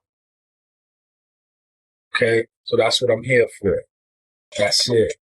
I ain't here to talk about no rappers, none of that shit. And it was like, okay. You know what I mean? And that's what I did. I went in there to fight, G. I fought for my life, yo. You know what I'm saying? Would you get chemotherapy, yes, radiation? all of that. Hmm. I had 8 to 10 rounds of radiation, chemotherapy, and I had 17 rounds of radiation. Now, you're supposed to go get yourself checked, get a scan every 2 months or every something like that. I did 2 scans since I've completed my treatments. And I was like, yo, so I was doing the science on what comes with a scan. So they have to shoot you with radiation in order to see where the cancer is in your body. It lights up on the screen. You know what I'm saying? So I was like, yo, I'm not doing this anymore. I was like, yo, because the whole time, when people, and I don't mean no disrespect to what I'm about to say. I'm just talking about me.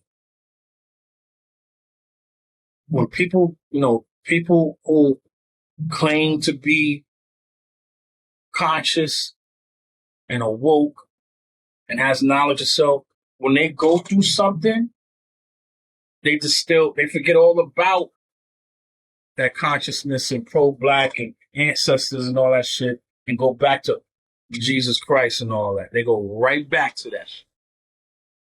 I've seen it happen several times. Me, the whole time I was there, you know what I mean? And I'm not faulting anybody for their belief, but me, I maintained the whole time that the black man is God and law is one. You know what I'm saying? That's what I said to myself through the whole ordeal. I didn't change up. I ain't make no salah, I ain't pray. You know what I'm saying? I was like using myself as a focal point. Talking to myself, I'm talking to God. Because I am God. And I knew within myself that I was going to beat this. I willed it into existence. I spoke it into existence. Now, let me just park this point real quick. While I was going for treatments and fusion, because you go for treatments, I'm in there for 2 weeks, sometimes 3 weeks at a time, getting the chemotherapy. Then when I'm out, I still got to take the pills of chemotherapy. Then I go for a 8-hour fusion. So, as I'm going through this hell, because that's exactly what it is. As I'm going through this hell, I didn't tell anybody who I was living with. Cap didn't know. My uncle didn't know. None of my family knew. Nobody knew. Just me and my lady. Nobody else knew. I didn't run and cry, man. I didn't cry to nobody, yo. I dealt with that shit. You know what I'm saying? Like a fucking man. I didn't cry to nobody. I ain't cry to no. Even priests and all that shit came in my room. I was like, you're not needed here. I don't need your books. I don't need your prayers. I don't need none of that shit. That's not needed over here. You know what I'm saying? Self-savior. You know what I mean? And they didn't stay. They left. They was like, all right, sir. I was like, you're not needed here. You know what I mean? And I dealt with that shit on my own. On my motherfucking own. You know what I'm saying? And I always kept in my mind, Allahu Ahad. Allah was one. You know what I'm saying? That's it. That's it. That's it. You know what I mean? So like, I didn't go for no more scans. I stopped going. I'm like, yo, I'm healed. I'm healed already. I'm healed. Good. I'm healed. You know what I'm saying? Right? Allahu Akbar. I'm healed. And I've never been back. And I have a friend that, you know what I'm saying, that has the same disease. He still goes for scans and shit. It kicked back up on him and all that. I never had a problem. So at this time, you don't know officially if you still have it or not. Yeah, I do. I don't know officially. I'm telling you, I don't. See, because there's a survival rate with that. It's a 5-year survival rate. It's been more than 5 years. Take us through the emotional side of it, though, while you're enduring this hell, going through this treatment. Are you having those days that, you know, you're finding it more difficult to cope with? Or or is it pretty consistent across? Oh yeah, yeah, yeah. So because of the chemotherapy, the chemicals of it, what it does, it heightens it gives like super panic attacks. You know what I'm saying? It heightens things that that whatever is wrong with you, it heightens it. So you know what I'm saying? In my case, I was having these real crazy panic attacks. And I have to like talk myself off the roof, talk myself back down, calm myself down. You know what I mean? Um, it was so bad. The chemotherapy was so bad, Panda, that I was fucking glowing in the dark, bro. Like my urine was like a fluorescent green glow. It's like light, like it was like fluorescent light. You know what I'm saying? In the toilet was glowing. You know what I mean? So like it was that crazy. All right. So like, I really went through, and then, when I got home,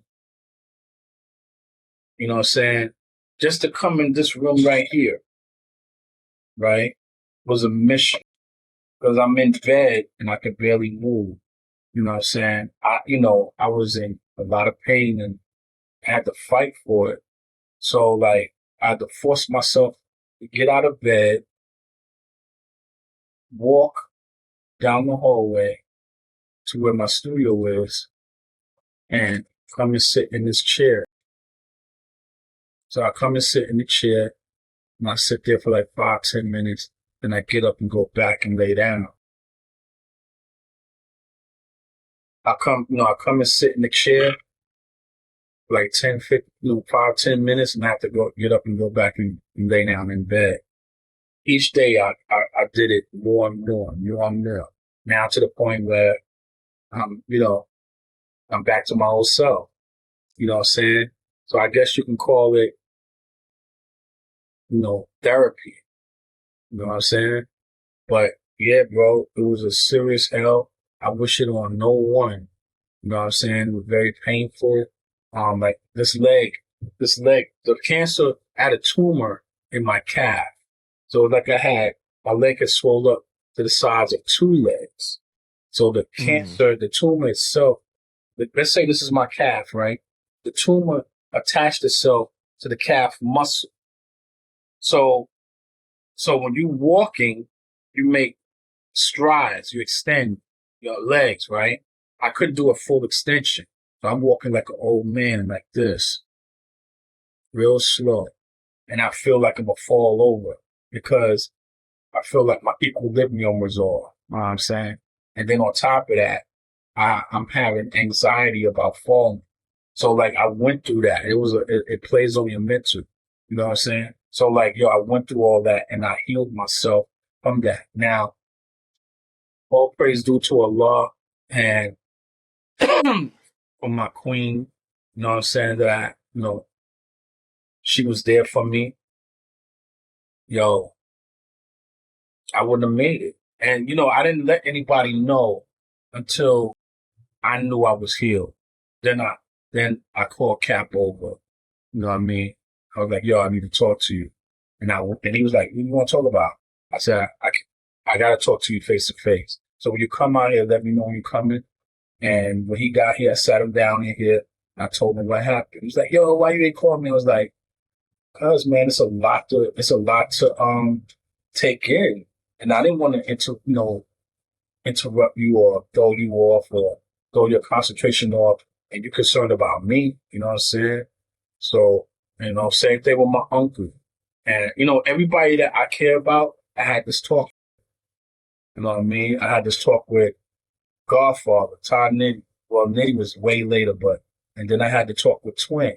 You know what I'm saying? My peoples. And I told them what was going on. You know what I'm saying? And it was like fucked up. It was like, yo, I didn't even know. I said, yo, I'm glad you didn't know. You went on about your life and did what you had to do. You know what I'm saying? You wasn't worried about me and shit. You know what I mean? I didn't need y'all to be sitting around my bed and all that shit. Nah, man. I knew it was a fight that I had to deal with on my own. You know what I'm saying? And that's the way it went down, G. You know what I mean? I was the same way when I got locked up. You know what I'm saying? Two years before I came to California, I got locked. Matter of fact, I just got off the road with Cap. We did a West Coast tour. You know what I'm saying? And as soon as I got let me see, we got home from the tour, and about a week later, police was at my door, knocking on my door. I got locked up, and I got locked down for a year. You know what I'm saying? I didn't tell Cap. I didn't call nobody. A lot of niggas, they go to jail. Yo, can you send me something? Can you send me a box? Can you send me money? You put money on my books? I ain't do that shit. I didn't cry to no one. Cap didn't know I was locked up. My uncle didn't know I was locked up. Nobody knew. I dealt with that shit by myself like a fucking G. You know what I'm saying? I ain't called nobody. And then one of my mans found out. I had called my man Devon, right before I went home.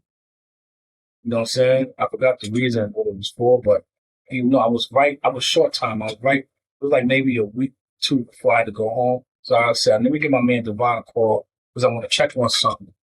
And I called him and he said, yo, you locked up? I said, yeah, they just holding me for something. And I'll be for. He's like, yo, where you at? And I didn't really say. I was like, yo, I'm in the Tombs. And he found out where I was and got my information. He put $100 on my books. But I didn't need it. I was good. You know what I'm saying?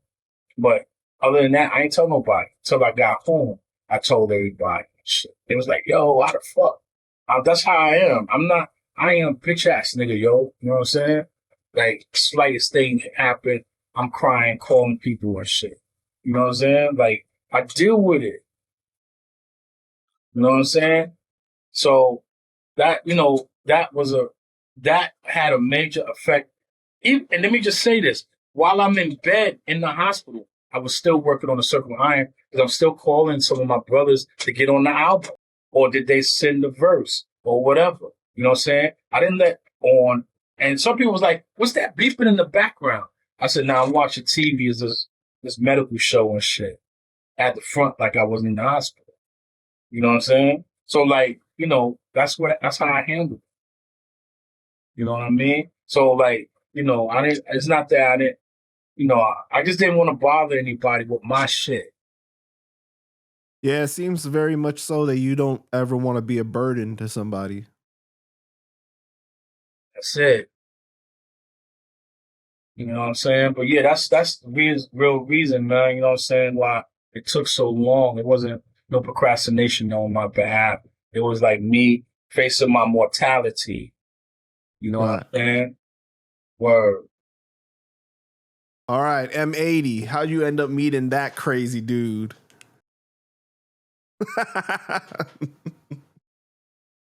It's funny. I don't know. He said he called me last night. Says he has a great memory, but I bet you if I was to ask him about this particular situation, he won't remember it.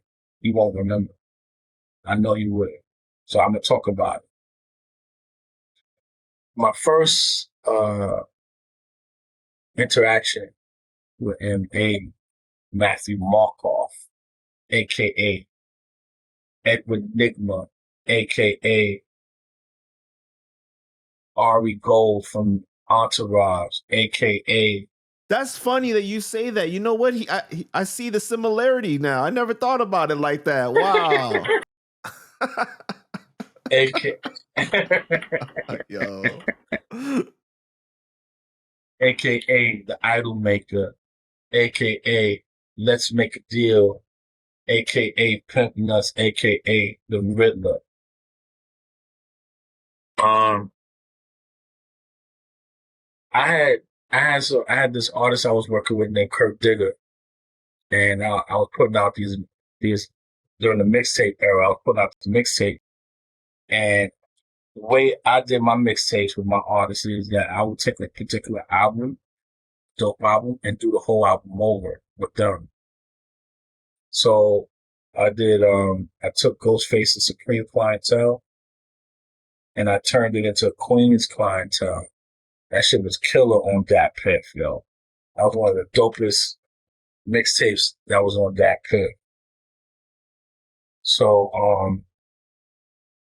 and we did the album cover, made it look just like Ghost and shit. You know what I mean?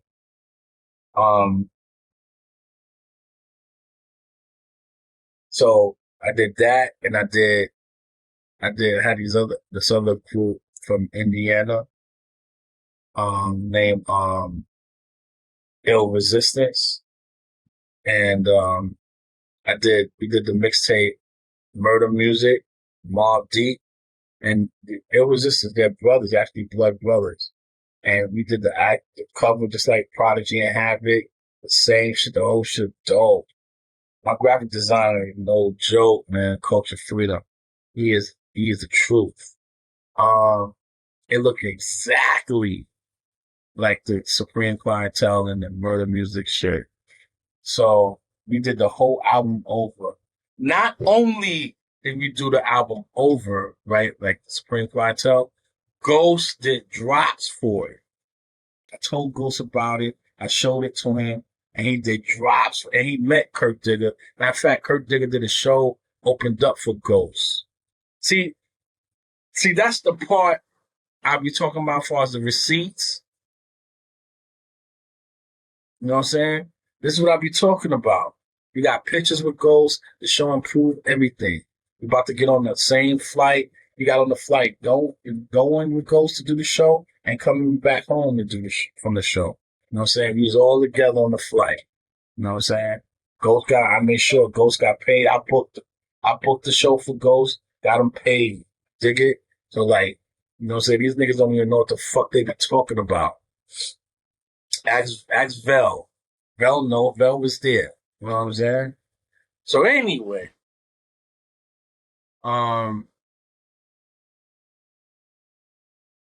you know, Ghost did a drop on the Queen's Clientele mixtape. And on the Murder Music, Noyd did drops, Ty Nitty did drops, Twin did Twin? I'm not sure Twin did a drop. Godfather is on, no, matter of fact, Ty Nitty and Godfather is on a song on the mixtape, Murder Music. You understand what I'm saying? So like, if I'm all this shit that this nigga be saying, why my brothers is cooperating with me? Why? In fact, we was at Rock the Bells, and Ghost did the drop for me. I was going to leave. I was getting ready to leave. Ghost was like, "No, come here. You want me to do the drop for you?" I was like, "Oh, word." I was dipping. I was tired. And he did the drop for me right there. Boom. You know what I'm saying? So like, there was nothing to it. If I'm the slime, why are these dudes giving me airtime? See, that's the whole concept of the circle of iron. The whole concept of the circle of iron is these are some of the people that are in my circle. Those who have respect for me, love, honor, and me for them. Them for me and me for them. Okay? That's what the circle the circumference, represents. Okay? Iron can't rust. It's a natural element. Okay? If there's any rust appears on the element, it comes right off. It can't even really destroy iron. As soon as you put oil on it or something, it comes right off. Iron is a natural element. It's not like steel. Steel is a man-made element. There's a whole chapter in the Quran called the iron. That's me, man. Know how I got my name?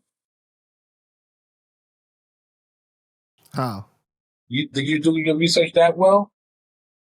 How'd you get your name? It ain't because I like fucking wrestling and shit. It ain't got nothing to do with that. You know what I'm saying? My name came from Nas, yo.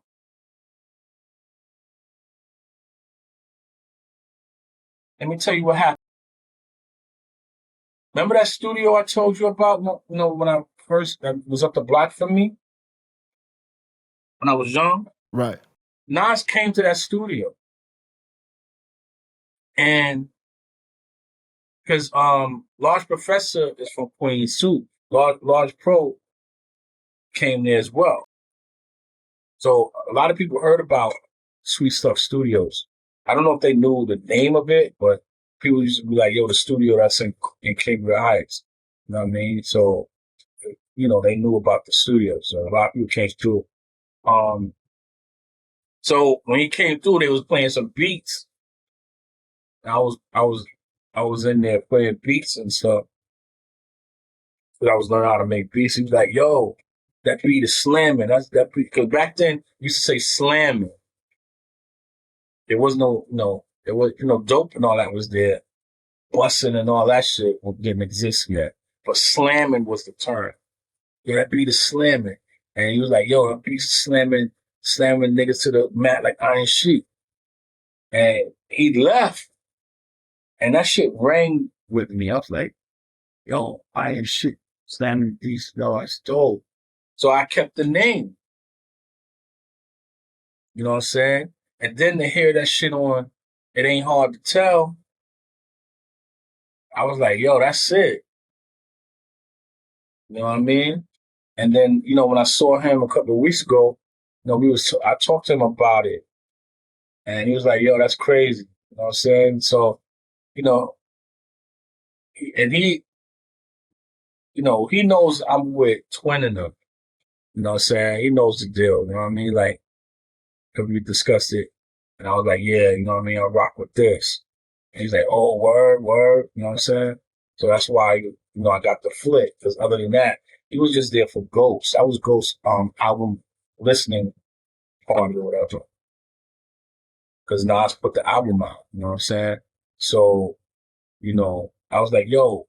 And I told him what it was. He was like, oh, word. He was like, I said, not only that, your mother, your godmother is my sister. He was like, for real? I said, yeah, Queen, I bear witness. That's the earth. And he was like, oh, for real? I was like, yeah, man. And then that's it. That was the link right there. You know what I'm saying? Because his godmother, her name is Queen, I bear witness. She's an earth in the nation of gods and earths. You know what I'm saying? She's an elder earth. Like, she's been in the nation since 1969. You know what I mean? So, like, she got a lot of respect in the nation. You know what I mean? And that's his godmother. And also Capone's godmother too. Capone and Capone's daddy, Capone from CNN, his dad and her are real close. You know what I'm saying? So like, that's what I'm saying, like, ties that bond, you know what I'm saying? Man, Capone, that's my bro too. That's my G. You know what I'm saying? So like, these are my bros, man. They, and let me tell you, the difference between me and this clown ass nigga, Shaka Amazulu, the difference, the proof is what they say, the proof is in the pudding. how, let me show you something.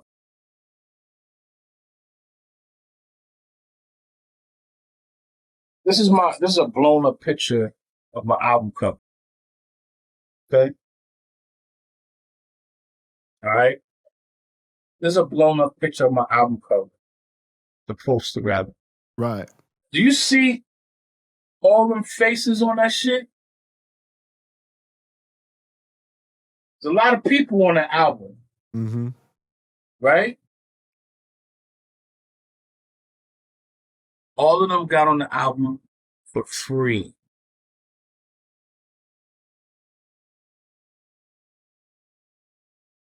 I got you, Sheek. The first one to jump on the album was G-Rap. You like, yo, God, I got you. Say no more, I got you. Just send me the beat. Everybody said that. All right, God, I got you. Send me the beat. Anything you want me to talk about? Whatever's on your mind.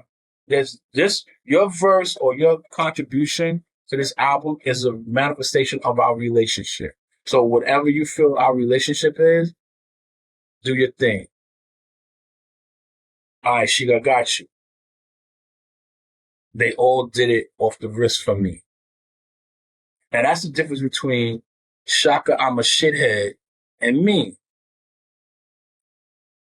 I'm not a customer. Not to say paying people for their work is whack. Yeah. The thing about these brothers on this project is I've made them all money at one particular point of time. They all got money through me. You understand what I'm saying? So, like, of course we got you, Sheek. I didn't expect that. I thought I would pay, and I was, ready to hear that kind of talk. But they was like, "Nah, I got you." You know what I'm saying? So I just want y'all to understand this clown is one thing, and that's what I was meant earlier when you said he claims he's like me. He's nothing like me, man. This is a whole There's like 15 people on this album, man. His shit was just one person, Cap, and he had to pay $6,000 for that.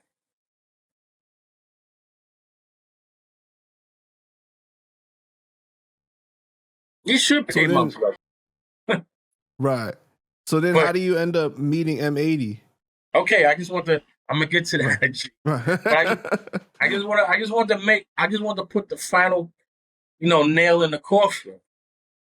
So like, you know what I'm saying, when you look at that project, you know what I'm saying, and mine, it doesn't equate.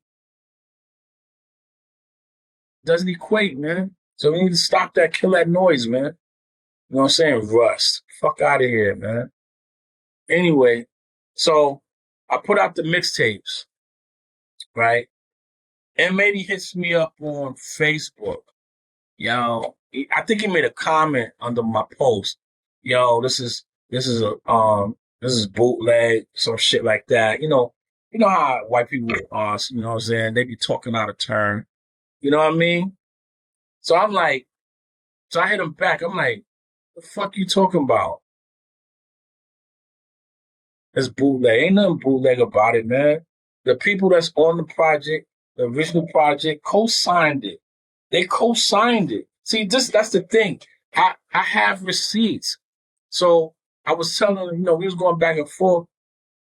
And I was like, yo, my people co-signed everything, man. Ghost is on it. He did a drop. He knows what it is. Okay? He co-signed it. All right? Infamous Mobb is on the Murder Music mixtape. They co-signed it. Noid is on it. They co-signed it. So how's it fucking bootleg? So he was like, all right, good talk. And that was the end of it. You know what I'm saying? So that was my first interaction with him. And since then, I was asking around because I never knew who this person was before. So I was asking around, who the fuck is M80? who is this guy? And Can people I would just tell, say though that him saying "all right, good talk" is such a M80 thing to do? yeah, and that's how he's the Riddler, yo. He leaves you like, huh? But he's the real question mark man. But yeah. So I was asking around who it made, and people was telling me like, yo, don't fuck with him. He's a devil. He's living off of people, talents and shit like that. I said the whole industry is built off of living off of people's talents, man. You know what I'm saying? You be like, nah, shit, you don't want to fuck with him. You know what I'm saying? So a lot of people made it their business to try to keep me and M80 apart. You know what I'm saying? And I used to give him attitude. You know, he'll be like, I'll come somewhere and he's there and he'll speak to me and I'll be like, yeah, my attitude, like, what do you want? You know what I mean? I never really said, hey, what up, peace, bro. I never gave him that. I never gave him a warm current. You know what I'm saying? Always a cold current. So, because people was telling me fake shit about him, you know what I'm saying? And then when I stand back and look, I see my peoples doing business with him. You know what I mean? I see Planet Asia doing business with him. I see Cormega. I see all these different people doing business with him and getting money, you know what I'm saying? Cars and jewelry and shit. You know what I'm saying? I'm like, yo, you know, but except Razzcast. Razzcast and him was like fighting like cats and dogs. So I'm like, okay. You know what I mean? And then, you know, him and Killer Priest is real tight. So I'm like, yo, you know, something is not right. You know what I'm saying? Like, why these guys rocking with him, but people don't want me to rock with him? So basically, I drew it up like, okay, they don't want me to get money with him. They want to get money with him. So selfish shit. So, a lot of years went by, you know, me being here in LA and, you know, and I came in contact with him again over an album that Cap did called Earth, Wind, and Fire. In fact, and Mady directed me to the person to get Cap the deal, Brian Shafton, RBC Records. So, you know, I got Cap that deal because of M80. Um, you know, and I was like, all right, but, you know, say I'm working with M80 and M80 is A&R the project, but I'm still wishy-washy on it. But I'm not ever disrespecting him. When he calls, I answer. I talk to him with respect, but I'm still like, you know what I mean? So, but there was never anything negative. He never done anything bad to me. He never talked to me crazy. He always showed me respect. So I thought about it and I was like, yo, this man didn't do anything to me. He's never done anything wrong to me. You know what I mean? Anything, he stayed his distance, which is fine. But right, when he see me, he always says what's up to me. So like, he never did anything wrong. So I said, yo, you know what? Let me stop carrying this fucking weight and let me get at him and shit. So I thought, you know, this was after him and Cap fell out. And I was like, yo, bro, and I told him the situation. I was like, yo, man, people didn't want us to link for some reason. And I said, I don't know if people told you anything foul about me, but people was definitely telling me shit foul about you. You know what I'm saying? To keep me away from you. You know what I mean? And it worked.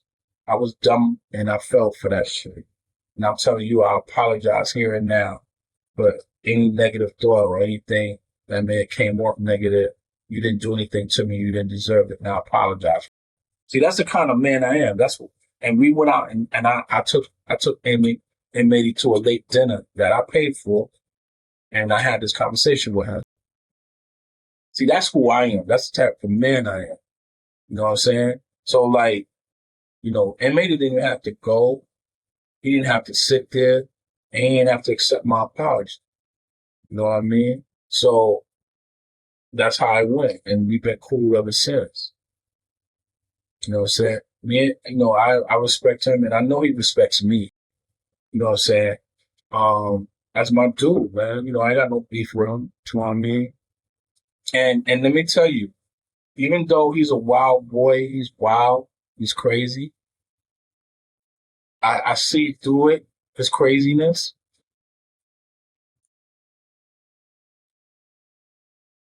He went to Harlem last year and took pictures up at the law school with some guards last year. You know what I'm saying? I know brothers who claim to be 5%ers never even stood on that street in their life. You know what I'm saying? And this guy, and maybe goes to the school where the 5%ers are, the headquarters and national headquarters of the 5% nation. And he gets there amongst the guards and he's taking pictures with some of the guards outside the school. Okay, this is M80, Matthew Markov. All right? That's what I'm saying. Like, people always going to assume shit because they don't really know. Yeah, he definitely told me that you guys had your ups and downs. That one time you told him that you were gonna kick his ass when you saw him, but you guys got through it. Oh yeah, yeah. That's right, right. I forgot about that. Um, that was all based. Okay, what happened was, somebody wrote on Instagram that M80 is a Wu-Tang killer bee. And I was like, a Wu-Tang killer. I'm like, M80 is more than a Wu-Tang killer bee. He's not no Wu-Tang. I was new to Instagram at the time. I was like, M80 is not a Wu-Tang killer bee. And I was going to write, he was more than a Wu-Tang killer bee. He's gotten brothers deals and things like that. He set people up with shit. Like, he gives people money. That's what I was going to write, but I made a mistake and clicked send. So the only thing that went up was M80 is not a Wu-Tang killer bee. But that's what he saw. And he was upset over that. And he was just talking real crazy to me in the DM. And that's what I said, yo, you better watch who you're talking to. But I should have de-escalated it and said, hey, bro, my bad. I that's not how it's supposed to went. But when I saw M80 to tell him that, ironically was the day when I caught up with Cap at the Airbnb when he gave Cap the $6,000 for the verses for Shaka, I'm a shithead. Right. You know what I'm saying? So when I saw M80 that day, I was like, yo, bro, let me explain to you what happened. You know what I'm saying? Because he saw me and I could feel it, like I could feel the tenseness. So I said, yo, let me talk to you for a minute. Cat went inside the Airbnb and it was just me and M outside. I said, yo, let me explain to you what happened. And I explained to him what happened and he heard me. He was like, oh, okay. Slap hands and we've been cool ever since. It's dope, man. So it's like, that's what I'm saying. When you tell the truth, even though I fucked up, right? Mm-hmm. I told the truth and was able to come back from that. You see what I'm saying? Right. So the truth is really, really important. A lot of people don't live in the truth, man. What's it like for you watching like him get into things like with like other Wu members like Killer Priest because of the interview he did with me? And then, in my last interview with him, he said that some of the members were mad about what he said and they don't want to work with him anymore. What, the last interview he did with you? Yeah, he said that in the last interview that he did with me, he said because of the first interview where he spoke about, his fight with Killer Priest and how they fell out and everything, that Wu members were mad at him for saying what he did and now they don't want to work with him. Well, judging from history, this is new information to me. I'm just not hearing it. So I'm just going by history. People always get mad at M80, but they end up, they get mad and they get over it and they end up working with him again. It seems like it. It seems like a lot of different relationships that he's had, they have their issues, but then they come back around and everything. Yeah, M80 is the kind of guy you can only ignore him for so long. You know what I'm saying? Eventually you're going to be like, yo, You know what I'm saying? Like, for instance, um, and maybe was having a disagreement with somebody, and I'm not going to say who it was.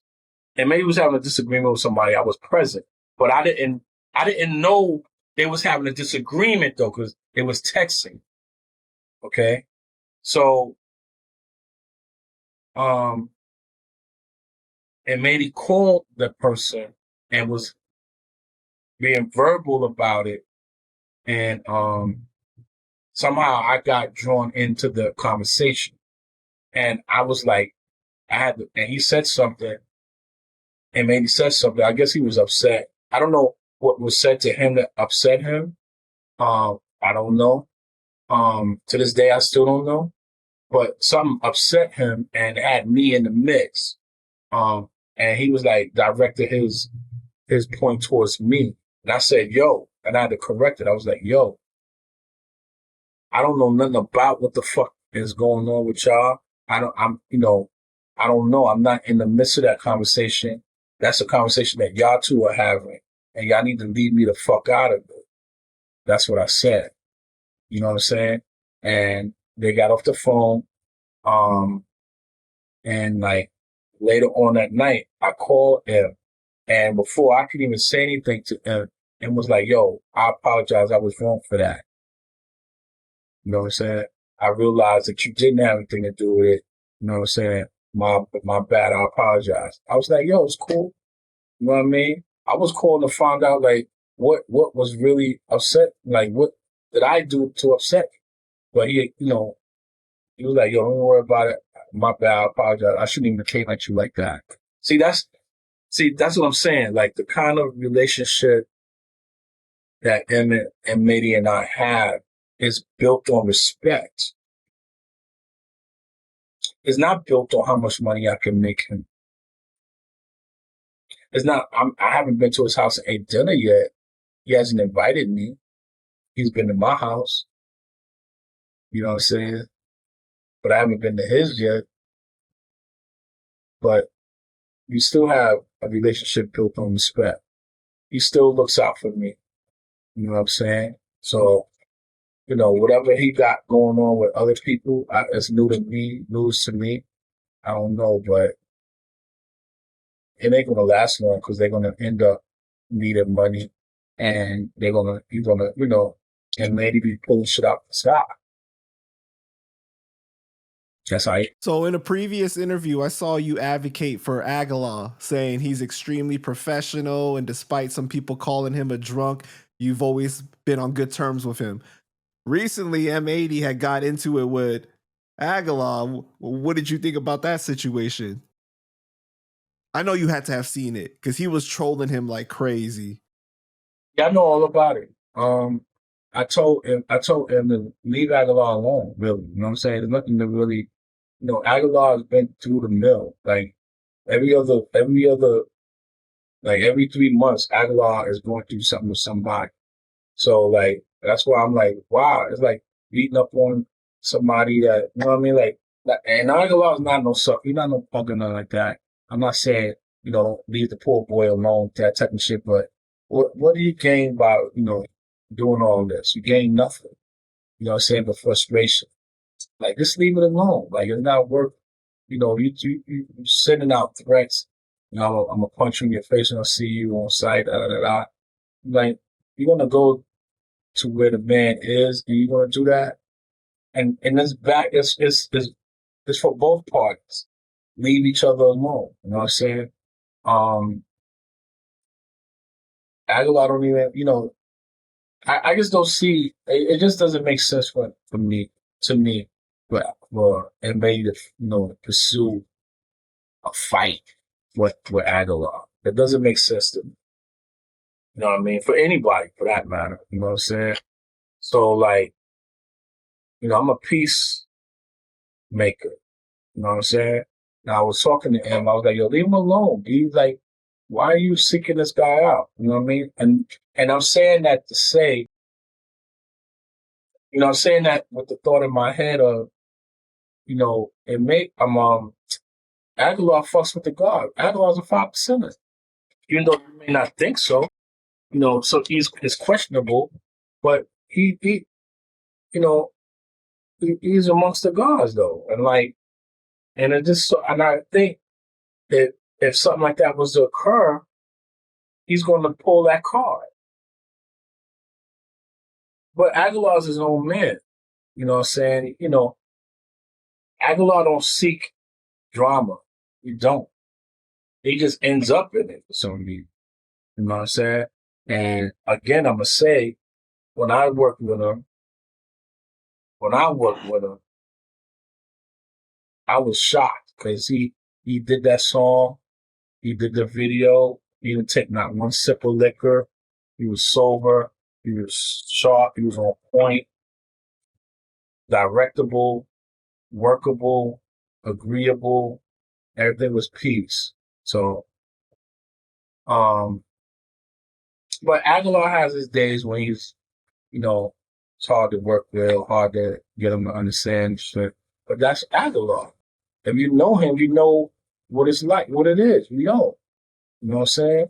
But as far as and made him want to fight and draw blood and all this crazy shit, you gotta be careful with that, man. Well, don't you think though that it was Ag that kind of started that down that path by saying you can't come back to New York though? But okay, people listen, man. People talk, man. This is 2025, man. Okay? You and I are on social media right now. Doing what? Talking. Everybody's talking. You know what I'm saying? All right? And we have a saying, talk is pork. And I don't eat that shit. And my brother Cap would say, if you don't feed it, it won't grow. If you don't give it no energy, no light, it ain't gonna grow, man. So, and maybe can squash that just by showing up in New York, saying I'm here. I'm in Brooklyn, I'm in the Bronx, I'm in Queens. I'm here. Just like LL Cool J did. LL Cool J did a whole series of him popping up in certain parts of New York. I think it was like 2-3 years ago he did that shit. You know what I'm saying? And maybe he could do that. All right, I'm in Queensbridge. Take a picture or a video. I'm in South Jamaica. I'm on Galway Boulevard, South Jamaica, Queens. All right, I'm in the Bronx, Fordham Road. All right, you know what I'm saying? I'm in Brooklyn. I'm on Fulton. I'm on, you know what I'm saying? You can do that, and that was shut.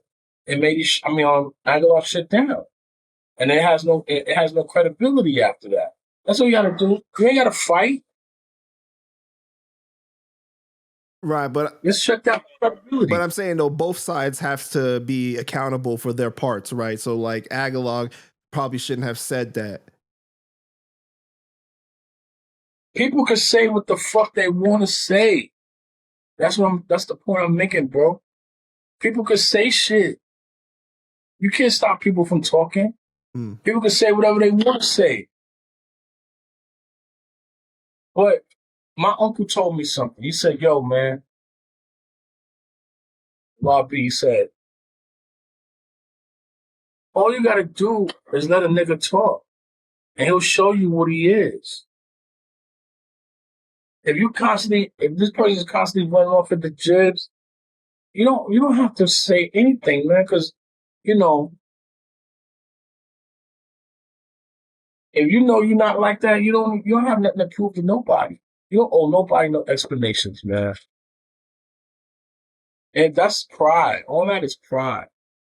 And man, you don't have to do that. You got a daughter, you got a wife, you got a home, you got cars, you got a business.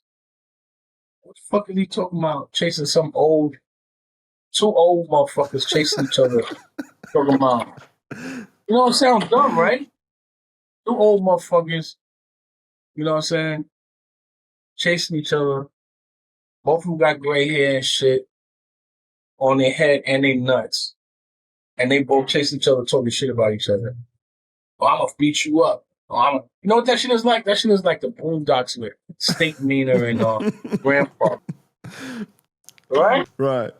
But Sheik, I'm gonna say this though, right? Because I think that I love Agallah's work. Like he's definitely underrated. What he's done in the game is legendary. I just think that he takes things the wrong way from people at times. You know, like things, I don't know, he misinterprets or whatever it is, but he takes things the wrong way. Because like the whole situation with him, he got into this little thing with another rapper online, and me being in hip hop journalism, I covered the topic, right, in a video. So then he got mad at me. I didn't share my opinion on it. I just exactly covered what happened. And he got mad at me over it. So that's where the whole situation kind of stemmed from. You know what I'm saying? But it's like that's my job. If I'm in this kind of field, I'm going to cover it. And it's like not me saying anything foul about him at all. It's just like, this is what happened exactly. You know what I'm saying? So like and I told him too, I was like, bro, like you did the Grand Theft Auto on Game FM radio. You got classics. I'm bigging them up. And then he's like, oh yeah. And then he blocked me off of that. And I was like, bro, like that's, you know what I mean? Like I didn't do nothing to you. Yeah, that's what I'm saying. He's you have to let people be in their own shit. You gotta let them, let them be. Like, okay, check this out. When I first approached Agallah about getting on my album, right? He was like, "Yo," and this is when he was living out here. "Yo, I need some $250, and I need a bottle of Hennessy and some blunt wraps and this and that and the third at the studio when I get there." I said, Agallah, do you know who you're talking to? Yeah, I'm talking to Sheek. And you really think I want to do that? So, like, once I knew he was out of his mind with that statement, I just left him alone. I'm like, he ain't doing no shit like that. I let him think about what the fuck he said. You know what I mean? And let me ask you a question. Is Agallah on my album? Yeah. All right, then.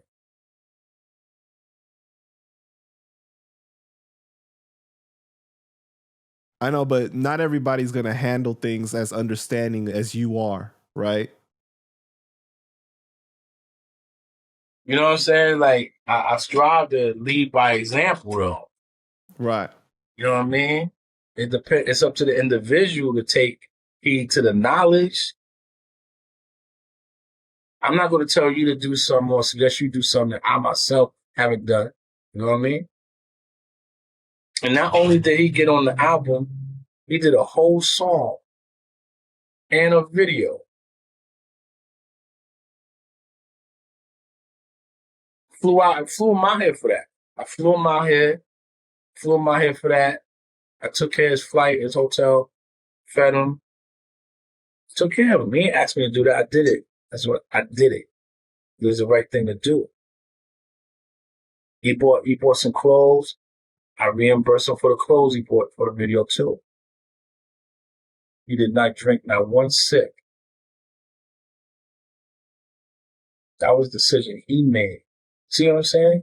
Because he know that I don't operate like that. So you come around me, you got to be on point. You got to be sharp.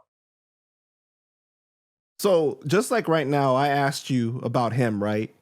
You had the ability to choose how you chose to respond, right? You used your decision making on how you chose to respond to the question. I mean, he made a demand on what he wanted, and I was like, that's not happening. No, I'm talking about me asking you a question about him and M80. You shared, right. You chose which words you used and how you wanted to go about responding to that, right? Yes, sir. So just like when I asked M80 what happened between him and Ag, M80 chose to respond how he wanted to in that situation. But Agallah's point of view was that M80 was being used by me, I forced him almost to say what he said, which I don't think that is fair, because it's like everybody has control of themselves and how they choose to respond to what they're being asked. Now you can do it responsibly, you can do it irresponsibly, you can do it however you want, right? Right. So that's all I'm saying is like, Ag, if you watching this, just be fair, bro, because it's like, it's not a personal thing. It's not like I'm trying to make people go at you or whatever. You know what I mean? Like, this is, people choose how they respond. You know what I'm saying? And it's you. And that's what I noticed with a lot of people is sometimes instead of being mad at the actual person that says what they say about them, they choose to get mad at the host of the podcast or whatever it is. And it's like, if I'm not saying anything ill about you, yo, the video went out. Yeah. And if I'm not saying anything crazy about you, then why would you get mad at me? You know what I'm saying? Like, you should be mad at the person that's really coming at you, because they choosing to their words. They choosing how they want to respond and go at you crazy.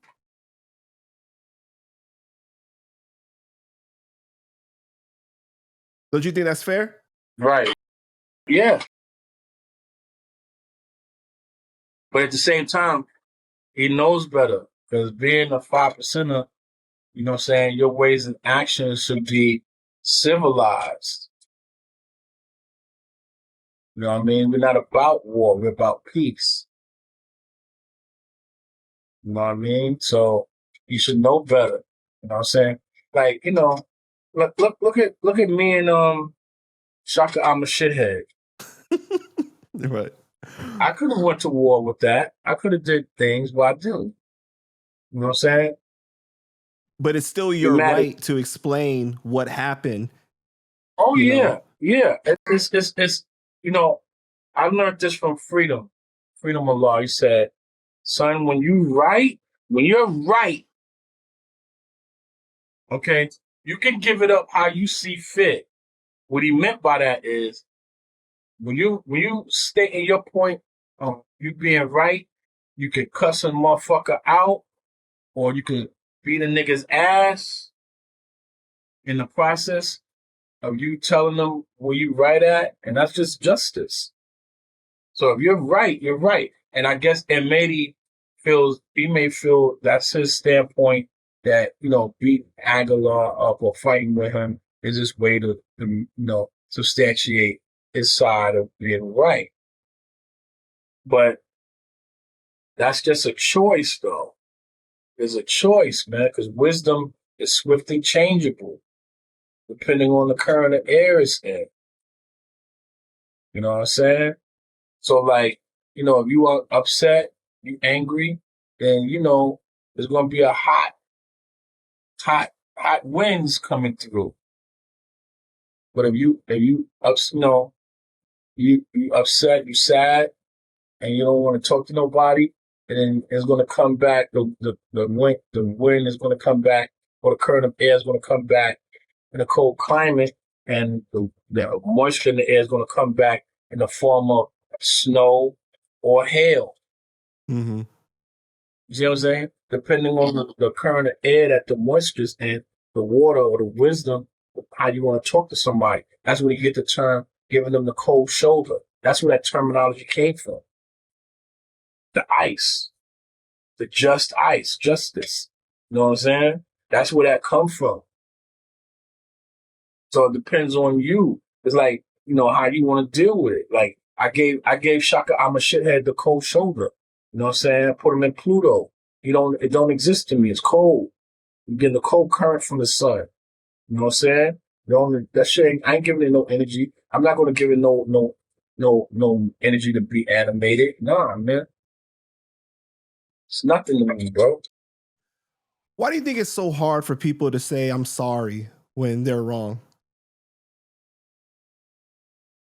Because I think that that's kind of where it's at with M80 and Agallah, though, because like M80 feels like he helped him, he did these things, and Ag is choosing not to admit that he was wrong in the situation.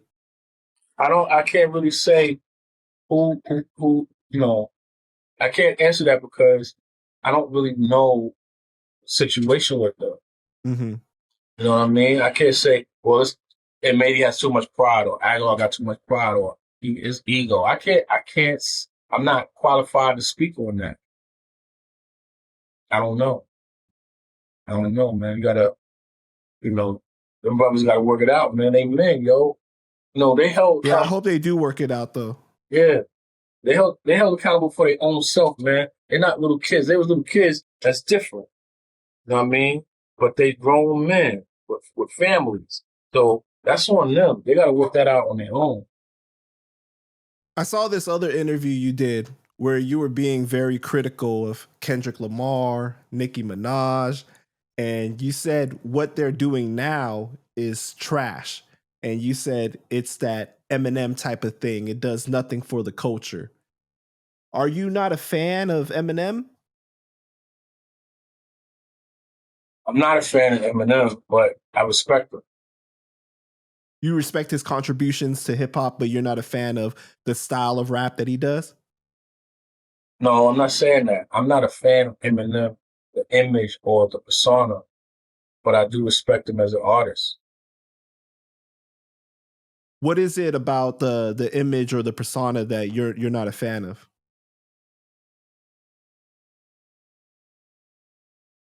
It doesn't do nothing for me. It's not. It don't keep me wanting more. You know what I'm saying? That's cool for people you know, who are into that. You know what I'm saying? It has nothing to do with him being white. Because I like Everlast. You know what I'm saying? Mm-hmm. I like, Kid Frost. Even though he's, Mexican. You know what I'm saying? But it has nothing to do with your color or your ethnicity. It has everything to do with the skill and what you bring, that you bring into the culture. Like, are you changing the game up? That's how I'm looking at it. So Eminem was cool when he first came out. I thought that was very, very witty and intelligent on his behalf. The approach it from that angle, you know what I mean? I thought that was kind of dope. I love the flick he did, 8 Mile. I love the respect that he paid due to Mobb Deep and others that came before him. I love that. You know what I'm saying? I got much respect for him for that. Um, I got much respect for the fact that, he went to the hood and reached out to 50 and all that. You know what I'm saying? Show love to brothers where the industry wouldn't have done nothing like that. It would have left 50 to die. You know what I'm saying? But I like things that M does. But I'm not like a fan, like, oh shit, I gotta get the new Eminem shit. Oh, yo, did you hear the new Eminem verse? No, I'm not that guy. Mm-hmm. You know what I'm saying? But I respect him as an artist, though. What do you think of like people saying that black people don't listen to Eminem's music or like white rap in general? Come on, Lord Jamar.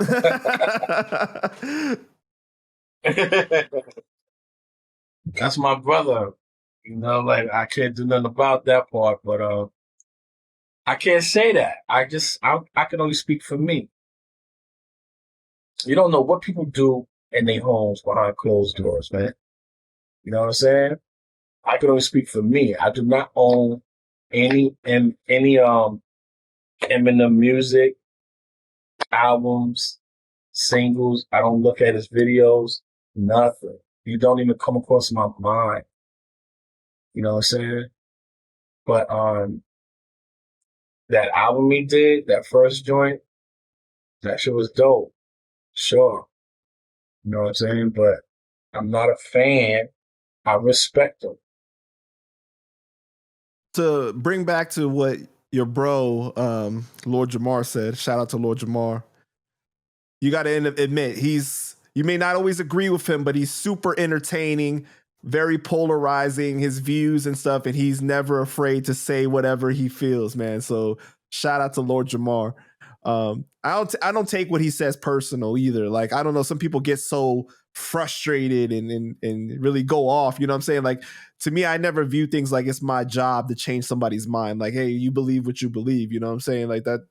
Don't make me feel insecure about what I believe or whatever. Yeah, I mean, I've had conversations with Jamar where I didn't agree. You know what I'm saying? But again, you know, if that's what it is. See, knowledge teaches that what we teach about knowledge is to look, listen, observe, and also respect. Okay. So when you do the knowledge to something, you see it for what it is. It's like, okay, you don't try to change it. You just respect it because once it goes its course naturally, eventually it's going to evolve into something more. So, you know what I'm saying?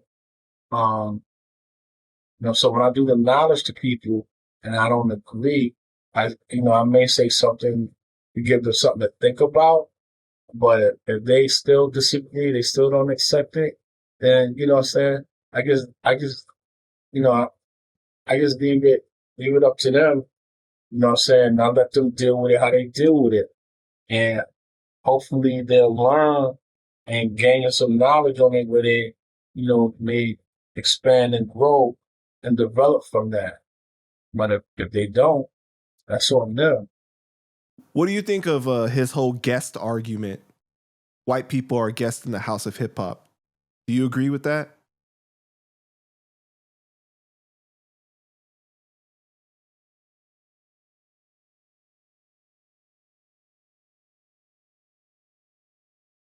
I'm gonna have to say initially, no, they're not guests, but nowadays they need to carry themselves like that.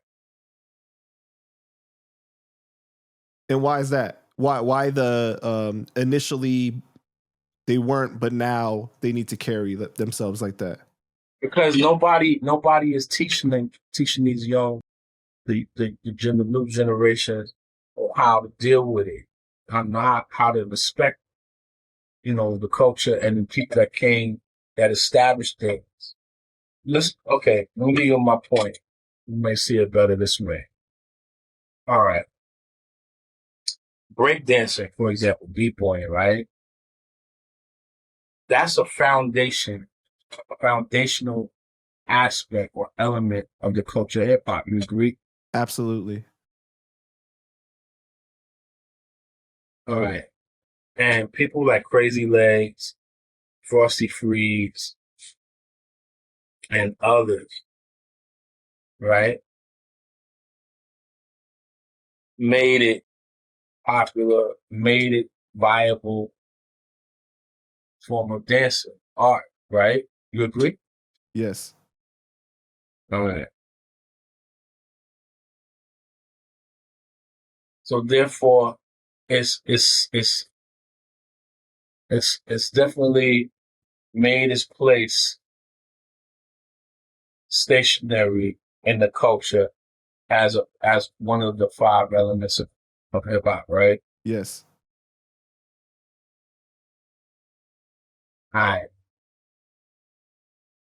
And the guys that came after that came during that era, I say the next 15, 20, 25 years after that, came with respect. We had movies like Beat Street, You Break It, what I'm saying, Shabba-Doo and all of that.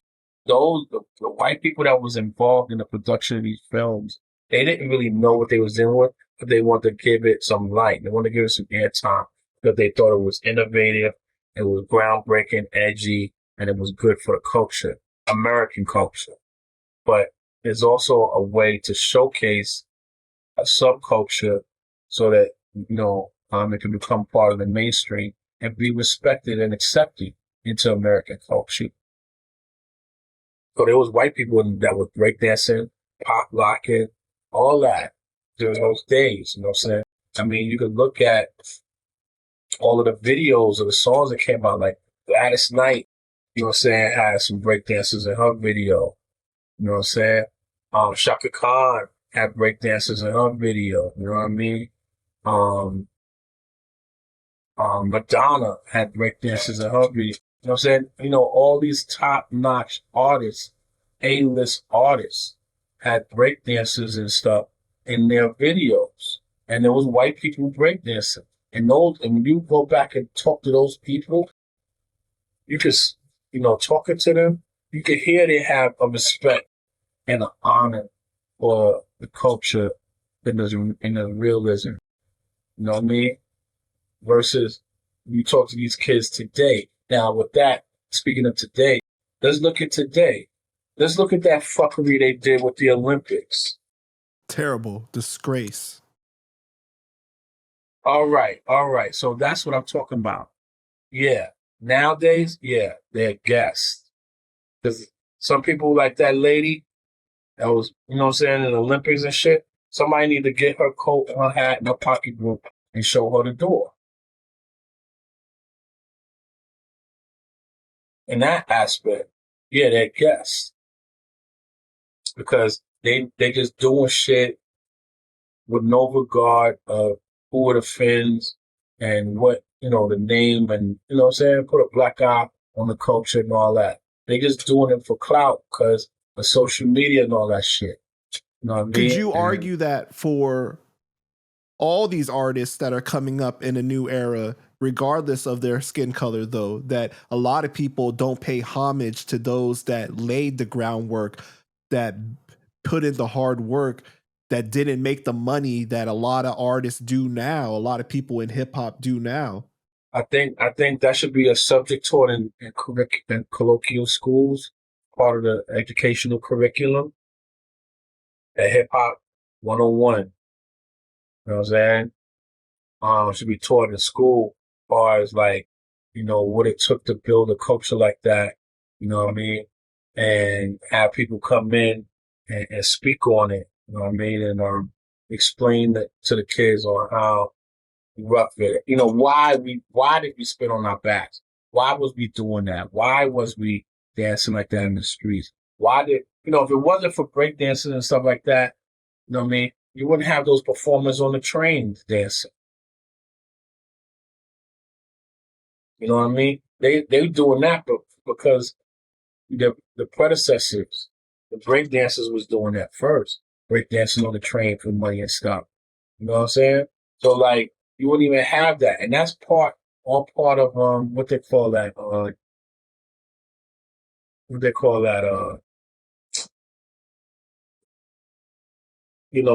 what makes New York, New York, you know what I'm saying?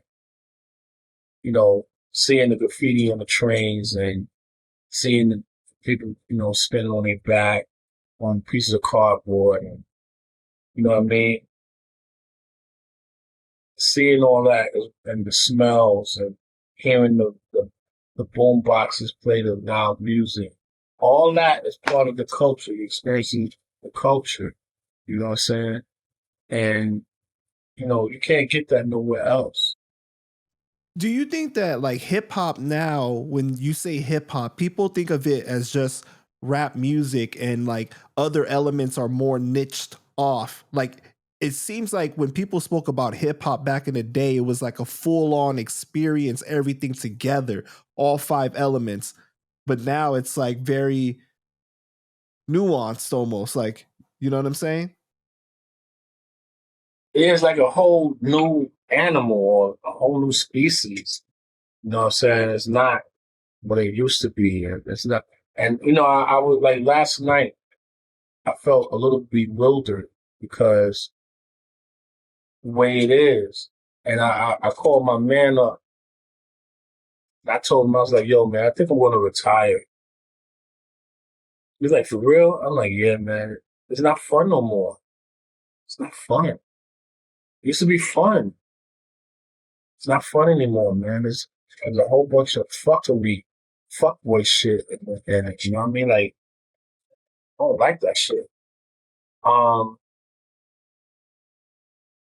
it's just not fun as it used to be anymore, man. Like, on. So he's like, what you gonna do? I said, I got other projects to do. You know what I'm saying? Like, it's just so whack, man. People, to me, they don't understand word is bond. And believe it or not, I'm still teaching word is bond to grown folks. They don't know what that shit is. Like, I had to take, I'm constantly teaching it to people. And, for instance, and it's just the people that got me feeling like this, certain people, saying why I want to just leave it alone, just quit and leave it alone. You know what I mean? It's not innovative. It's not inspiring. It doesn't do anything for my spirit. Like right now, I'm supposed to be, if not halfway done, I'm supposed to be done with an AZ album right now. Me and AZ supposed to be working on an album together. Wow. We talked about it for a couple of years. Right now, you're supposed to be in the midst of doing that album right now. And I'm starting to realize, like, some people just want you to fucking call them repeatedly and beg them and shit. I call and reach out to people, you know what I'm saying? But I'm not gonna blow your phone up. I'm only gonna call you about maybe 3 or 4 times. And if I don't hear from you after that, that means you don't, I think you're scared. But don't fucking tell me, yeah, we're gonna do this, God. Yeah, word is bond, God. I'm gonna knock these 3 verses out on this other project I'm doing, and then maybe you're gonna get started.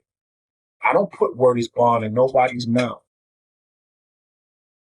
You put it in your mouth, not me. When you tell me you're gonna do something, yeah, that's your word right there. You don't have to say word is bond. The mere fact you saying you know what I'm saying, you making an obligation to yourself and a commitment and outwardly to others. Yeah, I'm gonna do this at this particular time. That's your word should come true. Sad thing is, a lot of people say it just because they think it sounds cool or something like that. Like they don't even know like the real feeling. It ain't even that, Panda. It's like, bro, it's not even that saying word is bond. It's the mere fact you say, yo, I'm gonna call you at 6 o'clock. That's your word. Right. You don't have to say word is bond, G. It's already sealed. Saying extra shit like, I swear to God, on God, word is bond, and all that extra shit, you put all that extra mayonnaise on it to be more convincing. But a real man that's honorable and renowned don't have to do that. I say word is bond because it's part of my vernacular. I've been saying it for so many years as being a 5%er, but yo, I don't have to say that. Because if I'm going to do something, I'm going to do it. You know what I'm saying? It's already made known that I'm going to do what I'm going to do. It ain't a mystery. So, you know what I'm saying? Like my bro, AZ, that's my brother. I ain't mad at him. I'm a little disappointed. But, you know what I'm saying? He gave me his word is bond and we're going to do this album. And people are really want this album to happen. Like I spoke to Rakim about it. I spoke to a lot of people about it. And I spoke to G-Rap about it. I spoke to Cap about it. They all want to be a part of the album. Tell A I want to be on it. Master Killer too. He said he wanted to be on the album. A lot of brothers respect A, man. And I know, and I told A, I said, yo, G, I said, yo, people do production for you, but they keep giving you the same shit. All that smoothed out, new raw shit. Everybody keep giving you that all the time. That's cool. You did that on Do or Die. You know what I mean? You did all that shit. Now it's time to change it up. Let's show people a side of you that people don't, have never seen or are not familiar with. Let's do a real album. He's like, yeah, I'm with it. Let's do it. He heard my production. He know my shit is tight. He know. He knows. He was supposed to be on the Circle of Iron too. He did a whole song. Man. He just never gave it to me. I'm like, yo, let me get the song. Yo, you know what I'm saying? He's like, yo, I think I should get paid for this. I'm like, God. I said, bro, I explained everything to you. You know what I'm saying? You let me know what you want to do. How much you want? Well, how much can you give me? I'm like, huh? I'm like, just tell me how much you want. You know what I mean? So we never really settled on a number. There was never, all right, give me 5, give me 3, give me 4. There was no number. He's like, just tell me a mathematic. I'm like, $1,200? I don't know what to say. You know what I mean? So we never settled on a number. And I never got, so I said, yo, and this a year or two. I was like, yo, so what are we gonna do? He's like, yo, I recorded it. I said, can I hear it? He wouldn't even really let me hear it. Like, you played it and I couldn't really hear it over the phone. I'm like, all right, man. You know what I'm saying? I just see that this brother don't trust me. That's what it blatantly boils down to. You don't trust me. I'm like, I've never given you a reason not to trust me. I've sent you people. Does that get offensive to you though? Like where like you have other legends that just doing it off the strength for you, like not even charging you, and then you have somebody else like try to charge you. Yeah, I mean, I think it's kind of weird because, and I don't mean this I'm not trying to disrespect AZ. That's my brother, but you know what I'm saying? He needs to understand my point of view. I think it's kind of weird because I put money in that man's pocket too. You know what I'm saying? I got him bread. It's like I got everybody else bread. So why shouldn't, and I told him this, I said, yo, why shouldn't you be like, I said, G Rap of all people, like, you've done songs with G, you've done songs with everybody that's on my album. Damn near. Why all these people trust me and you can't? And on top of that, we supposed to be brothers in mathematics. Why, we supposed to be air likes. Like, why not? I don't know what's in that man's mind. You know what I'm saying? I never stole no money from him. I got him, and let me tell you, when I got him bread, they wasn't even thinking about it, AZ. I bought AZ up to get him that money. You know what I'm saying? I bought him up. Like, yo, let me think of something. I got him and Core Mega on the, no, not Core, no, was Mega on the show? I think Mega was on the show too, but I bought AZ up so he can get on that show as well, and he got paid as well. You know what I'm saying? I got the reflection to prove it. The reflection that me and AZ took is from that show. You know what I'm saying? So why not do the song for me? Why not give me the song? Why not participate on it? And because he didn't do it, I used that same beat for the Red Method song. Because I'm not going to waste that beat. You know what I'm saying? So Right. that's what I did. I felt a little bit insulted. You know what I'm saying? Because I'm like, just tell me what the number is so I know what to do. And I had people that was willing to put up bread for it too, but he never gave me a real solid number. And then by the time we came back around to talk about it again, that person that was going to put up the bread was no longer involved. He got sick and tired of waiting. He had other shit he wanted to do. And I'm like, I'm still without the song. You know what I mean? So I'm like, fuck it. And I guess he's not going to make the album. Now we're talking about, he said he was going to drop it on the mixtape or whatever. I never heard the mixtape. I don't know what's going on. He's not answering my phone calls. Or he hasn't responded, I should say. You know what I mean? I know he's busy and shit. You know what I mean? And I respect that, but I'm not going to chase you. So, you know what I mean? I left him a message, and that's it. I'm leaving it alone now. It's on him. If he chooses to respond or he chooses not to respond, that's entirely up to him. But, you know what I'm saying? I already made moves getting the artwork done for the cover. I showed him a rough draft for the cover. He liked it. You know what I'm saying? I mean, it's real. It's reality. We talked about it. It ain't fake. You know what I'm saying? But if he's no longer in it, my thing is just speak your mind. Just tell me, yo, God, I'm not fucking with you. Yo, God, I don't want to do the album. Yo, God, I'm doing something else. Yo, bro, I'm preoccupied. Yo, bro, I need to think about it some more. Yeah, Just tell me something. communication. Communication goes a Right, long way. right, right. You know what I'm saying? So, and I'm not trying to air him out here, but it's something that we need to stop fucking doing. We need to stop doing that shit. You know what I mean? Because if I had money for you, you know how to raise your head up out the water now. Well, do you think that that's just the game in general, like the music industry? Because, like, I noticed that kind of happens with me a lot too. When I try to do interviews with people, people will be like, yeah, I watch your stuff. I'm a big fan or whatever. Yeah, we're going to do the interview.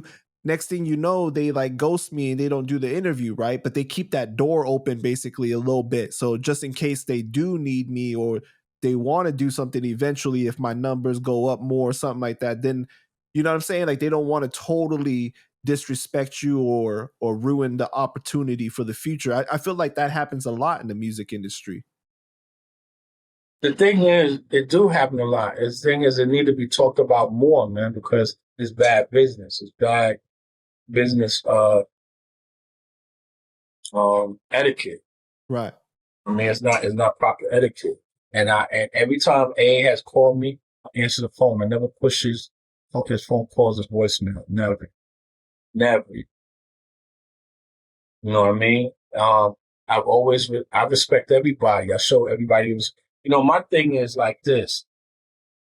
And I've said this to, people that I wish I had a brotherhood with people where they know a means where I could make some money and they consider me and give me a call. Hey, Sheek, I gotta wait for you to make some money. This dude he got an artist, he got some beats, blah, blah, blah, blah. I never get that.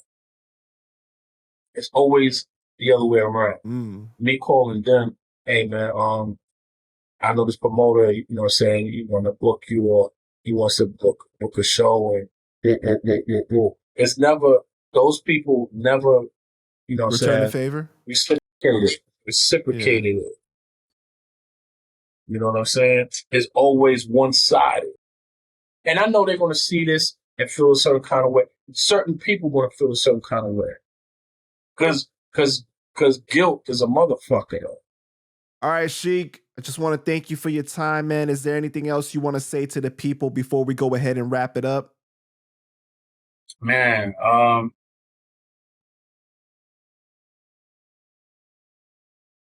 mean, the only thing I want to add is, saying that a lot of people don't know what about me is that I'm working on I'm also a film producer and I produce martial art films. So like, I'm working on a project right now. It's actually gonna be a series. It's called Last Tribe of Shaolin. So I'm working on that. We already got I already got the script written, the pilot script written, along with 5 extra episodes to go along with the pilot. So we're gonna be looking at locations possibly next year or the later end of this year or late next year. I mean, early next year, I should say. Yeah, and I already have a few people signed off to be a part of it, like Lo Mang, of course. I even had the Centipede. I even had him out here with me. You know what I mean? He came here because I have like costumes that I had purchased for the project. And if you know the Centipede, aka Master Lu Fang, aka Silver Spear, he always stayed dipped in the movies. Like he was always the bad guy, but he always stayed dipped. You know what I'm saying? So I had him to go over the costumes that I purchased from Hong Kong. And, he gave me the thumbs up on a lot of them. Because the ones I bought was with him in mind. Him and Told, in mind wearing them. So I got some badass, badass joints, sequin silver and gold, bad joints. So I got that. I bought, I got the hair, the ponytail with the hair. You know what I mean? I bought the wigs. I bought all that shit. So Wait, so yeah, it's gonna be a traditional like Chinese style martial arts film, or are you yes, gonna have like other like people of all races, or how's it gonna be? it's traditional Asian cinema, but it's gonna be other races in it. You know what I'm saying? And the leads of the project are two black boys. The lead characters and the lead actors are two black or young men. You know what I'm saying? Because the film is a period film. It takes place during a period of time where Asia was doing a lot of trading with the U.S. and Europe. It's called the Silk Road. Are you familiar with that? No. Okay, so it takes Asia was doing trading with silk. They were using silks, spices, gold, precious metals, and things like that. It was trading it with Europe and the United States. You know what I'm saying? Up and down the coast. And that path in which they traveled to go from Africa, India, Europe, and all that. That's called the Silk Road. You know what I mean? If you watch Marco Polo on Netflix, they touch on it a little bit. Marco Polo was a trader, and he was trading like the bug that actually make the silk fabric, the bug itself. He was smuggling those out of Asia and going to sell them to some Europeans or whatever, so they could produce their own silk. So yeah, it's real big. You should look it up and read up on it. But it takes place during that time in history, and that two little black boys that escape a slave ship. You know what I'm saying? And they end up on the beach of mainland China. It's deep. It's real powerful. So yeah, so it's that's the project itself. But yeah, it's definitely going to be. I already spoke to. Like I said, I got Lo Mein, Lu Fang. I even spoke to Sifu Carter Wong from 18 Bronzemen. You know what I'm saying? He agreed to be in there and talking to him. I got a few other people. I'm in it good with a lot of the Shaw Brothers legends. A lot of the legends from Shaw Brothers. I'm in good with them. So like, it's gonna be dope. It's gonna be real dope. So on that, and another film project that I already, it's already shot. It's called True Grind DVD. I've been sitting on that for decades. You know what I'm saying? So, I think I might just give it to Tubi and let them deal with it. You know what I'm saying? I want to keep holding on to it. And it's good footage, good vintage footage. You know what I'm saying? From, the 90s and 80s. I mean, early 2000s and shit. So, yeah, I'm gonna let that go too. But yeah, those are the things I'm dealing with right now.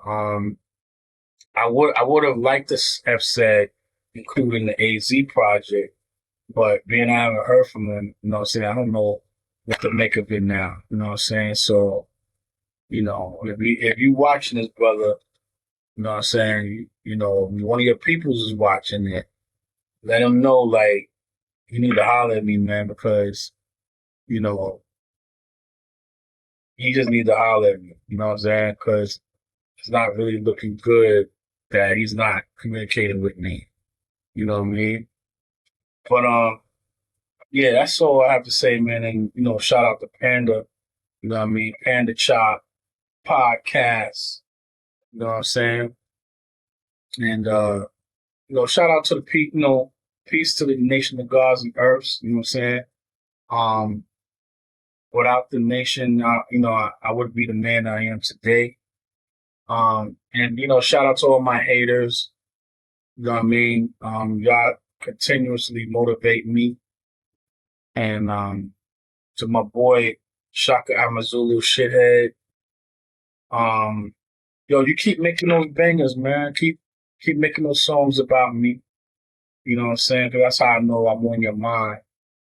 You know what I mean? I'm in your old aura. I'm in your essence. You know what I'm saying?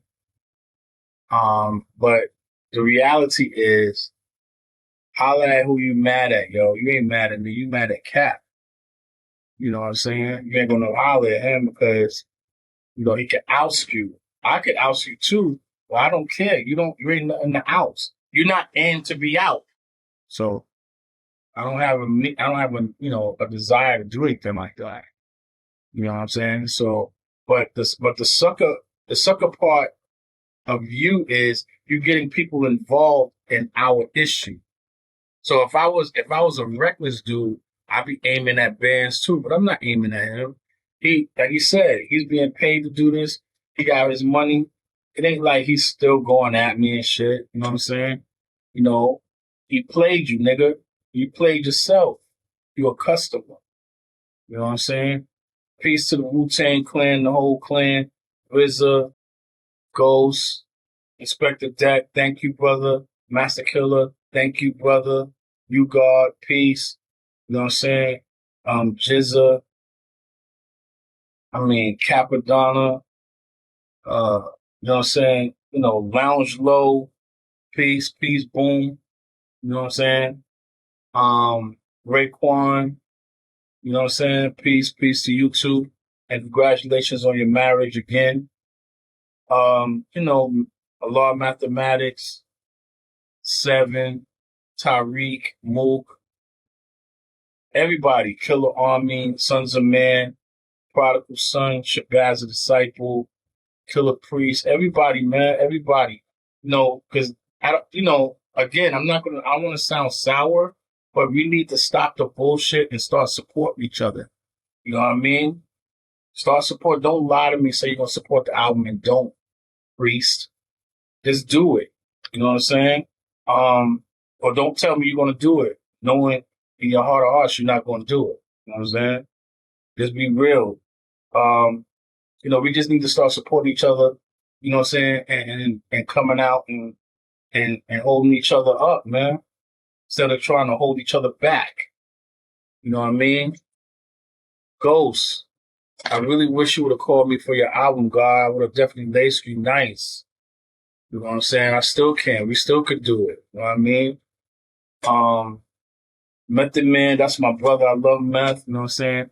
He's a good brother. He's one of the, like from day one when I met Meth, he's done nothing from day one at Wu Nails on Victory to now. He's done nothing but showed me love. He knows what that means from Wu Nails. You know what that is. From that day to now, he has done nothing but show me love and respect. Peace to the God. You know what I'm saying?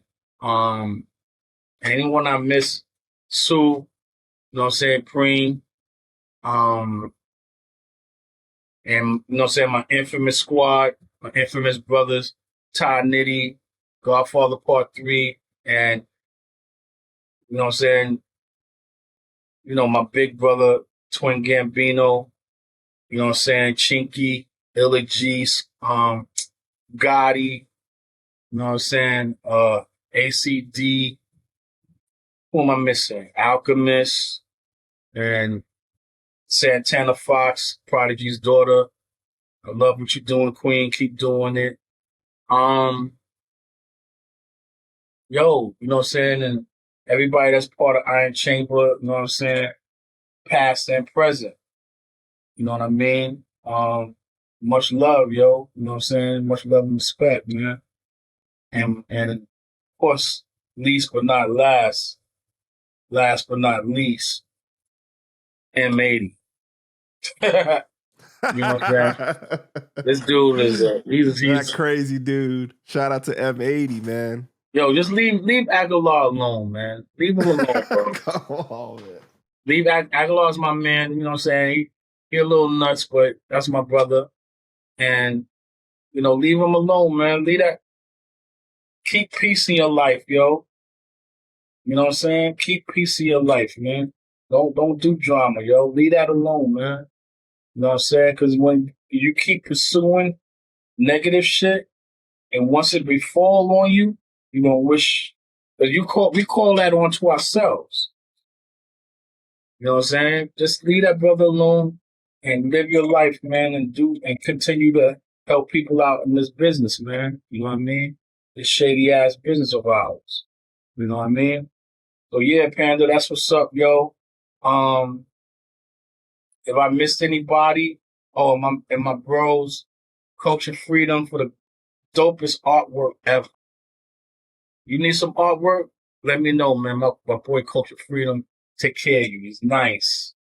Um, he does all that shit, animation, everything. He's dope. Um, yeah, man, you know, that's what it is, yo. Holla at me, All man. right. You need beats, get at me. Appreciate you, bro. Word, word.